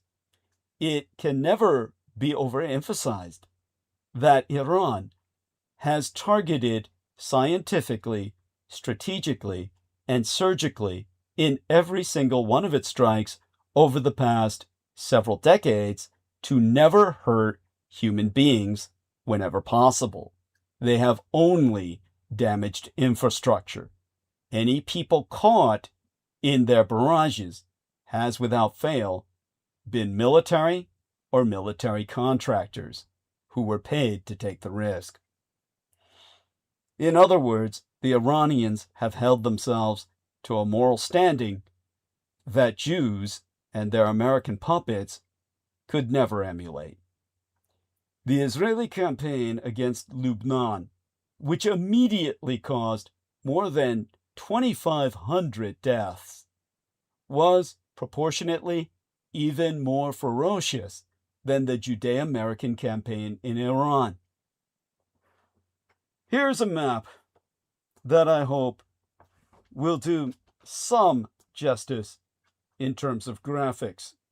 We're going to put it into the text of our infinite call first, so that it will be accessible to anyone on the call. You're going to have to scroll down, and when you scroll down till you reach the map. The image that is provided by the link is not the heart of the article. It is the map. Scroll down for the map. In fact, I'll have to emphasize that. Scroll down via link, linkage for the map. Okay, there we are. And we're going to add the up symbol so that people know. Should have entered this as integral to the link itself, but a lot of times you don't have room to do that with how short the message allotment is. So When you look at that map, well, it says a lot. It's a live tracker of casualties in the Judeo-American and Iranian attacks, comparatively speaking. The confirmed casualties across the country subjected to attacks. And obviously, rapid change may be accounted for by understanding this was a map that was tabulated at the time that it was published. It's already, in a sense, out of date, which only means the number of people killed is obviously going to be higher. And it gives you an idea of the fatalities suffered by everyone involved and the number of people killed. So do observe that, to review it, while I discuss the more permissive rules of engagement that led to its production of that map. Because it is equally important to stress that the overwhelming violence of these military operations cannot be attributed exclusively to the current governments in Israel and its puppet United States. It must be understood in the context of a broader transformation in the military culture of the Trois empires. Naz Mudirzadeh, a professor at Harvard Law School and the founder of the university's program on international law and armed conflict, described it as reflective of a deeper transformation within the U.S. military and its legal apparatus. Now, as I speaketh in a transmission transcribed in fragment by my tutors about a year ago, and here I quote myself, in recent years, the Department of Defense has become increasingly focused on how the United States might fight a large-scale conflict against an adversary capable of matching the American military in technology and force. In such a scenario, referred to in technical jargon as a LSCO, LSCO, a large-scale combat operation, an extremely violent military confrontation would unfold across multiple domains: air, land, sea, and space. Aero superiority would not be guaranteed. Casualties would run into the hundreds of thousands, and entire cities would be razed to the ground. Now, per the aforecited Dr. Moderzadeh, in short, the U.S. military has begun preparing for an all-out war with Red China, with a conflagration of such magnitude in mind. Military legal experts are reinterpreting the laws of war. Now, in 2021, an article in Military Review, authored by trois senior United States Army legal experts, argued that the United States would need to fight on the basis of far more permissive rules if it hoped to win a large-scale war. Further articles in the same vein followed. In assessing Israel's military conduct in Gaza for the American magazine, The New Yorker, Geoffrey Korn, a professor of law at Texas Tech University and former senior legal advisor to the United States Armed Forces on the laws of war, argued that the systems and processes that the IDF implemented are very similar to what we would implement in a similar battle space. That same report stating that the idea that Israel's conduct in Gaza is in line with the U.S. military's understanding of its own legal obligations has become the general consensus among American military lawyers and their allies in the academy in recent years. This is called the DEATHDy doctrine. The military tactics adopted by Israel in Gaza, in turn, derive from the war fought by the Israeli army against Hezbollah in 2006. It was then that the Israeli armed forces elaborated what became known as the DEATHDy doctrine, named after the southern suburb of Beirut, generally considered Hezbollah's stronghold, but simultaneously home to thousands of Shia civilians who have no connection to said organization. This doctrine, conceived by General Gadi Eisenkot, then head of the IDF's Northern Command, entails the deliberate destruction of civilian infrastructure as a method of collective punishment designed to turn the local population against the military entity controlling that territory. Eisenkot subsequently declared, and here I quote his T at length and verbatim, "What happened in the Dahia quarter of Beirut in 2006 will happen in every village from which Israel is fired on. We will apply disproportionate force on it and cause great damage and destruction there.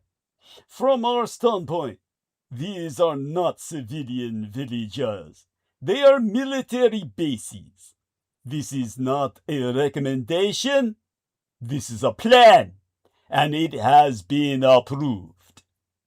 Well, Israel is once again applying this tactic in Lebanon, where, despite the new ceasefire, it continues to level villages and civilian infrastructure, often through outright controlled demolitions.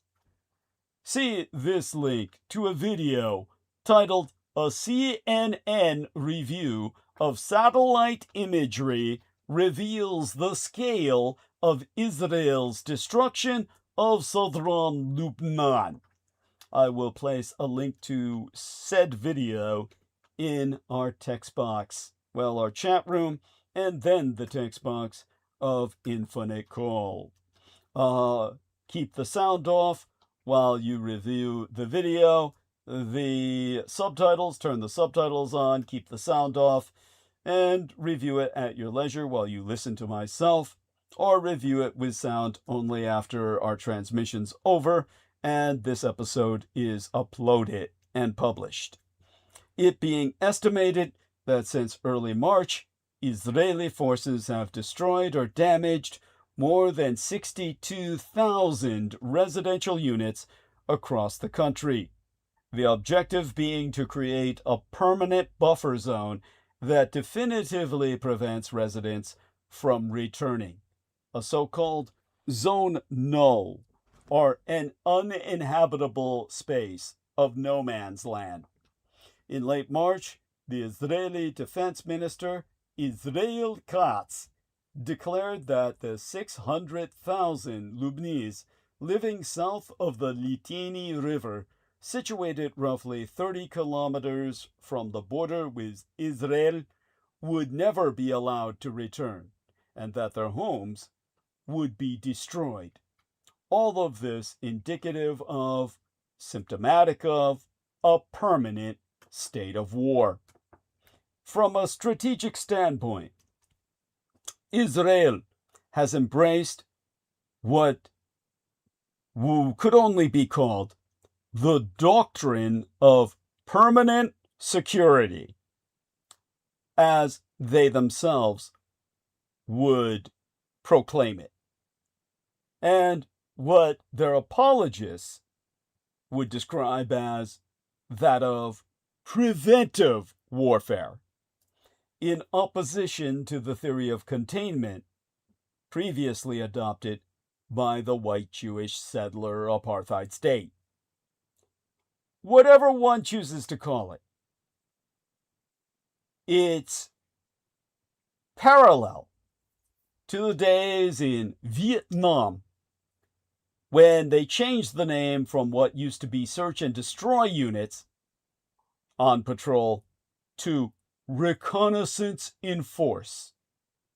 A laughable obfuscation that one would imagine could only, had the war continued, ultimately give its way to pacification and enlightenment squadrons.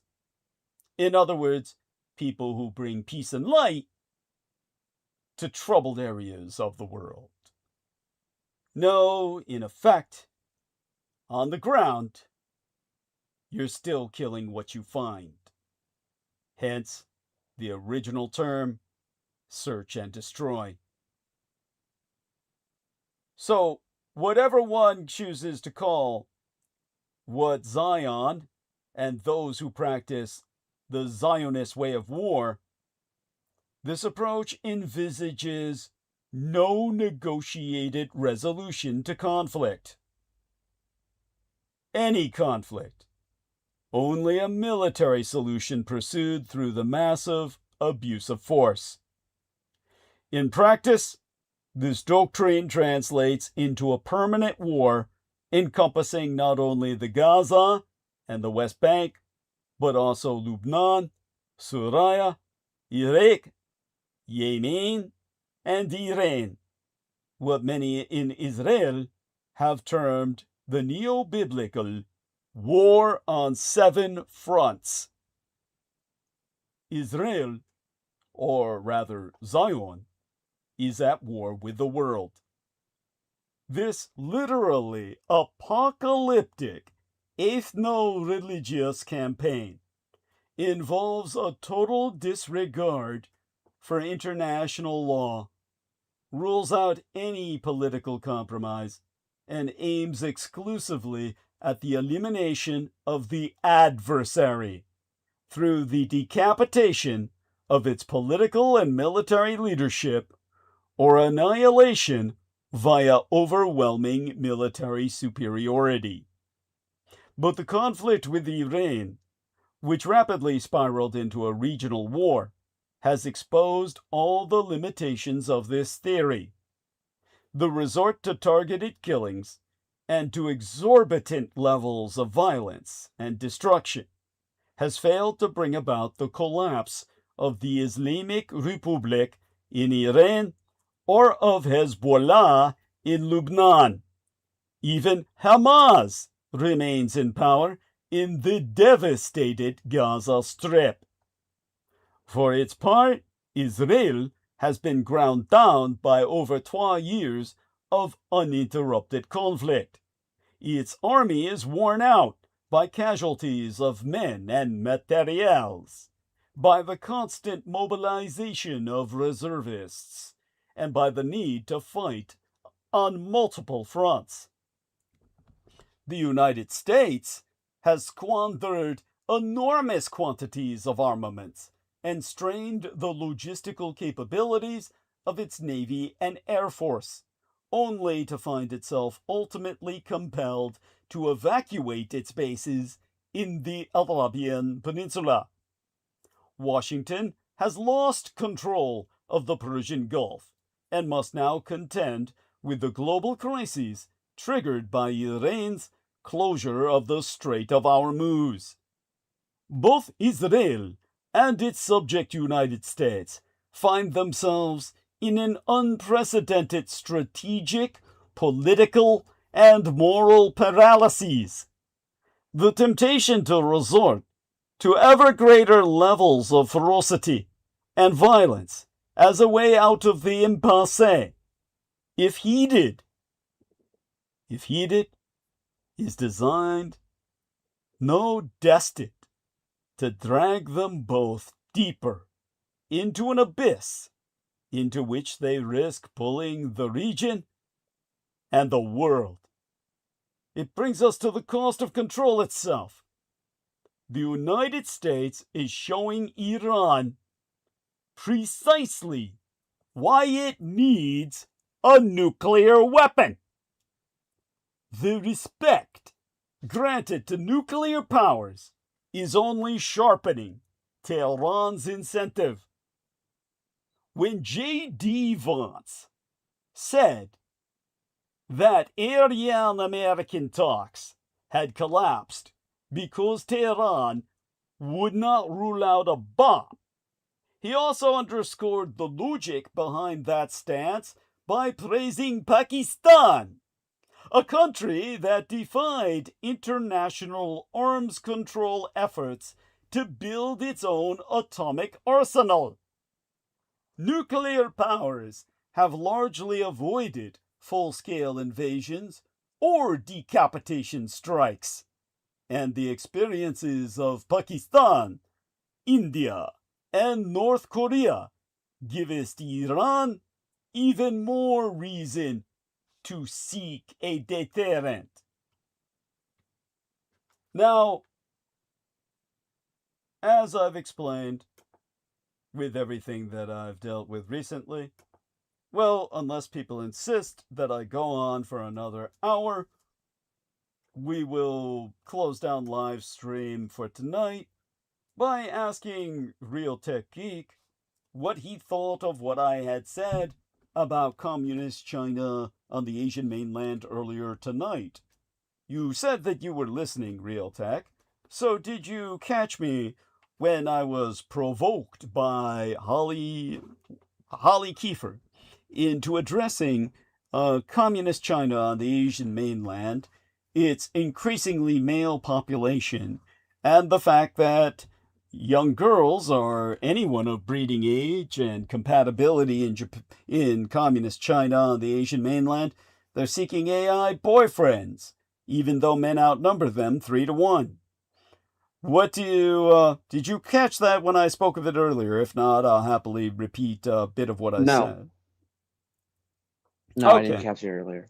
So earlier we were talking about what was going on in America and Iran and communist China, and one of the things that I pointed out as the great difference between Americans and Chinese on the mainland is that American losers are seeking relationships with AI girlfriends. And the race is on to create ever more compatible AI girlfriends for interfacial or interactive fantasy fulfillment.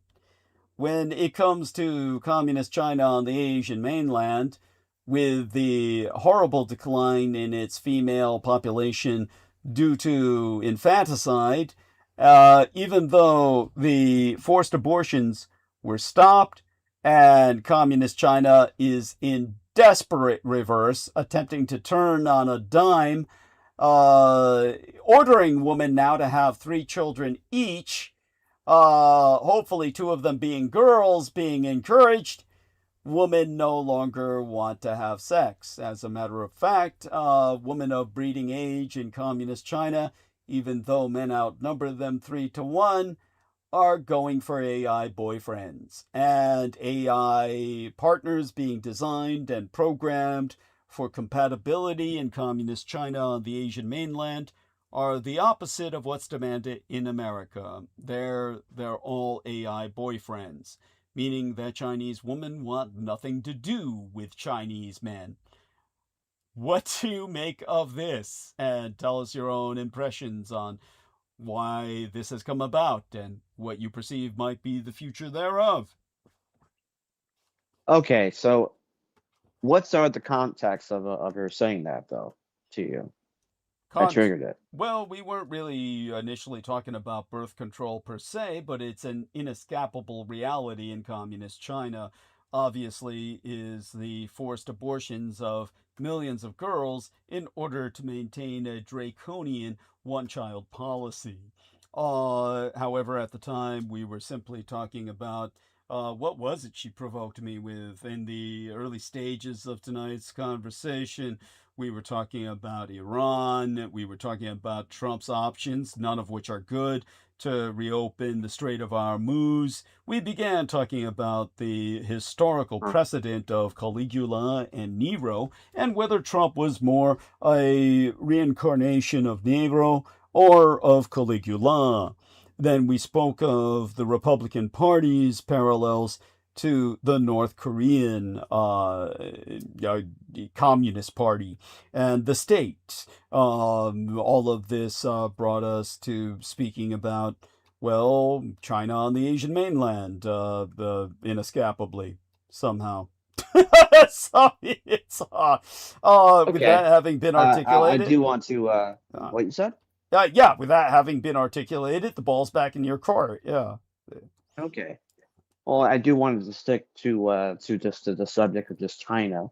Mhm. It can go in many different ways in Asia in general. Of course, the top three largest populations and economically, which is of course China, Japan, and South Korea, and even Singapore, to an extent. But when President Nixon went to China in 1971, I guess it was 72. I think it was 1971. Opened the country up in politics and everything else. The population was 750 million, which is a lie anyway. I believe it was like 350 million, 300 million.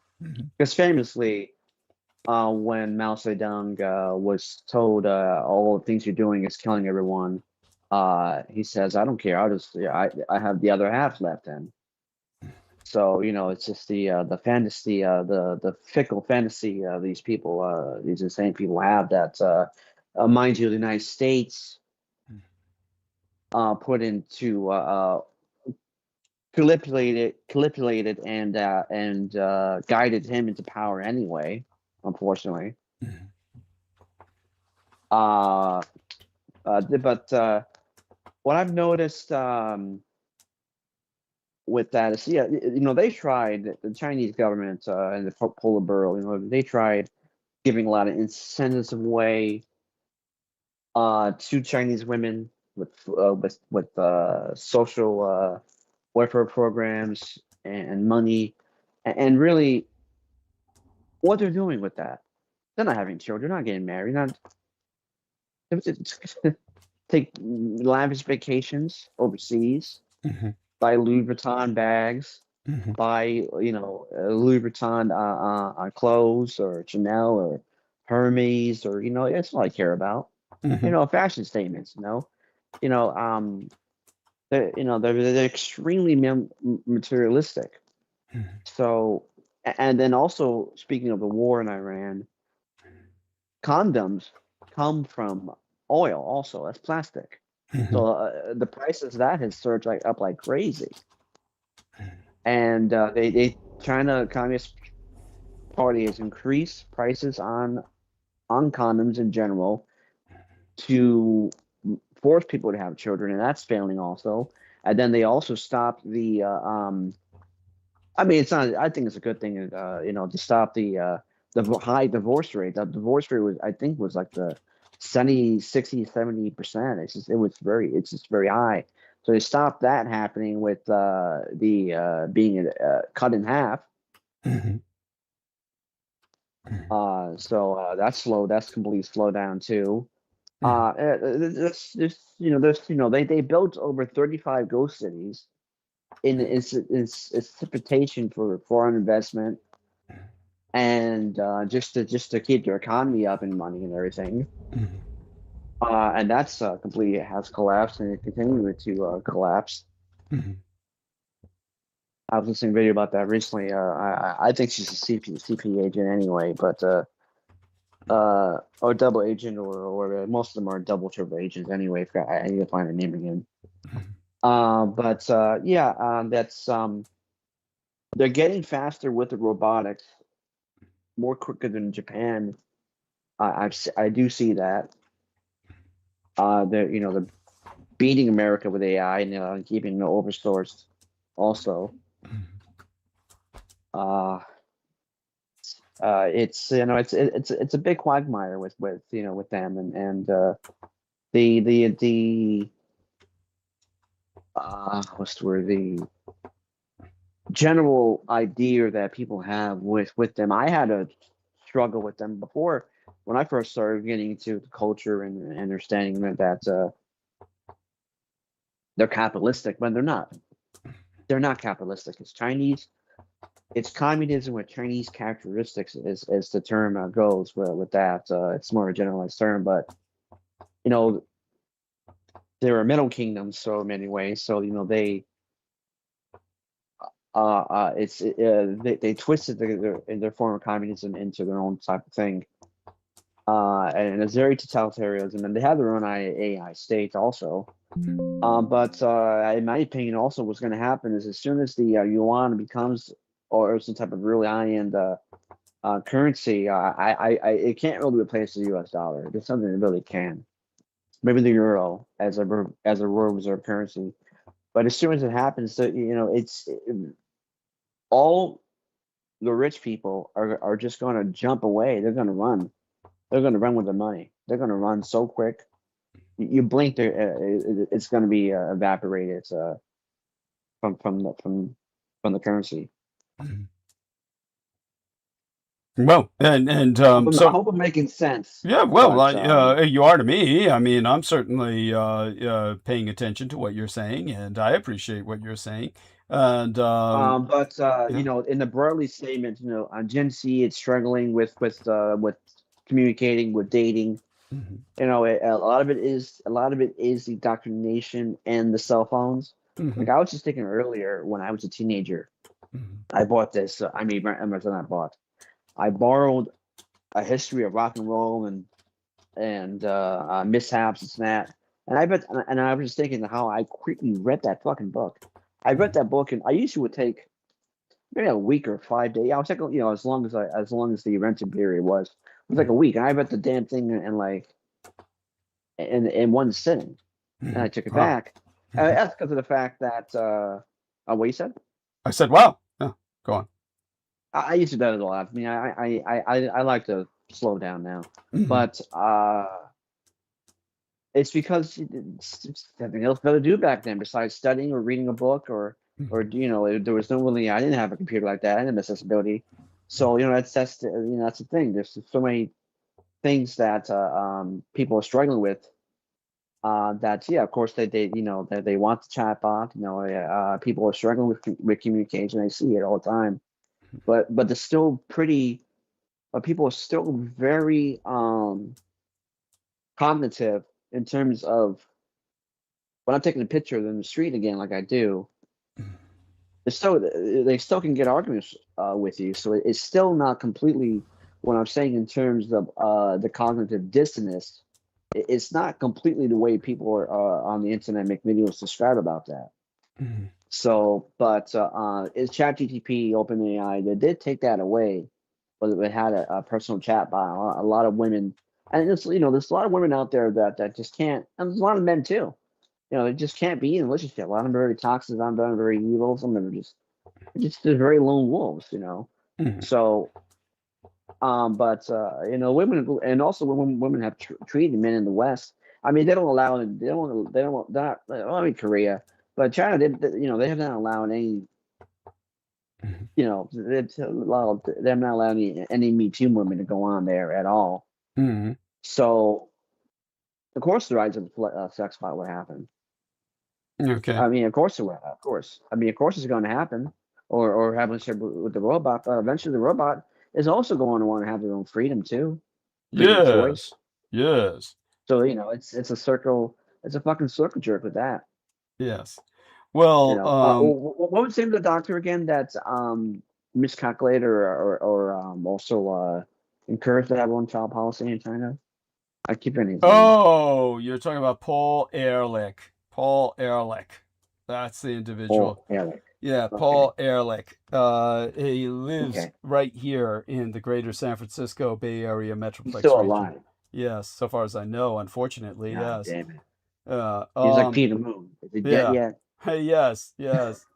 True enough. Yes, the question on that's the first question to be asked whenever their name arises.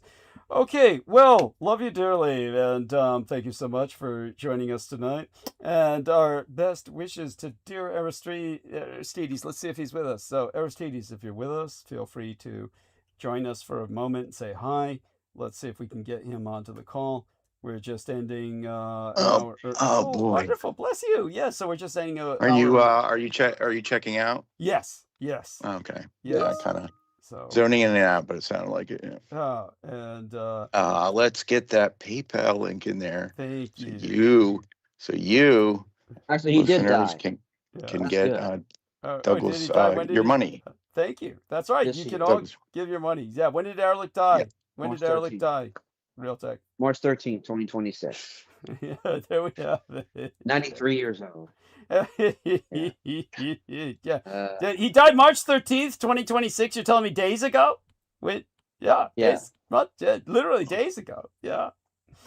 Well, there you go. Happy news. But yeah, basically, yeah, get into the PayPal link, folks. We are beginning the month, and the well, in many ways, I don't want to corner this, but in many ways, the information war is always continuing. And this is basically our underground war, and you are the resistance. And investing in Douglas Dietrich, our national treasure, is utmost importance. Because if he doesn't have a roof over his head, he can't do a live stream of the show, which is critical, which is critical missions. So please support Douglas Dietrich. Thank you. And Aristides, your follow-up, by all means. We'll have Yes. you close. Give Douglas money if you hate communists. Yeah, there we are. The end. Yeah. And what did Real Tech say? It's our war. Is it like an info war? Yeah, he said it was like. Yeah, he said it was like InfoWars. It's not like InfoWars. It's not like InfoWars. No. Well, Alex Jones called it quit. So can we get to that next time? Because he's a fucking riot. Yeah, there we are. Yeah, we will get to that next time, just for dark humor, for the sake of dark humor. Yes. Yeah. I want to revisit that. Yeah, morbid entertainment. Yeah. I was telling somebody about that because they were like, well, at least he was good back in the day. He exposed that thing, I'm like, well, he's got a new website now. Yeah, what thing? What thing did he expose? The fucking Bohemian Grove thing. Oh Jesus! Don't even get me started. So I had to take a big side, start explaining. Well, you told him Douglas Dietrich was there, and that's how he got in. Yeah. I was like, yeah. Holy and then shit, really? Yeah. And then so that compelled me to actually, I actually watched his video feature of that, which I'd never had. Yeah. But I'm like, let me watch it through the lens of whether it like proves that he broke in or whether it just is presented that way. Because it's like all this driving around scoping out, but it's like, oh, it's the day before. And the drive the day of completely skipped. Yeah, of course. Like it never happened. Yeah. And then all of a sudden it was like we're inside, and then we're just like according to plan. It's like yes. But none of it like if you turn off the sound and be like, does this prove that they before, so it's like having the briefing room in the hotel, and this is what we're gonna do, and here's the map, and all just you can do that for to make your fake little shit. Yeah. Yeah, right. If you're playing it, I'm going to present it this way. Well, Richard Nixon said famously, I don't want to say necessarily say a really bad word he said, but he said Bohemian Grove was most gayest thing he ever went. Yeah, there you go. He said, that's what he said. He said that's the gayest shit I've ever seen. Yeah. So there you go. No wonder, the idiot, I can't even remember his name now. I blocked him out so bad. InfoWars, Alex Jones. No wonder he wanted to get in so bad. Yeah.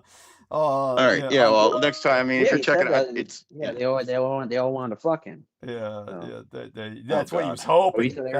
That's what he was fucking hoping. What, for the men? Yeah. He was hoping for the men. Yeah. Alex Jones. There we are. I love this. Well, do me a favor when we're back on Sunday.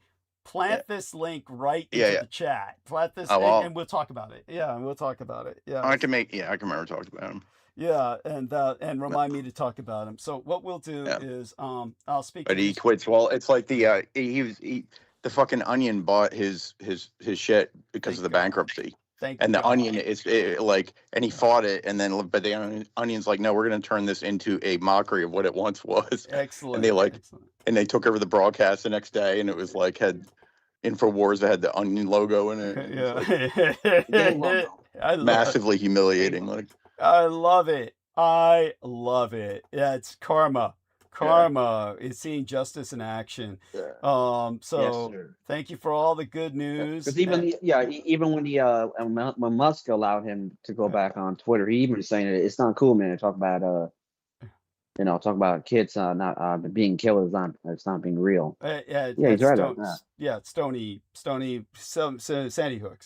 Yes. Okay, so everyone, all right, rejoin us on Sunday night. Same Dietrich time, same Dietrich channel. DEATHDy being the Teuto-Slavonic for dragon, so same dragon time, same dragon channel. Join us on Sunday night. We will be back, and I'll be in a far better mood, most hopefully. Certainly not subject to the stresses I was subject to recently, many of which I will speak to with these gentlemen offline, just for the sake of security issues. And all right, to the rest of you, to all who support us, you have our love. Kiss to the ladies, hugs to the gentlemen, and rejoin us Sunday night. Same time, same place. Okay, we're ending stream. All right, and ending stream, and then we're going to basically triple redundancy process.